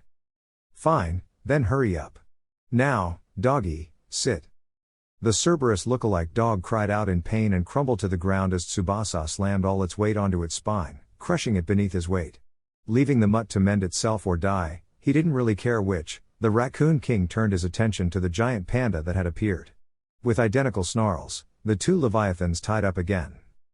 The summons Pain scowled and prepared to summon more animals when a fist impacted with his face. The ponytailed man flew to the right, toward a giant pipe, when a gloved fist slammed into his skull and he was sent flying at high speeds to the ground. Tsunade and Sakura both channeled chakra to their feet and rushed after him. Letting even one Pain have a moment to recuperate was a huge mistake. 30. Jiraiya barked directions to all the assembled ninja, sending them toward the Pains as he strode forward, his eyes locked onto the body of Yahiko. He struggled to keep his breathing under control, his rage and excitement battling each other for supremacy. Pain simply looked on as his other bodies were entangled in individual fights. You won't win here. Your strategy has been tried before and it has always failed. The white-maned toad Sanin stopped walking and chuckled. You're still the same scared little child that I remember. You might be revered as a god by your followers, but you're really a coward, Nagato. Rinnegan eyes narrowed, the first true sign that Pain was annoyed by anything. Jiraiya smirked and cut a glance to his arm. I don't know what this body's ability is. That puts me at a disadvantage, but I know something about you that you'll deny to your dying day. And that is? Jiraiya's smirk widened into a broad grin, made even more sinister due to his new looks. You're a coward, Nagato. A true coward. You're not even really here. The auburn eyebrows of the Yahiko body flew upward and Fukasaku squirmed a bit. Jiraiya-chan, you're wasting time. I know. But he needs to know that once we're done with these puppets that we're coming for him. He won't be able to hide behind corpses anymore. Pain didn't even bother to move as Jiraiya suddenly sprang forward, his fist drawn back. We shall see, sensei. 30. Temari watched carefully as Zetsu rose from the ground once more, her bloodied thumb swiping across the parchment of the fan quickly, and with a cry and mighty swing, Kamatari hurtled toward the two-faced man at breakneck speeds, his scythes at the ready. The weasel chirped as he flew, sending scythe after scythe at Zetsu's head. With a speed they hadn't thought he possessed, the man from Kusa disappeared into the ground again, and Kamatari came to a rest on the rubble of all the mortar and metal girders that he had destroyed. Clucking his tongue in annoyance, the vest-wearing summon scampered across the moist ground to stand by his mistress. I missed. Temari shook her head and clasped her fan closed again. It's nothing. Sanzoku can't catch him either. Kamatari looked up at his much larger furry cohort and snorted. Well, he has been getting fat, just lying around all the time. Sanzoku growled and shook the moisture from his coat. I'll deal with you and your snide comments later, cousin. Right now, I need your help in finding him. Don't aim for his head next time. Send your blades to his knees, make him leave the earth. If he's not touching a solid surface, he's exposed. Temari spread her fan once more and Kamatari hopped onto the parchment with a squeak, his giant scythe tucked behind his back. His beady eyes narrowed as they waited for Zetsu to poke up again and he prepared to summon more of his deadly sickles. The blonde woman grimaced and spoke in a quiet voice. Kankuru, hand your puppets into us and then cloak us with the genjutsu. Keep everything as true to form as possible. Draw him out to the center of that clear spot. Kankuru nodded his head and did as he was told, his puppets rushing to the middle and looking around as he hid the original bodies with a clever illusion. The four watched as the puppets began to bicker with one another, twirling to watch all sides. Zetsu leered at the puppets from a high vantage point across the clearing, deciding how to deal with them best. He was getting bored at this point, and hungry. 30. Kakashi, Lee, and Guy had taken the mechanical pain as far away as they could, trying to keep its vision obscured from the others. It didn't matter if the other pain shared a field of vision with each other if they couldn't watch each other's backs to make it effective. Guy and Lee were giving a ball, dodging the attacks of the multi-faced man while Kakashi stood back, waiting for an opportune chance to strike. As he stood there, he noticed that the area they were fighting in had already been ravaged by someone, as there were several bodies strewn about, and several telltale signs that Naruto had been there. Case in point, the various vines and flora that were not native to Ame. His trained eye then noticed that, while the rest of the area was mortar, concrete, and steel, there was a large structure that seemed out of place. Edging over towards the object of his curiosity, he knocked on it and found it to be an expanse of trees, incredibly large trees, that were bound together and formed some sort of fort. Leaving the mystery of the trees for the moment, he turned his attention back to the melee below and watched carefully with his Sharingan for an opening, but in the back of his mind, he was worried. If Naruto had been here recently, then where was he now? And who was he fighting? 30. High above the city, in the uppermost room of the tower that Itachi and Madara were battling in, a blue-haired woman pressed against the glass of a window, looking out over the fighting that was taking place. A heavy sigh escaped her lips as she turned away, her fingers trailing down the pane, making a slight squeak. Konan opened her eyes and looked across the room to the other occupant, who sat in a curved, eggshell-shaped chair. My bunshine will not last long against the Raikage and his followers. Soon, they'll seek out the others and begin to help them. I know. Her normally stoic visage flashed with anger for but a moment, before returning to passiveness. I don't know what is going on with your bodies, but I know that you have never faced a force like this before. Hanzo was getting on in years when you defeated him, however powerful he may have been. I know. Konan knelt down on her knees before the figure and gazed into its eyes. Gray, ringed eyes stared back at her from between a mass of black hair, the traces of madness behind them easily visible. Her pierced lip trembled and she reached out a hand for the man's pale cheek. I'm scared, Nagato. What if we've been traveling the wrong path all along? What if Jiraiya-sensei was right last time? You've been calling yourself a god for so long. The gods will not look kindly on that if you die and have to face them. Rinnegan eyes twitched back and forth, but he didn't register otherwise that he'd heard her. Konan stood up and went back to the window, looking out over the sprawl once more. A scratchy voice floated to her ears and she closed her eyes. I am pain. I am God. Just as the old stories tell of life on earth being extinguished because of man's wickedness, so shall my wrath be felt. I will cleanse this world and begin a new one, under a new God. Konan didn't answer. She'd heard it all before. That didn't make the sinking feeling in her stomach go away though. Chapter 27. Boom. Boom. Boom. Boom. Kakashi looked over his shoulder at the giant trees behind him, unnerved with the incessant pounding coming from within. He could only imagine what was in there that could make that kind of unholy racket and hope that it didn't have anything to do with Naruto. He'd only just recently gotten back in his former student's good graces, he didn't need him dying on him just yet. A hand rocketed past his face, barely missing him, and struck the bark hard, sending a shower of splinters in the copy ninja's direction. He leapt to the side and ran for better cover to wait for his chance to strike. Guy and Lee engaged the pain body again, distracting it from sending more missiles his way. Curious as to what the construct's true purpose was, Kakashi crept back over and looked at where the pain had struck at him.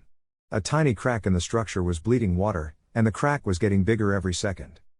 Well, he'd have to figure it out later. The cat part of his nickname was killing him at the moment though. And you know what they say about cats and curiosity. 30. Hold still, you little bastard. Naruto ground his teeth in frustration as he ran sideways on the trees he had created, a water shark striking the wall just behind him every few feet. Kisame was showing just why he was a prominent Suten user, effortlessly creating the sharks despite his weakened condition. Kisame had not come out of the water for several minutes as he tried to skewer Naruto with water spikes, tear his flesh with water sharks, or rend his flesh with a quick swipe from Seimata when the blonde ventured too far out into the water. The blonde couldn't even catch a moment to concentrate so he could try his plan, and Kisame knew that. His head was only above water long enough to taunt his opponent before diving under again. Naruto was noticing something that he hoped Kisame wasn't though. As he ran around the cylinder, he noticed that the water level was dropping at a slow, but steady pace. This could only mean that something had punctured the outside wall at some point, meaning there was fighting going on near them. Imprisoning both him and his opponent suddenly wasn't such a hot idea, as he couldn't see or help his comrades outside. His hands flew together in the seal for Cage Bunshine and 4 of them puffed into existence, already running along with their creator. He needed to get Kisame out of the water and fast. The 4 peeled off and sprinted across the water, stopping at even intervals near the edge. Kisame poked his head out of the water just high enough for his nose to break the surface and breathed. The gills on the side of his head provided him with a bit of oxygen beneath the surface, but he was still human and had to come up for air. He'd noticed the 4 clones as they ran across the water's surface. How could he not? The ripples they sent throughout the liquid reverberated through him. He didn't need to know what his idiot of a foe was planning, he just knew he had to stop it. The Rasengan they were forming weren't helping his disposition any and he took off toward one, sending water sharks for the other 3. The sharks hit their mark and he shredded the surprised clone with Seimata, letting his sword eat up the chakra hungrily, before whipping around to seek out Naruto. The Jinchuriki was standing parallel to the water, his eyes shut in concentration, his hands wrapped tightly around the gnarled staff. Kisame didn't need to know what he was concentrating on to know it was bad news for him and propelled through the water like a torpedo. Naruto's eyes snapped open when Kisame's shoulder slammed into his gut and he was rocketed up the side of his ring of trees, before being driven into them with bone-jarring force. Kisame snarled, slammed Seimata into the wood hard enough that it would stick, and grabbed the blonde's head, pushing his nose just millimeters from the spiny barbs of the Zanbatsu. Kisame's gravely voice seemed to echo as he breathed hard, the exertion beginning to take its toll as the poison wound its way through his veins. No more games, boy. I'm sick of this. You've caused me a lot of pain and that is unacceptable. Now, I'm going to cause you some. First, I'm going to use Seimata on your face like a cheese grater. Then, I'm going to cut each limb from your body one by one. I want you to feel what it's like to be pierced by little spikes. Too bad Seimata isn't poisonous. Are you quite through? Kisame's head jerked back slightly in surprise before he grinned fairly. Still trying to act like a big shot, huh? You ain't got shit now, kid. Wanna know what I'm going to do with that oversized back scratcher of yours? I'm going to use it to rearrange your bitch's face. The blue eyes of Naruto seemed to become like ice as he turned his face as far to the side as he could to glare at his captor. Don't talk about her like that. I'll make this hurt more than it has to before you die. A cackle echoed through the wooden prison and Kisame's teeth shone with maliciousness. Scratch that. I'm just going to rip your throat out. I hate the sound of your voice. Kisame opened his mouth as wide as he could and leaned down to complete his threat, when something tugged at his throat. He coughed a bit and grabbed at whatever was assailing him, his eyes flying open when he touched something plant-like. Another sharp tug and he was pulled away from the blonde, who planted his feet and stood up. More and more aquatic weeds wrapped around Kisame until only his eyes and nose were visible. Naruto took a deep breath and closed his eyes. You know, you really are something, Kisame. You fought off a poison with no antidote, fought me at less than full strength, and proceeded to make a lake and fire off several high-powered jutsu. But his eyes locked onto the giant blue man's and Kisame's beady eyes glared back. I wonder, Kisame, how long can you hold your breath? Small white eyes flashed open and Kisame began to struggle against his bonds. Naruto motioned downwards with his hand and the weeds began to sink, pulling Kisame along with them. He glared at the blonde as he sank, his whole body shaking with unbridled anger. If he could just call Seimata to his hand, but he was so weak. He'd been running on fumes for at least the past 3 minutes. A Kirigakure ninja's greatest fear was drowning in their own element. Being masters of water, it was both dreaded and shameful to be taken under and drown. That was the reality that Kisame was now facing. Naruto watched as Kisame sank below the surface, leaving hardly a ripple as the weeds held him firm as they took him down. He felt nothing from this like he had with Sasuke's death. He had fought Kisame and he had won. Kisame had to die, otherwise he'd just heal up and come after him again. He looked down into the crystal clear water and could make out the eyes of the shark man as they radiated hate, defiant to the last. Kisame held his breath for nearly 3 minutes before trying to filter in oxygen through his gills. To his dismay, only a small amount of the much-needed air siphoned into his lungs. Horror sat in when he realized that the mass of weeds was sucking out all of his precious oxygen out of the water to speed its growth. His mouth opened involuntarily as his lungs cried for air, and he sucked in some water. His chest began to feel heavy and he turned his gaze upward. The clear brilliancy of the water allowed him to see the man who had defeated him, no, the man who had killed him. His brain began to feel foggy and he struggled to maintain that glare, that last defiant glare. He would not die like this. He wouldn't die by drowning. He was Hoshigaki Kisame, member of the Seven Swordsmen, member of the feared Akatsuki, wielder of Seimata and the most feared Suten user in the world. He wouldn't die like this. Kisame never felt the subtle constriction that the hydrilla was putting on him, forcing all the air out of his body and letting the water fill up his lungs. He never knew when he had begun to drown, so focused was he on his hate of Uzumaki Naruto. His vision just kept fading until it all went black. Naruto looked down into the lifeless eyes of one of the most feared men in the world for a moment longer and turned away, walking up the edge of the wall and crouched on the ledge. He'd leave this construct up for now, just in case. Hunkered down on the ledge, he looked out over the area. There were several disturbances all around, but only one fight he could see. 2 green blurs rushed around one of the bodies of Pain, trying in vain to smash it to smithereens. The blonde smirked and watched for an opening. He had an idea of how to get rid of that particular Pain. 30. Zetsu emerged from the ground right behind Sanzoku and licked his lips. He'd never eaten a red panda before, but he'd heard it was very gamey meat. With an omnivorous diet, it was sure to have a distinctive flavor. He'd heard what his foes had said about the genjutsu, and had already released himself from it as soon as he'd felt it tug at his psyche. Of course, dual personalities helped the process a bit. A vicious smile raked across his white and black face and he suppressed the urge to lick his lips. The oversized rat had to die first. It was more dangerous than the other 3 combined. It was able to smell him, and if those claws or those teeth got a hold of him, it would be his body torn to shreds. With great care, the cannibalistic shinobi's jaw-like protrusions opened wide and he lunged forward, only to hit air. Yellow eyes widened in anger and surprise as the sound of whistling blades reached his ears. The former Kuzen ninja whirled about and found Kamatari hurtling through the air, several scythes following behind him, his own held firmly in his paws. The weasel was so close to the ground that his fur was getting dirty, and Zetsu realized that he would not be quick enough to retreat into the ground as close as the summon was. Running to the side was also not available as the wind jutsu from Temari and the amount of steel headed in his direction forced him to go in one direction. Up. Zetsu knew it was a trap, he knew what they were up to. Kamatari passed beneath him, the whistling of his steel scythes fading as the distance, and the two-tone man's face twisted into ugliness as the weasel smirked. Out of the corner of his eyes, he saw that infuriating salamander puppet clinging to the wall suddenly leaped toward him, its tail ready to stab and its mouth open, needles at the ready. A volley of needles flew toward him and Zetsu kawarimi'd with a piece of pipe, the ring of metal on metal resounding through the area. He hadn't had to use jutsu in so long that he was somewhat rusty and had nearly been skewered. No doubt those needles were coated in a poison quite like the one that Kisame had been stricken with. The psychotic ninja crouched behind a mass of concrete and looked out over the area for Temari.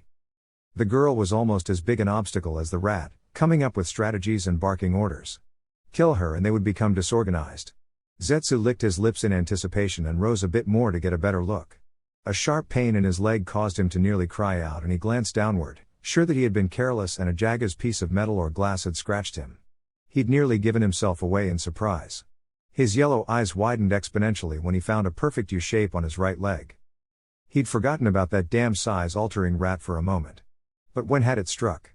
He hadn't seen it near him, hadn't heard it, and hadn't sensed it. A sharp pain in the back of his head erupted as he rocketed back to the middle of their battle zone, flopping unceremoniously to the ground. He was immediately surrounded by all 4 of his enemies and the puppets. Zetsu stood to his full height, his skull still racked with pain, and sneered at all of them. "We are through playing with you. We shall strip the flesh from your bones. But we'll make sure you're alive to watch as we do." Sanzoku's teeth were on full display as he snarled. "Not if I strip yours first." 30. The air in Jiraiya's lungs rushed out as he hit the wall and Ma and Pa cried out in surprise. Despite being fused to his shoulders, it was still a jarring blow, and not a very pleasant one. The bored look on God Realm's face wasn't helping the three's disposition at all as it stood with its arms at its sides. Would a coward stand and face you as such, sensei? Would a coward fight you as such? Jiraiya sucked in a huge lung of air and used his good arm to push himself back to his feet. With Senjutsu chakra running through him, the blow hadn't actually hurt, it had just stunned him. A smirk crossed underneath his bulbous nose, the jagged teeth making him look even more fearsome an opponent. Nagato, you're a coward because you won't face me as a student to his teacher. Yahiko is dead. This is a perversion of time and life that I can't believe you would do. You were such a kind boy. Ma and Pa hunkered down when they felt Jiraiya tense up, and set their jaws when he rushed forward again, his fist cocked back for a mighty blow. The body of Yahiko frowned and blasted its former sensei back again with a Shinra Tensei. Jiraiya slammed into the wall again and was immediately back to his feet, his eyes shadowed by his hair. I think that's enough research, don't you, elders? Ma nodded her head and her round eyes blinked. Yep. More than enough. We know his weakness now. Shh, Ma. You'll give it away. God Realm tilted its head to the side, curious as to what they meant. He had been careful in all his fights thus far, especially with his primary body, not to give away any secrets. Jiraiya rushed forward again and Pain's eyebrow twitched in annoyance as the man slammed into the invisible barrier again. The barrier dropped as the large, white-maned man rocketed backwards and the count began till the next time he could use the jutsu. Without warning, Pain exploded into the back of his skull and he found himself flying forward, straight into one of the large metal pipes. Jiraiya landed deftly in a crouch, a smug look on his face, as Pain righted himself once more, a look of shock on his normally bored face. 5 seconds, Nagato. That's your secret for this body. Without your shared vision, you can't predict anything behind you. You're vulnerable. Pain stood to his full height and frowned. His cloak was muddied now and he'd been touched. That had never happened before. I see. I guess I'll have to increase my odds once again then, sensei. 30. Tsubasa, the Hachibi, Sakura, and Tsunade stared down at the broken remains of the summons and the summon realm Pain. It had been a difficult battle. The Cerberus had kept splitting into smaller dogs and reforming. The panda was impervious to pain. The rhino was thick-skinned. The centipede was just creepy. The Hachibi's breathing was labored as it stood beside Tsubasa and it turned its head slowly. I'm through. I can't sustain this any longer. If the two of you can hasten Kira's healing, he will help in the coming battles. I risk destroying my host's body if I stay any longer. Tsubasa nodded and bowed his head. Thank you for your help. It was most appreciated. Please. I haven't had a chance to cut loose like that in ages. I enjoyed myself immensely. The Hachibi began to shrink in size until it left a battered and smoking Hachi Kira. Sakura began to heal him immediately, being careful to only hasten his own natural abilities as Tsunade stood watch. Her senses, enhanced by chakra, adrenaline, and battle, caught the whistle of the air as it was displaced. She spun on her heel and threw her right fist forward, her eyes widening when it collided with Hell Realm, sending the body flying off to her left. The body collapsed against a building, sending a shower of rubble down upon it, and sat unmoving. Tsunade kept her gaze trained on it, knowing that that couldn't have possibly been enough, when the sand around them began to shift and Gaara stepped into the clearing. I hate the moisture of this place. It makes fighting such a bother. Sakura looked up from her work on Kira, relief on her face. Tsunade, however, was not as receptive. Damn it, Gaara. We're supposed to keep them separated. The red-headed Kazekage looked down at the prone body of the summons Pain and shrugged. Yours is dead. What is the danger? Tsunade's eyes narrowed as she hissed at the younger Kage, listening as the rubble began to shift around. We don't know what these bodies do. They're dead in the first place. Two together could be trouble. Gaara simply stared at the Hell Realm as it stood once more, his eyes narrowing. I swear, it keeps getting back up. It's like there's something special about it, but I haven't figured out what it is yet. Hell Realm stared out across the expanse between it and its opponents, its eyes finally settling on the prone body of Summon's realm. So, you actually defeated that realm. Very good. No one ever has before, except for Sensei. It was all futile, however. Tsunade's eyes widened when a huge head appeared behind Hell Realm and she screamed at Sakura. Sakura! Get out of there! The pink-haired girl's head whipped around just in time to see the huge Enma head and the tendril coming from it. Scooping Kira's body up, she leapt away, just as it grabbed for her. Gaara growled and sent his sand toward Hell Realm, only to have Tsunade stop him. We need to see what it's capable of. We need to know what that head does. Gaara's perpetual frown deepened as his sand swirled around menacingly. I don't want to know what it does. It tried to grab Sakura-san, so it can't be good. Let's just destroy it. The two watched the tendril as it crawled across the body of Summon's pain and brought it back into the mouth of the Enma head. The head chewed for a bit before spitting out Summon's realm, good as new. Tsunade gawked at the sight and Gaara's teeth ground together. See? I told you waiting was a bad idea. Hell Realm didn't seem to notice their discomfort as it looked over Summon's realm. That was impressive. I won't allow you to destroy my summons again though. The three active shinobi grimaced and prepared themselves for what was sure to be the worst fight of their lives. Pain seemed to have limitless energy, something that they did not possess. The two Pains readied themselves, sure of victory now that their shared vision would help them. No one in the area thought to look up. 30. Madara's teeth threatened to ground down to the gum in fury. Itachi stood before him, enshrouded in the protective armor of Susanoo, the giant form looming menacingly with its shield and mystical sword. This was one form he could never match. His eternal Mangekyo allowed him to forever be youthful, full of vitality, and gave him free use of his Sharingan. It gave him many things, control over Amaterasu, Tsukiyomi, but Susanoo had always been beyond his reach. Itachi stood in the middle of the spectral figure, gazing out over the expanse at his ancestor. He hated this man with all his heart. Madara was the focal point, the sole reason for the decline of the Uchiha clan. Everything that had ever happened could be traced back to his betrayal of family and country. Only one thought crossed the younger Uchiha's mind. Unforgivable. The ghostly warrior that was Susanoo raised its sword above its head and sent it crashing down toward Madara. The elder shinobi rushed away as the weapon crashed down, only to pass through the ground, leaving no trace of damage. The sword rose again and settled on the long-nosed being's shoulder. Madara regained his bearings, his mind racing for some grasp of what he had seen. That the sword was merely an illusion was not feasible. If it was incorporeal, then it had another purpose besides physical damage. Itachi was never one to flaunt his abilities and therefore, he knew nothing beyond the few battles the boy had had since he had taken him under his wing. This thing that had taken form around him was something he was totally unprepared for. Another swing of the sword, another dodge, and Madara unloaded a huge fire jutsu at the being. The ghostly shield came up before Itachi and the elder statesman of Akatsuki watched in awe as the fire impacted with the shield, stopping it completely. Itachi stared out at him from within, his Sharingan-clad eyes unblinking and filled with hate. The flames died down and the shimmering form of Susanoo grinned, ready for the next assault. Madara was livid. Nothing he could do would work apparently. Well, it was not the first time he'd had a setback. Being eternal was as much a boon as it was a curse. He could afford to retreat and plan again. Akatsuki was one of his better ideas, but it was not his only one. The eternal man readied himself for a leap out of the hole behind Itachi. You won't make it. Madara froze in his tracks, his knees already locked for the jump, and spared a glance at Itachi. And why is that? I've come too far to allow an upstart like you to stop me. Itachi merely blinked, his lips hardly moving as he spoke. You won't make it because I already have you. You're within the barrier of Susanoo. Nothing gets in, nothing gets out. Madara slowly stood to his full height and snorted.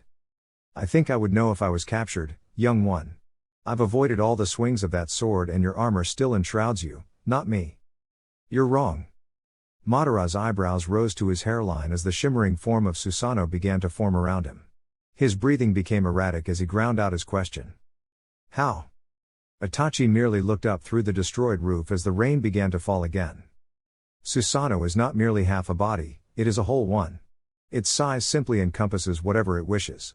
The breastplate of the armor is the strongest point, so it simply enshrouds its user in its chest. The rest is below ground. Incorporealism is one of the features that best identify it. Now, you're trapped in here with me. There is no escape. Madara's brain raced furiously in a bid to find a way out. Susanoo, however, was an impenetrable barrier. Not even Pain's Shinra Tensei could match it. Seeing physicality was not an available option anymore, he decided to try diplomacy. What now then, Itachi? We're both trapped until you release the jutsu. What do you hope to accomplish? For the first time in years, Uchiha Itachi smiled. Such a sight was enough to make even the normally unflappable Madara quiver. I plan to end the legacy of the Uchiha clan. Today, our clan dies with us. Madara could only wonder what the boy meant.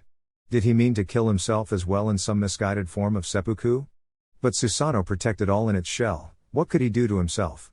The spectral form of Susanoo raised its arm above its head and flipped the sword to a reverse grip, the blade now held to stab downward.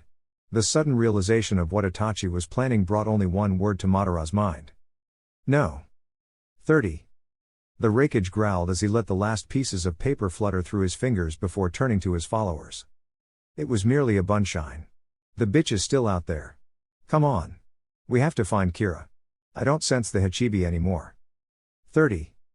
Hell Realm and Summons Realm prepared themselves for battle, Hell Realm taking a step back and Summons Realm taking a step forward, ready to summon more creatures.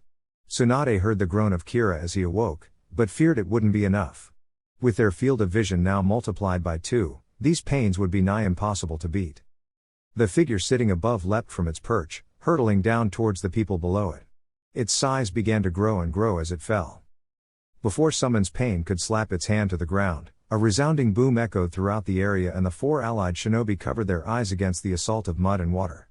Gaara was the first to lower his arms and relief flowed through him. Sitting on top of both of the pains was Tsubasa, his teeth bared menacingly. The 4 ninja watched as the Raccoon King reached down with his dexterous fingers and picked up the prone body of Hell Realm, lifting it to where he could see it. It seems that this pain is very important. Well, it's been a while since I've had a snack. Sakura and Tsunade looked away from the scene as Tsubasa bit into the body of Hell Realm, severing the shoulders and head away from the rest. Whatever chance it had of reforming itself was gone. As the women turned green, Kira and Gaara watched as Tsubasa swirled the meat around in his mouth before grimacing and spitting it onto the ground. Blee. It tastes awful, like rotten meat. The 2 men laughed at the king's misfortune as it ran its hands over its tongue, trying to get the awful taste out of its mouth. Humor could be found, even in the midst of battle. 30. Kakashi still had not found his opening with Asura Realm and it was beginning to frustrate him. A trained assassin he may be, but he'd never met an opponent as frustrating as this one. Guy and Lee were having trouble as well. Despite their speed, they couldn't land a truly damaging blow on the mechanical man.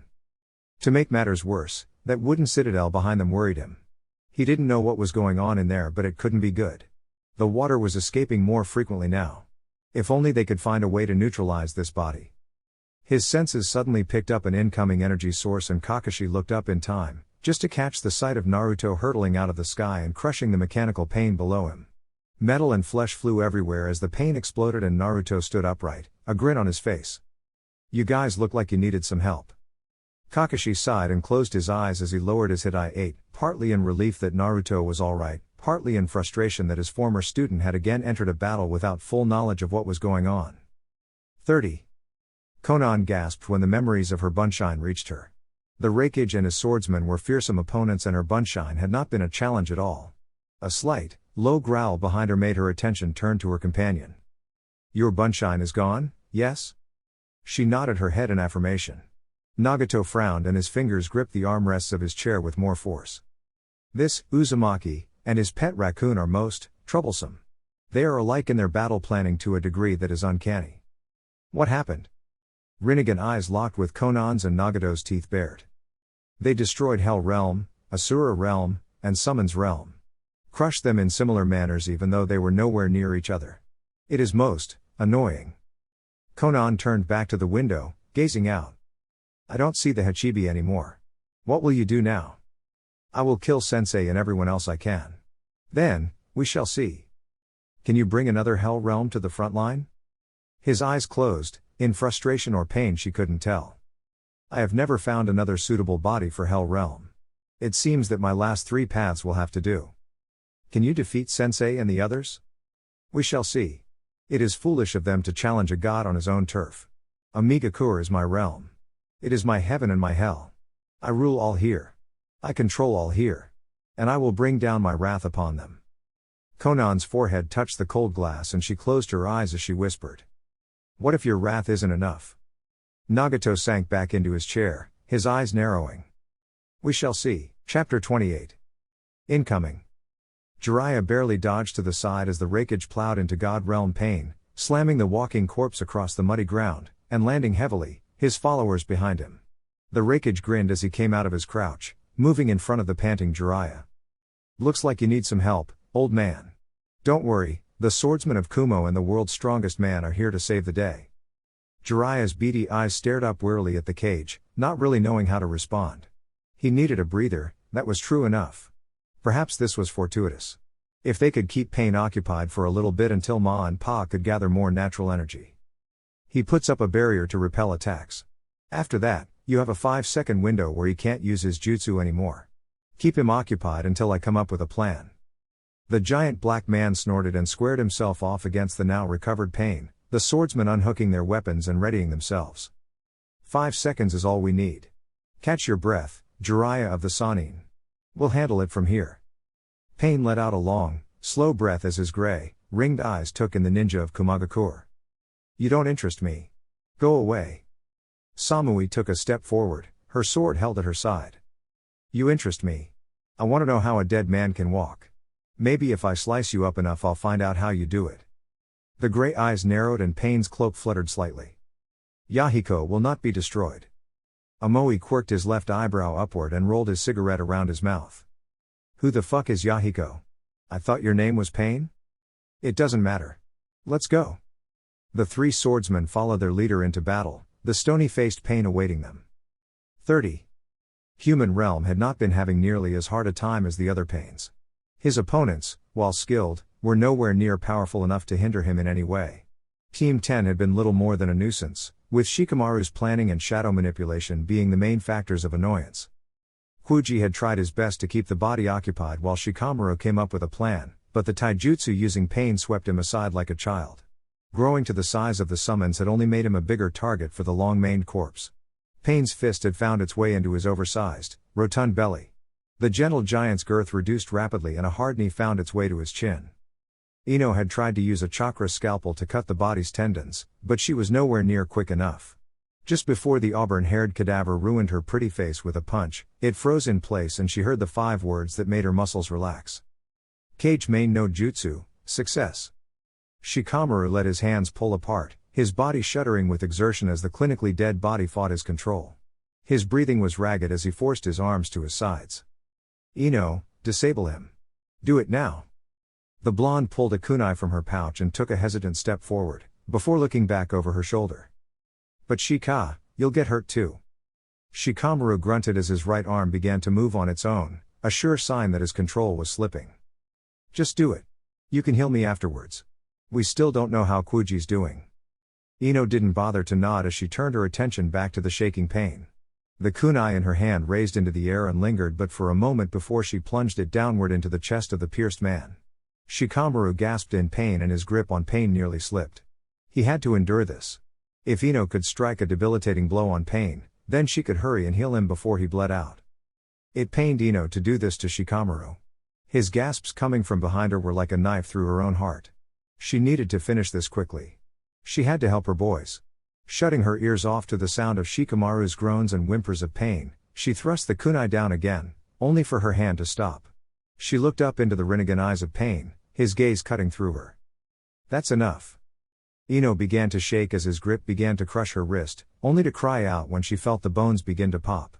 Pain cast her aside haphazardly and glared at Shikamaru, who held a hand to his chest, his breathing labored.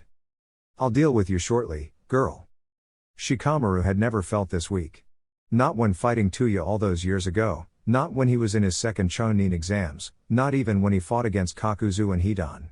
His team was decimated once again and now this abomination was going to kill him, kill them all. And thanks to his own willingness to sacrifice himself like a shogi piece, he was unable to protect himself. Pain's unblinking eyes rolled down to the kneeling Nara, taking him in. I've heard that the Nara clan prides themselves on being incredibly smart. You all play shogi. You know about the sacrifice of pawns to save the king. That's what made your little play here so strange. You're obviously the king. Why did you try to sacrifice yourself? Shikamaru merely rolled an eye upward and grunted. Troublesome. Yes, you are. Pain's hand shot forward to grasp the Nara's forehead and the young man closed his eyes, accepting his fate. Rinnegan eyes turned to the side, catching a flash of blonde, and Pain blasted Shikamaru with a roundhouse kick as he grabbed and attacking Ino by her head. Ino felt the fingers on her forehead and suddenly she could feel something probing deeper inside. A slight tug on something that was uniquely hers. Light flashed and she shivered. Her father had described the feeling of mind walking to her in detail. Whatever this was, it was similar and yet so very different. A chill ran up her spine as her eyes locked with those of the Rinnegan. Another tug and she fought back. Whatever he was reaching for deep inside her wasn't his to have. She used every bit of her will to push his presence out. And then she screamed.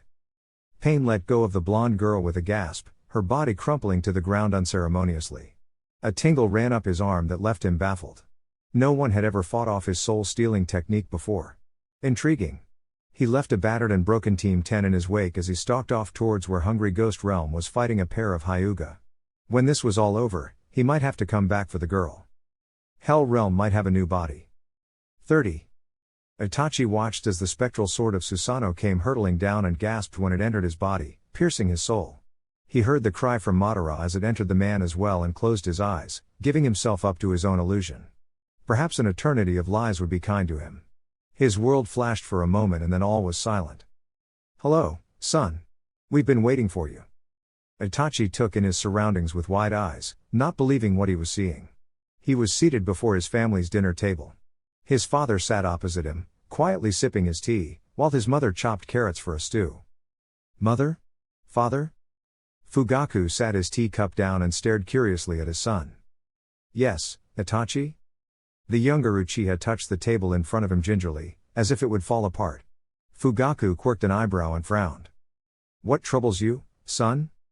Itachi looked up from the table, hope in his eyes. Is this real? Are you here? A clunk in front of him brought his attention to a bowl full of steaming stew. A soft hand settled on his shoulder and he gazed up, taking in his mother's smile. Of course we are, Itachi. Eat your stew before it gets cold. Itachi's head nodded absent-mindedly as his hand groped for the spoon. Gingerly he dipped the utensil into the stew and brought it to his mouth. A few quick blows and the spoon was brought to his mouth, where he slurped it, savoring the flavor.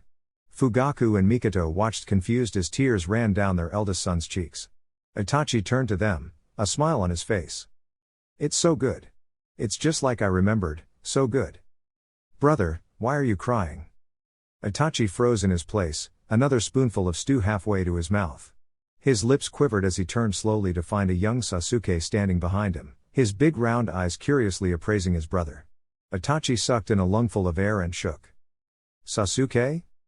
Itachi pushed himself off of his comfy pillow and crept forward on his hands and knees toward what he was sure was a ghost. His hand rose shakily and he poked a surprised Sasuke in the forehead. His breath caught in his throat when the child cried out in protest and he crushed the little boy against his chest. It's real. It's really real. You're all alive. We're together again. Mikoto smiled at her eldest son's antics and put her hand on Itachi's head. You're going to be late, Itachi. She's on her way over. You'd better go get ready. Itachi's head whipped around to face her. Who's coming? His mother's smile widened as she turned back to her cooking.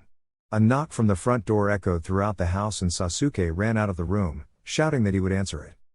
As if you didn't know. Ah, there she is. Itachi turned slowly to the doorway where he heard footsteps and his heart nearly stopped when he gazed up into his lover's face. Her gentle smile warmed his heart and he suddenly didn't care if this was real or not. He stood and crossed the room and, taking her in his arms, kissed her deeply. He wanted nothing more than the family and woman that he loved. This beautiful lie was better than the ugly truth. 30. Madara watched, furious, as Itachi gave into the genjutsu with a blissful smile, his arms open as if accepting something or someone. He would not be taken by this illusion. He would not succumb to this farce. Closing his eyes, so as to better concentrate on fighting off this intrusion on his mind, he focused on breathing, knowing that his own body was real.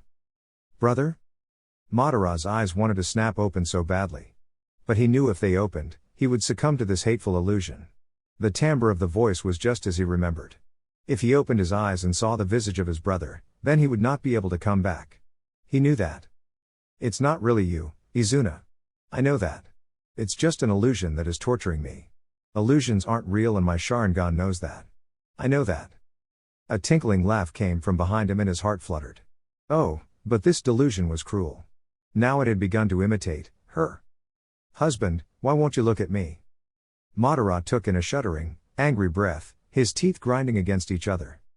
You're not her. My wife has been dead for decades. Of course it's me, husband. Here, I'll even prove it. Sharingan eyes snapped open when a pair of soft arms wrapped around him from behind and a familiar weight pressed into his back. The arms squeezed him in a way that he would never forget as an almost forgotten voice breathed into his ear. "We're here, husband. And we'll never go away. Ever again." Madara heard her words, but his eyes remained locked onto his brother's face. Izuna smiled at his brother and nodded his head. "Yes, brother, we're real. Now stop being foolish and hold your wife. She's missed you." Madara sucked in a lungful of air and spun around, his arms encircling his wife's waist as he crushed his lips to hers. This was his test if this was real. Her taste, the feel of her rose petal soft lips, her smell, it was all uniquely hers. This had to be real. Why, then, did it feel so wrong? Why did it feel like it wasn't there? His wife happily returned the kiss, melding her body against his as Izuna laughed joyously. "See, brother? It's as real can be. Our Sharingan can't be fooled by illusions." Madara nodded his head as he cradled his wife against him. Yes, he had been foolish. But he still felt like a fool. Izuna laughed some more as he clapped his brother on the shoulder. "Why, the only way to fool the Sharingan is with another Sharingan. And if you've been fooled, then there's no way to check it. You'd need to check it with another Sharingan." Madara nodded his head, happy with that explanation until something clicked. He was ecstatic to see his family again, but something nagged at his mind. His family wasn't under a genjutsu. Their own Sharingan would have caught it. Perhaps it was only him? There were no other Sharingan in existence and he wouldn't take his family's eyes. No, there was another, an eye that possessed an ability unknown even to him. Hatake Kakashi.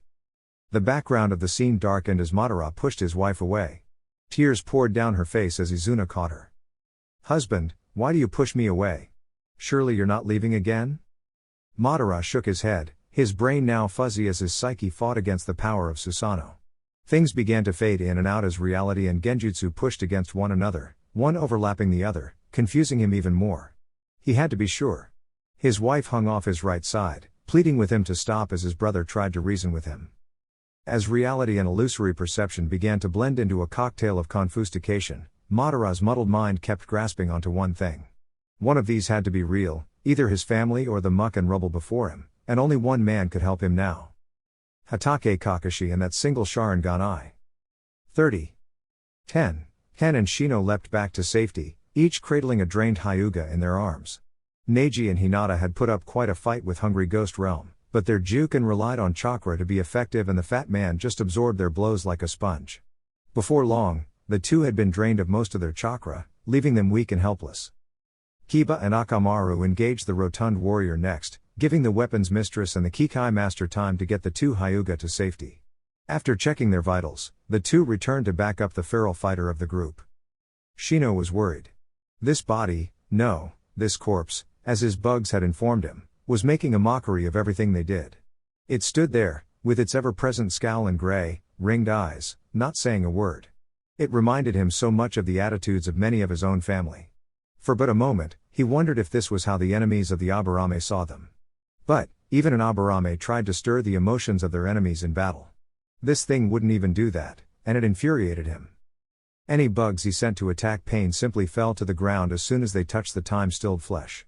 And Hinata and Neji had proven that hand-to-hand combat was not the answer.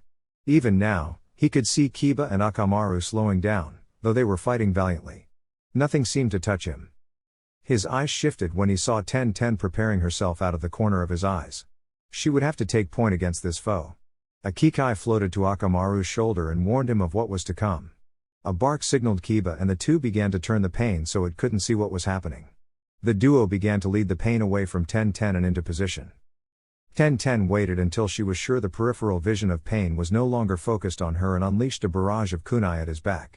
The Konoha ninja all watched in shock as he evaded every weapon thrown without ever looking. In the shadows, Human Realm sat crouched, waiting for opportunity to knock. Hungry Ghost Realm had decimated this team. Of course, not many could stand against the chakra-absorbing ghoul. He could see the Aburame watching with hard eyes as the girl continued to chuck every last weapon she had at the fat body, only for everyone to miss. He let his chakra disruptor rods fly just as the Kikai master came to his realization. There's another one. His warning was not fast enough, however, as a rod found its way into his back and the sides of Akamaru and Kiba. shocking them into submission as their chakra began to move about of its own volition. Ten spun when she heard the shout and batted the rod aside, only to see Shino get taken out by a rod as well. The Aburame fell like a sack of bricks and his bugs swarmed out around him, agitated by the disruption of their host's chakra. Human Realm stepped out of the shadows and strode purposefully towards Ten, who moved to the side and stood before Hinata and Neji, her sword at the ready. The pony-tailed body cocked its head to the side, as if perplexed. "Why do you stand there as if you can harm me?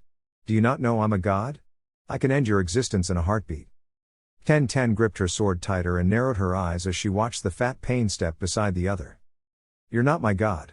And you never will be." She barely got her sword up to block the rod that Human Realm thrust at her, only to gasp as Hungry Ghost Realm slid one into her side. She stumbled backwards and fell on the ground, helpless as she watched the two stalk toward Neji and Hinata and slam more of the rods into their bodies. Hot tears ran down her face as she watched the blood seep from the wounds. She was confused though, as to why he didn't kill any of them. Pain saw the look of confusion on her face and stared down at her before nailing her hands to the stone behind her with another rod. "I'm leaving you alive as a bargaining chip. I haven't killed anyone yet of your generation. I need you alive for the time being so that the Kyuubi Jinchuriki will know that I am God. I hold your lives in my hands. With but a whim, I can kill you all at once. Such is the power and wrath of God." Ten could only look on at the destruction the man had caused, her entire team, all her friends, powerless. 30. Zetsu melted out of the ground away from the battleground he'd just escaped. He was a high-rank ninja, but even he knew when it was time to retreat. The Suna ninja were bad enough, but the two summons made moving about incredibly difficult. It was almost like they knew where he would pop up. His body was littered with cuts from all of the various jutsu used and he wasn't sure, but he thought he'd been nicked by one of the boy's poisonous needles. His body was resilient, but nowhere near the level that Kisame's was. Vaguely, he wondered if his comrade was still bedridden or had decided to join the festivities. He couldn't remember being this tired after a fight in a long time. Not that he'd had many fights in recent years. Perhaps that was why his senses were dulled slightly. Perhaps that's why those children had gotten so many hits in on him. Well, he'd show them. If Pain left any of them alive, he was going to personally kill them himself. He'd rip their limbs off one by one and eat them while they watched, saving the juicy intestines for last. Perhaps the years of inactivity as a shinobi had dulled his senses somewhat. But he was still the best infiltrator and spy around. That's why it was so astounding to him when his trained ears didn't hear the familiar whistling nor his trained senses feel it when his left arm suddenly fell from its socket. He looked down in surprise as his blood flowed freely from where his arm had been. He was surprised that the pain had not registered yet. That's when he felt the breath down his neck and froze. "I told you that I'd rend your flesh from your bones. Nothing in this world can save you once I have your scent. I'll follow you anywhere you go, and as injured as you are, you can't go far." Sanzoku's teeth shone as he grinned and began to grow larger and larger. Zetsu's yellow eyes widened in shock. Nothing he had ever seen had prepared him for a summons like the raccoon. "Scream for me, bitch." 30. Off in the distance, Temari and Kankuro heard the screams and yowls of both Zetsu and Sanzoku. The siblings shared a look and then took off for where they sensed the most chakra, leaving behind the horrid squeals of a dying cannibal and the broken remains of Kankuru's blank ant. 30. Jiraiya watched intently as the Kumo shinobi once again rushed Pain in a wave and were again repelled. The Raikage rushed in for the 5-second interval only to find himself in a game of cat and mouse as God Realm backpedaled away until the round was up. Ma and Pa gathered the necessary energy for what was to follow and opened their eyes again. "We're ready when you are, Jiraiya-chan." "Good. Prepare yourselves. I don't know if this will work or not." "Don't tell me what to do, little boy." "Ma, not now." The three watched as Pain repelled and the two tiny toads immediately began to croak, singing their song. Pain heard the song and narrowed his eyes. He'd need to end this quickly. Jiraiya was too dangerous to allow the sage to live any longer. He carefully counted out the 5 seconds and just as the illusion was beginning to take hold, he cast his hand forward and pulled Jiraiya in. Jiraiya's eyes snapped open when he felt the tug on his body and the song stopped immediately as the trio flew toward Pain's outstretched hand. Jiraiya's eyes widened in realization of what was about to happen. He watched as Pain's hand stiffened so that his fingers were pointed forward. Jiraiya was about to be impaled through the stomach. Jiraiya hit the arm at high velocity, his innards rushing out his back as Pain's hand displaced them. Blood rushed from his mouth as the Kumo shinobi looked on in horror. Jiraiya's eyes glazed for a moment before the life shot back into them as he used his last strength to grip onto Pain's arm. Let's see you dodge while carrying all this weight, Nagato. I'll see you in hell. The two toads on his shoulder jumped free as his chakra faded, shouting out for him just as Tsunade entered the area with her group in tow. Her scream echoed across the expanse and Jiraiya smiled as he coughed up more blood, his voice coming out in a whisper. Hey, tears for me, Tsunade? And here, I didn't think you cared. Tsunade collapsed on her knees, unblinking as she stared at the sight of Jiraiya's now lifeless body hanging from Pain's arm. She couldn't believe it, another of her friends, her loved ones, gone, all because of some egomaniac with a god complex. Rage boiled within her and she rose to her feet, until someone clapped a hand on her shoulder. She looked up into the sad, blue eyes of Naruto. No, Ba-chan. No. Her rage immediately subsided and tears began to take over instead. The sadness and anger in Naruto's eyes seemed to wash over everyone present. Pain simply stood there, unimpressed as Human Realm and Hungry Ghost Realm landed beside God Realm and pulled Jiraiya off forcefully from the arm with a wet, sucking sound before casting the body to the middle of the open space. Jiraiya's body hit the ground hard and rolled a couple of times till it came to a stop, his face still smiling. Tsunade's tears redoubled and Sakura put an arm around her to support her as Naruto strode to his sensei's body. By now, every one of the invaders had gathered to help, but stood at the edge, not willing to interrupt. Silence roared in a megachore as Naruto kneeled beside Jiraiya. You didn't deserve to die like this, killed by a former pupil. He died by my will. That was enough. Naruto didn't bother to look up. Pain wasn't his concern at the moment. He picked up Jiraiya's body and brought it back to Tsunade, setting it down beside her. Just so you know, Jinchuriki, I am God here. I will bring peace to this land through my forced rule. There will be no war under my rule. It will be utopia. And those who stand in the way of my justice, my will, become dust. Naruto tried to ignore the obvious bait, but it was becoming harder.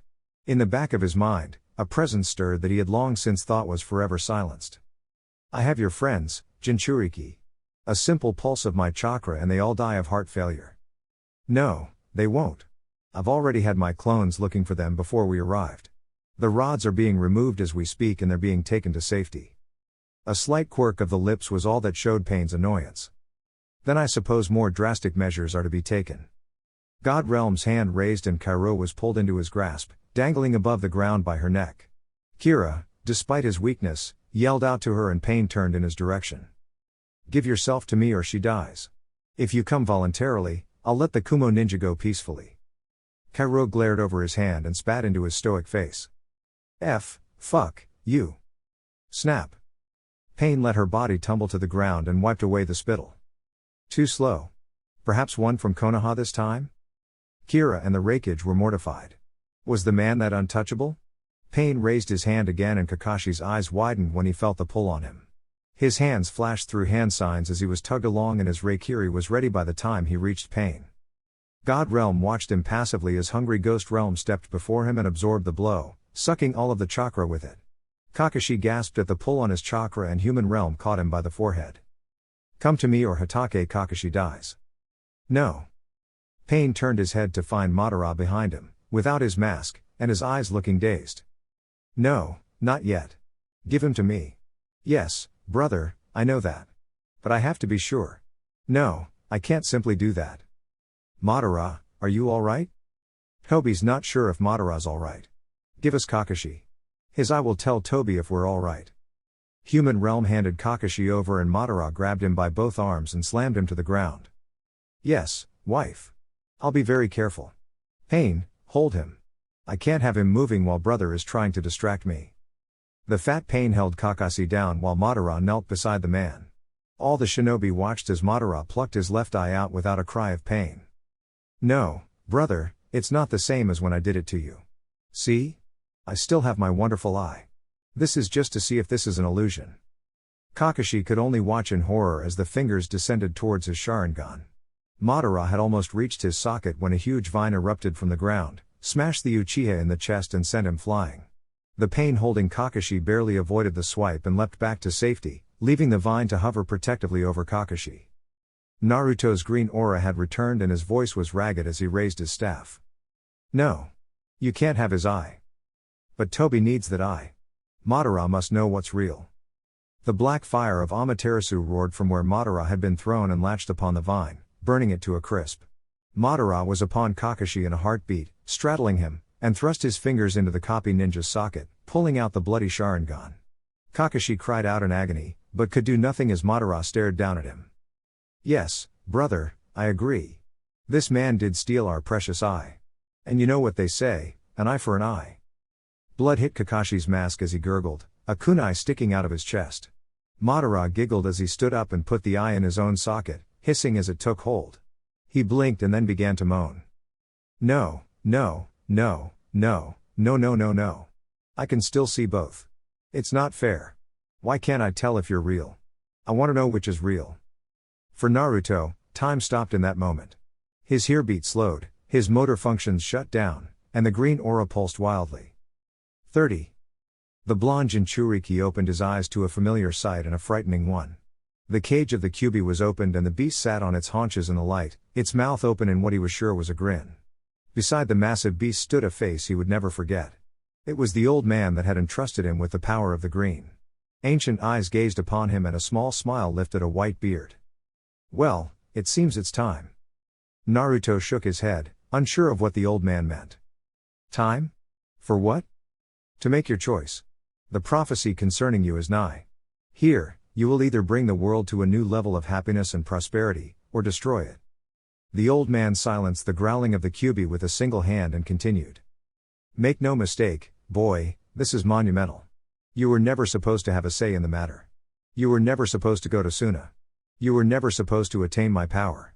You were never supposed to meet the raccoons. This situation should never have been, and because of that, you get a choice in what happens next. But why? Wizened eyebrows lifted and eyes turned into a happy U shape. Because, Uzumaki Naruto, you fought fate and destiny, and won. You made your own path, but you still have to choose. My power, or the Kyuubi no Yoku's. Choose my power, boy. I'll lay waste to your enemies, I'll slay them for you. I'll destroy everyone who has ever hurt you. All for you. You won't hurt anymore. There will be no more pain. Naruto listened to the honeyed words that poured off the beast's tongue and nodded before turning to the old man. What's your argument? A single eye opened and a dry chuckle rang throughout the room. You're going to die. What? You're going to die, one way or the other. You can either be a savior or you can be a demon. One or the other. But I can give you something that the Kyuubi can't before you go. What's that? I'll let you say goodbye to Temari before you die. Naruto turned from the Kyuubi, eliciting a snarl, and was about to comply when the old man raised his hand. Make no mistake, Uzumaki. This is a mere courtesy. You will not have long. And there is a price for accepting my power. You will become the embodiment of the green, just as you would become the embodiment of the Kyuubi. I will finally pass on, just as you will one day pass on that power to another worthy person. But it will be millennia before your mantle can be passed. Do you accept? Naruto thought for a moment before nodding. Yes. So long as I can say goodbye. A long slow sigh escaped the old man's lips and he turned to the beast. Back to your cage, fox. Our time in this plane is ended. The Kyuubi ranted and snarled as the door slammed shut against it, throwing it back into the depths of the cage. Naruto watched as he began to fade out, a green aura encompassing him again. I'll let you see here right before you pass on. No sooner, no later. Good fortune, Uzumaki Naruto. And goodbye. 30. The ninja all watched as Naruto began to glow with an unearthly power. His voice rang of a deep timbre as the green tendrils began to slide off of him. Leave this place. Go to safety. You have little time. Temari took a step forward and Naruto cringed. Don't do that. Just go. He turned to look at her over his shoulder and gave her a small, sad smile. Make sure everyone gets to safety. Get out of Amigakure. I'll see you soon, Temari. Tsubasa leaned down low enough that his head almost touched the ground. Naruto, are you? Yes. And I will complete my end of the bargain. All I ask is that you take everyone out of here. It will no longer be safe. Goodbye, Tsubasa. It was an honor to serve you.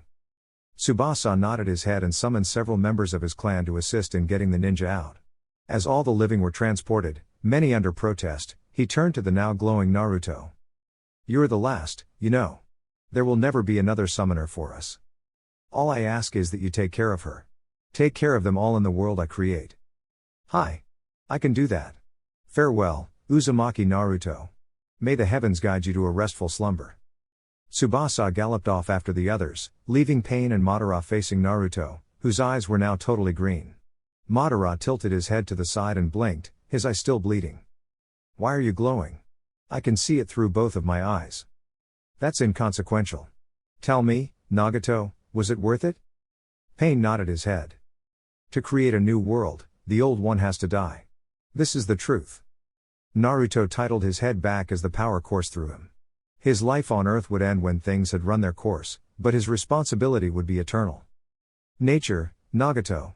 New life is built on the death of the old, but the old is not simply destroyed. It's used to help create the new. That's what I'll be doing. Instead of razing it to the ground as you would, I will simply build upon the old world.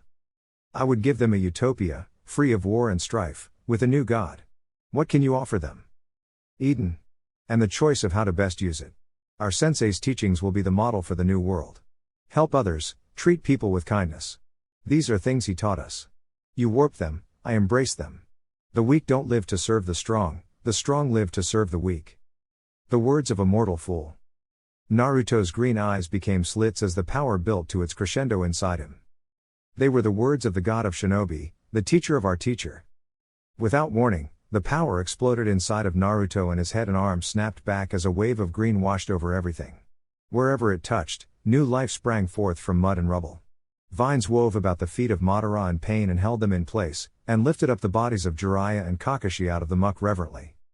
Outside Amigakura's walls, the shinobi watched as the green wave passed over, leaving grass and flowers just outside the borders. Inside the city, trees began to erupt from the ground, tall trees of every distinct and beautiful kind. They marveled at their friend's power, but Temari sat with her brothers, her chin resting on her crossed arms. Naruto had said he would see her again. But it felt like he was saying goodbye. Naruto's arms fell as the power stabilized and his unearthly gaze settled on the men in front of him. They watched as he began to slowly stride toward them, every step taken bringing forth flowers that bloomed and then died. He stopped in front of Pain and brought his staff to chest level, aiming the end at God Realm's chest. 30. Nagato grunted in frustration as he tried to force his realms to move. He would not be taken by this insignificant little insect. He was Pain. He was a god. No mortal could stand up to the power of a god. He didn't see Konan turn from the glass, so caught up in his struggles. He didn't see her hold out her hand. He didn't see her ever-present paper flower reform into a kunai. His Rinnegan eyes could see many things, but they couldn't predict betrayal. Nagato only saw her step in front of his chair and looked up to tell her to go away. He froze when he saw the tears in her eyes. I'm sorry. This is for Yahiko. Nagato's eyes crossed to look at the paper blade lodged in his forehead and he gurgled a bit in surprise. He'd never been hurt since his eyes had changed. This sensation of floating, what was it? Was this death? But gods can't die, they're immortal. The last thing he saw with his many visions was a weeping Konan leaving through the shattered window and the scowling face of Uzumaki Naruto as his staff thrust into Yahiko's chest. His last thought was that he didn't know which broke his heart more. 30. Naruto frowned when Pain's three bodies went limp and looked up when he heard glass shatter. The blue-haired woman he had heard about flew out of the window, her paper wings shaped like that of a moth. How beautiful! Yet, some moths were poisonous, and he couldn't let such a dangerous insect roam in the world to come. Madara watched through his hazy vision as Naruto held out a hand in Konan's direction and a huge Venus flytrap emerged from the ground. The giant plant grew to the woman's level and swallowed her whole, the acids in its digestive tract already working on her papery wings. It wouldn't be long before she was digested. He couldn't have her sowing poison in the new world. His gaze settled on Madara and the man squirmed. Are you real? Or are you a trick? Naruto leaned forward and beckoned with his finger. A rose bush grew behind the Uchiha and the blonde picked a particularly thorny rose, brushing it against Madara's face. The man hissed in pain and Naruto spoke. Tell me what you see and I'll tell you if it's real. I see my family, my wife and my brother. I see the Kyubi Jinchuriki glowing with an ethereal power that is green. I see Amigakura overrun by flora. Your family is an illusion. Someone of your ilk doesn't get to see their loved ones when they die. Why? Because hell is torture. And seeing your family wouldn't be torture to you. The rose lengthened into a spike and Naruto drove it into Madara's chest. There would be no teleporting away, no phasing out. The man simply gasped and began to babble again.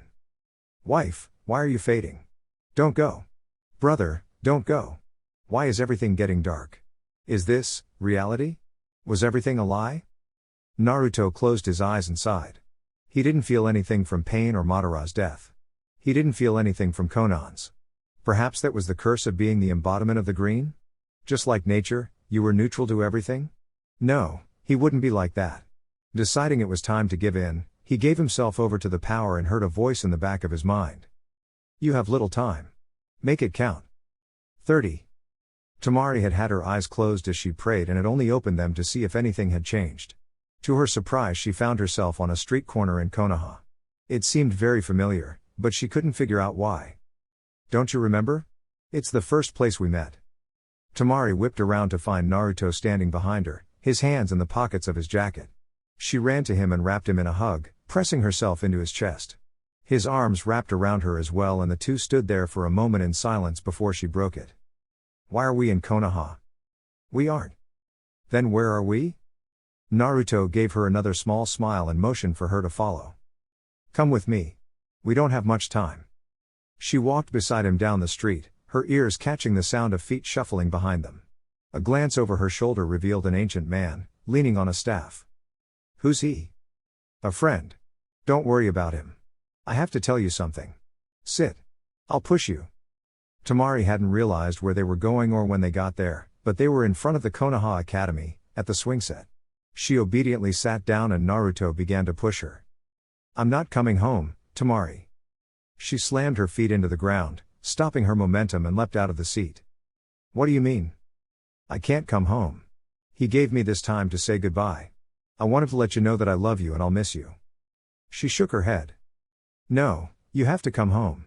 We have a life to build together. Naruto shook his head sadly and put his hands on her shoulders. Leaning forward, he placed a kiss on her forehead. I'm sorry.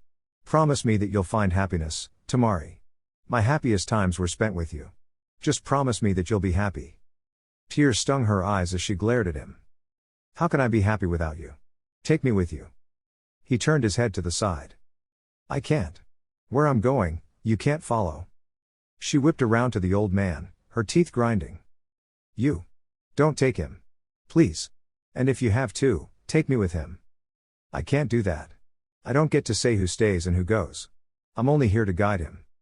Temari's shoulders shook and tears began to roll down her face. But, I don't want you to leave. I want you to stay. I know you do. And I want to stay. But I can't. This is part of my sacrifice, Temari.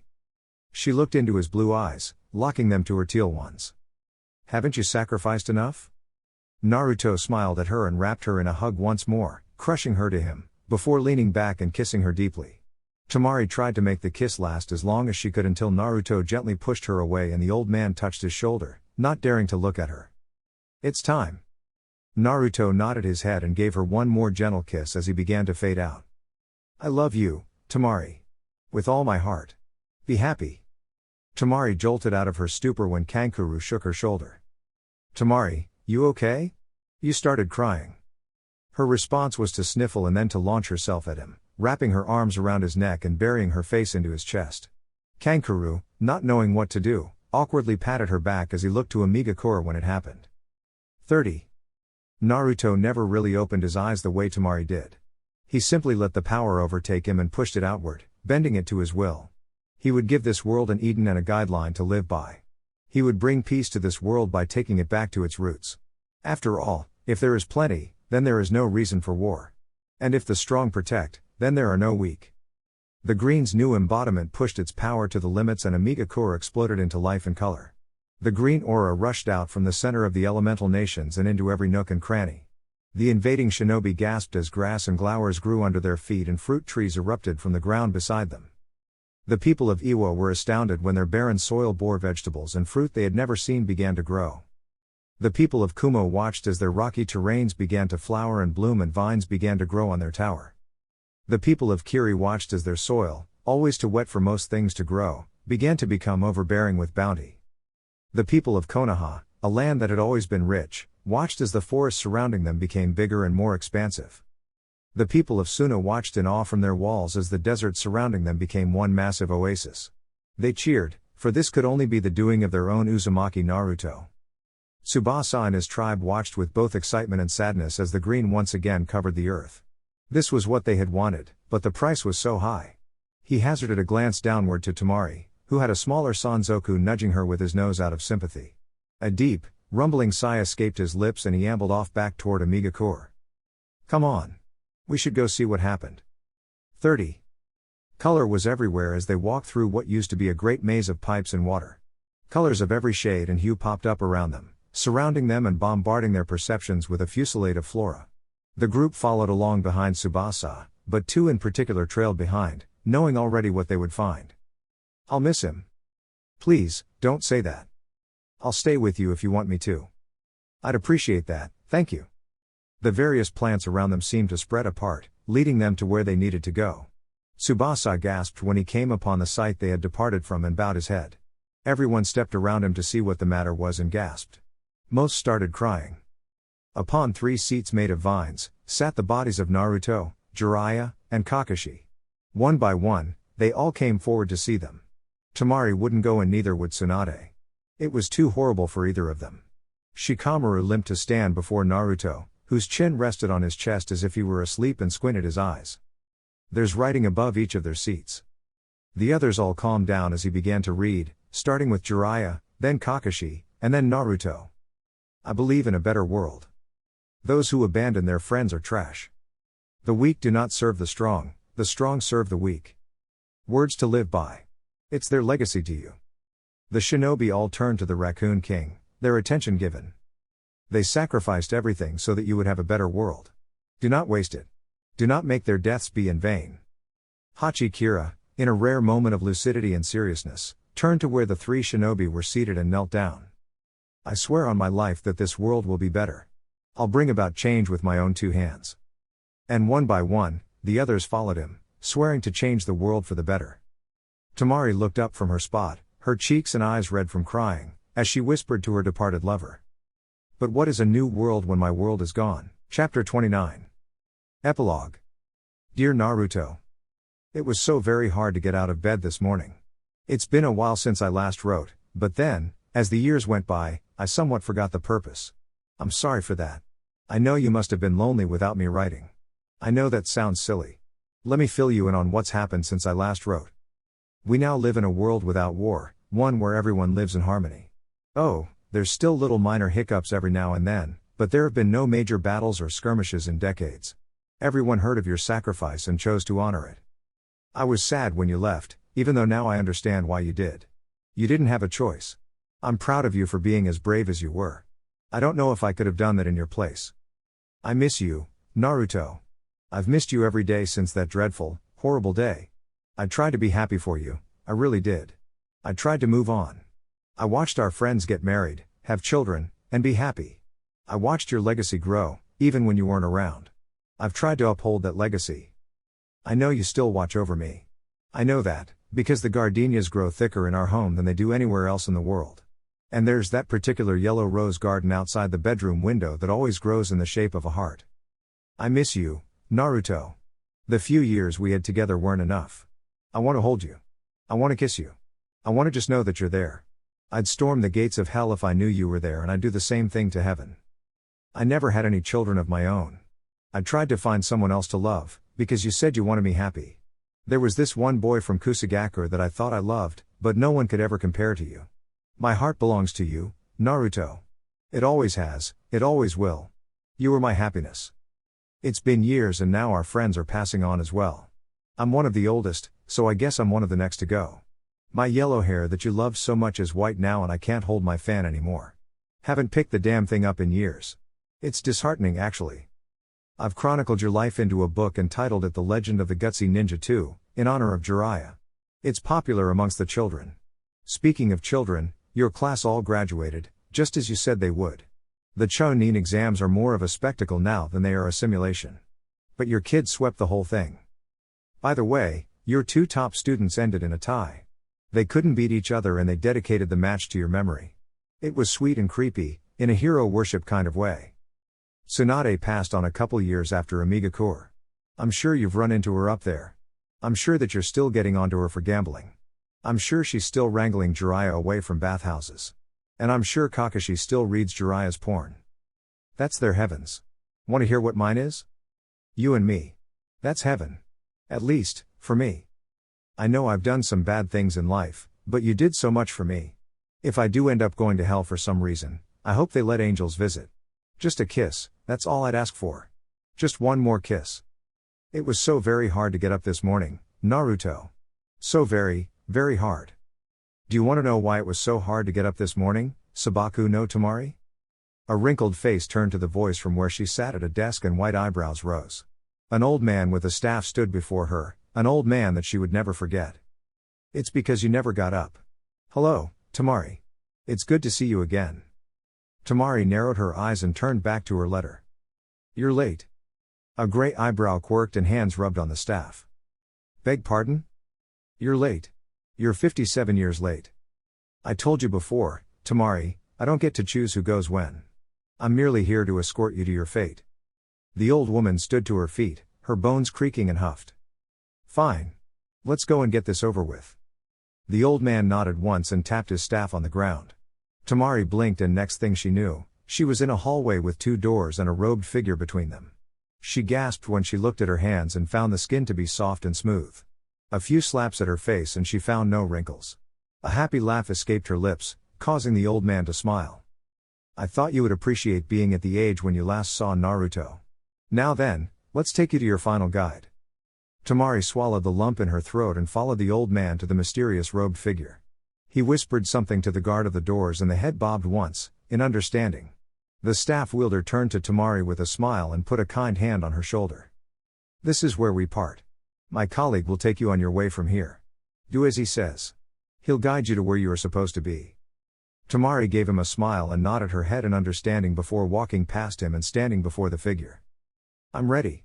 What do I have to do? The hooded head cocked to the side and a scratchy voice echoed from the darkness. Choose your door. Your final place will be beyond the one you choose. Good luck. Temari stared at the figure in disbelief. What?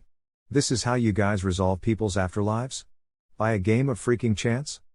Do not question. Only do. Temari huffed and looked at the 2 doors. They were identical down to the doorknob. How was she supposed to know which one to choose? Her hand twitched from one to the other before that scratchy voice broke the silence. Choose. Before she could think, she opened the door on the right and stepped into pure blackness. The door behind her shut and a hand found its way to her shoulder. Do not fear. I shall guide you to your place. Temari fought back the tears in her eyes. After all these years, trying to make up for bad deeds so she could see her Naruto again, and she ends up in the darkness, it was her worst nightmare come true. She sniffled and the robed figure looked over at her. Do not weep. We do not yet know what your place will be. Temari cast hopeful eyes to the side. You mean, I'm not damned? I don't know. She sobered up a bit at that and they continued to walk for what seemed like forever until eventually they came to a lone tree standing in the middle of the darkness with a simple plank swing hanging from a thick limb. The robed figure stepped to the side and grabbed a rope. Sit. I'll push you. Temari's face screwed into a scowl and she snarled at whoever was under the cloth. How dare you? That's one of the last things Naruto did for me.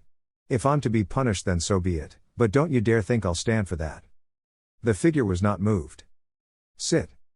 Temari's anger subsided and she sat down forlornly on the wooden plank, her head hanging low as she whispered. Whatever I did to deserve this, I'm sorry. And what, my dear Temari, would you have to be sorry for? Seriously, all those years you knew me and you didn't think I'd pull one last prank on you? Temari's back stiffened and her neck slowly turned to look over her shoulder, hope swelling in her heart. The hood fell back to reveal the golden locks and bewhiskered face of her beloved, his trademark grin in full effect. Hey, babe. It took you forever to get here. The next thing he knew he was on his back with a hysterical Temari on top of him, kissing him, touching him, anything to make sure he was real. After she had calmed down, he sat upright with her in his arms. She had so much to ask him and after several minutes of inane questions, she asked the one he'd been waiting for. So, is this heaven? Yes, it's our heaven. She looked around the darkness again and quirked an eyebrow. Our heaven? It's black. Well, duh. It's not finished. I've been waiting for you. Everyone's heaven is different, you know, and mine wasn't complete without you. Temari nodded and let him pull her to her feet. She smiled at the familiar touch and melded against his body again. So, how do we complete it? Naruto put a finger to his chin and thought for a second. A devilish smile later and she was worried. It left immediately when he put his fist under her chin, tilting her head up. How about this? We close our eyes, kiss until we can't hold our breath any longer, and then, we open them. That's it? That's it. She smiled as she threw her arms around his neck and whispered. That sounds like a damned good plan. The two locked lips and for a moment, even heaven seemed to stop for them. A love that had been unrequited for decades, one that would last eternity, had finally come back to itself. Temari broke off after a minute, gasping for breath, and heard Naruto whisper in her ear. Open your eyes, Temari. Slowly, ever so slowly, she cracked her eyes open and the splendor and beauty of their heaven caused her breath to hitch and a lump to form in her throat. Sheer words could not form the magnificence and scope of what lay before her. To a blissfully happy Temari, it could only be summed up in two words. Oh my!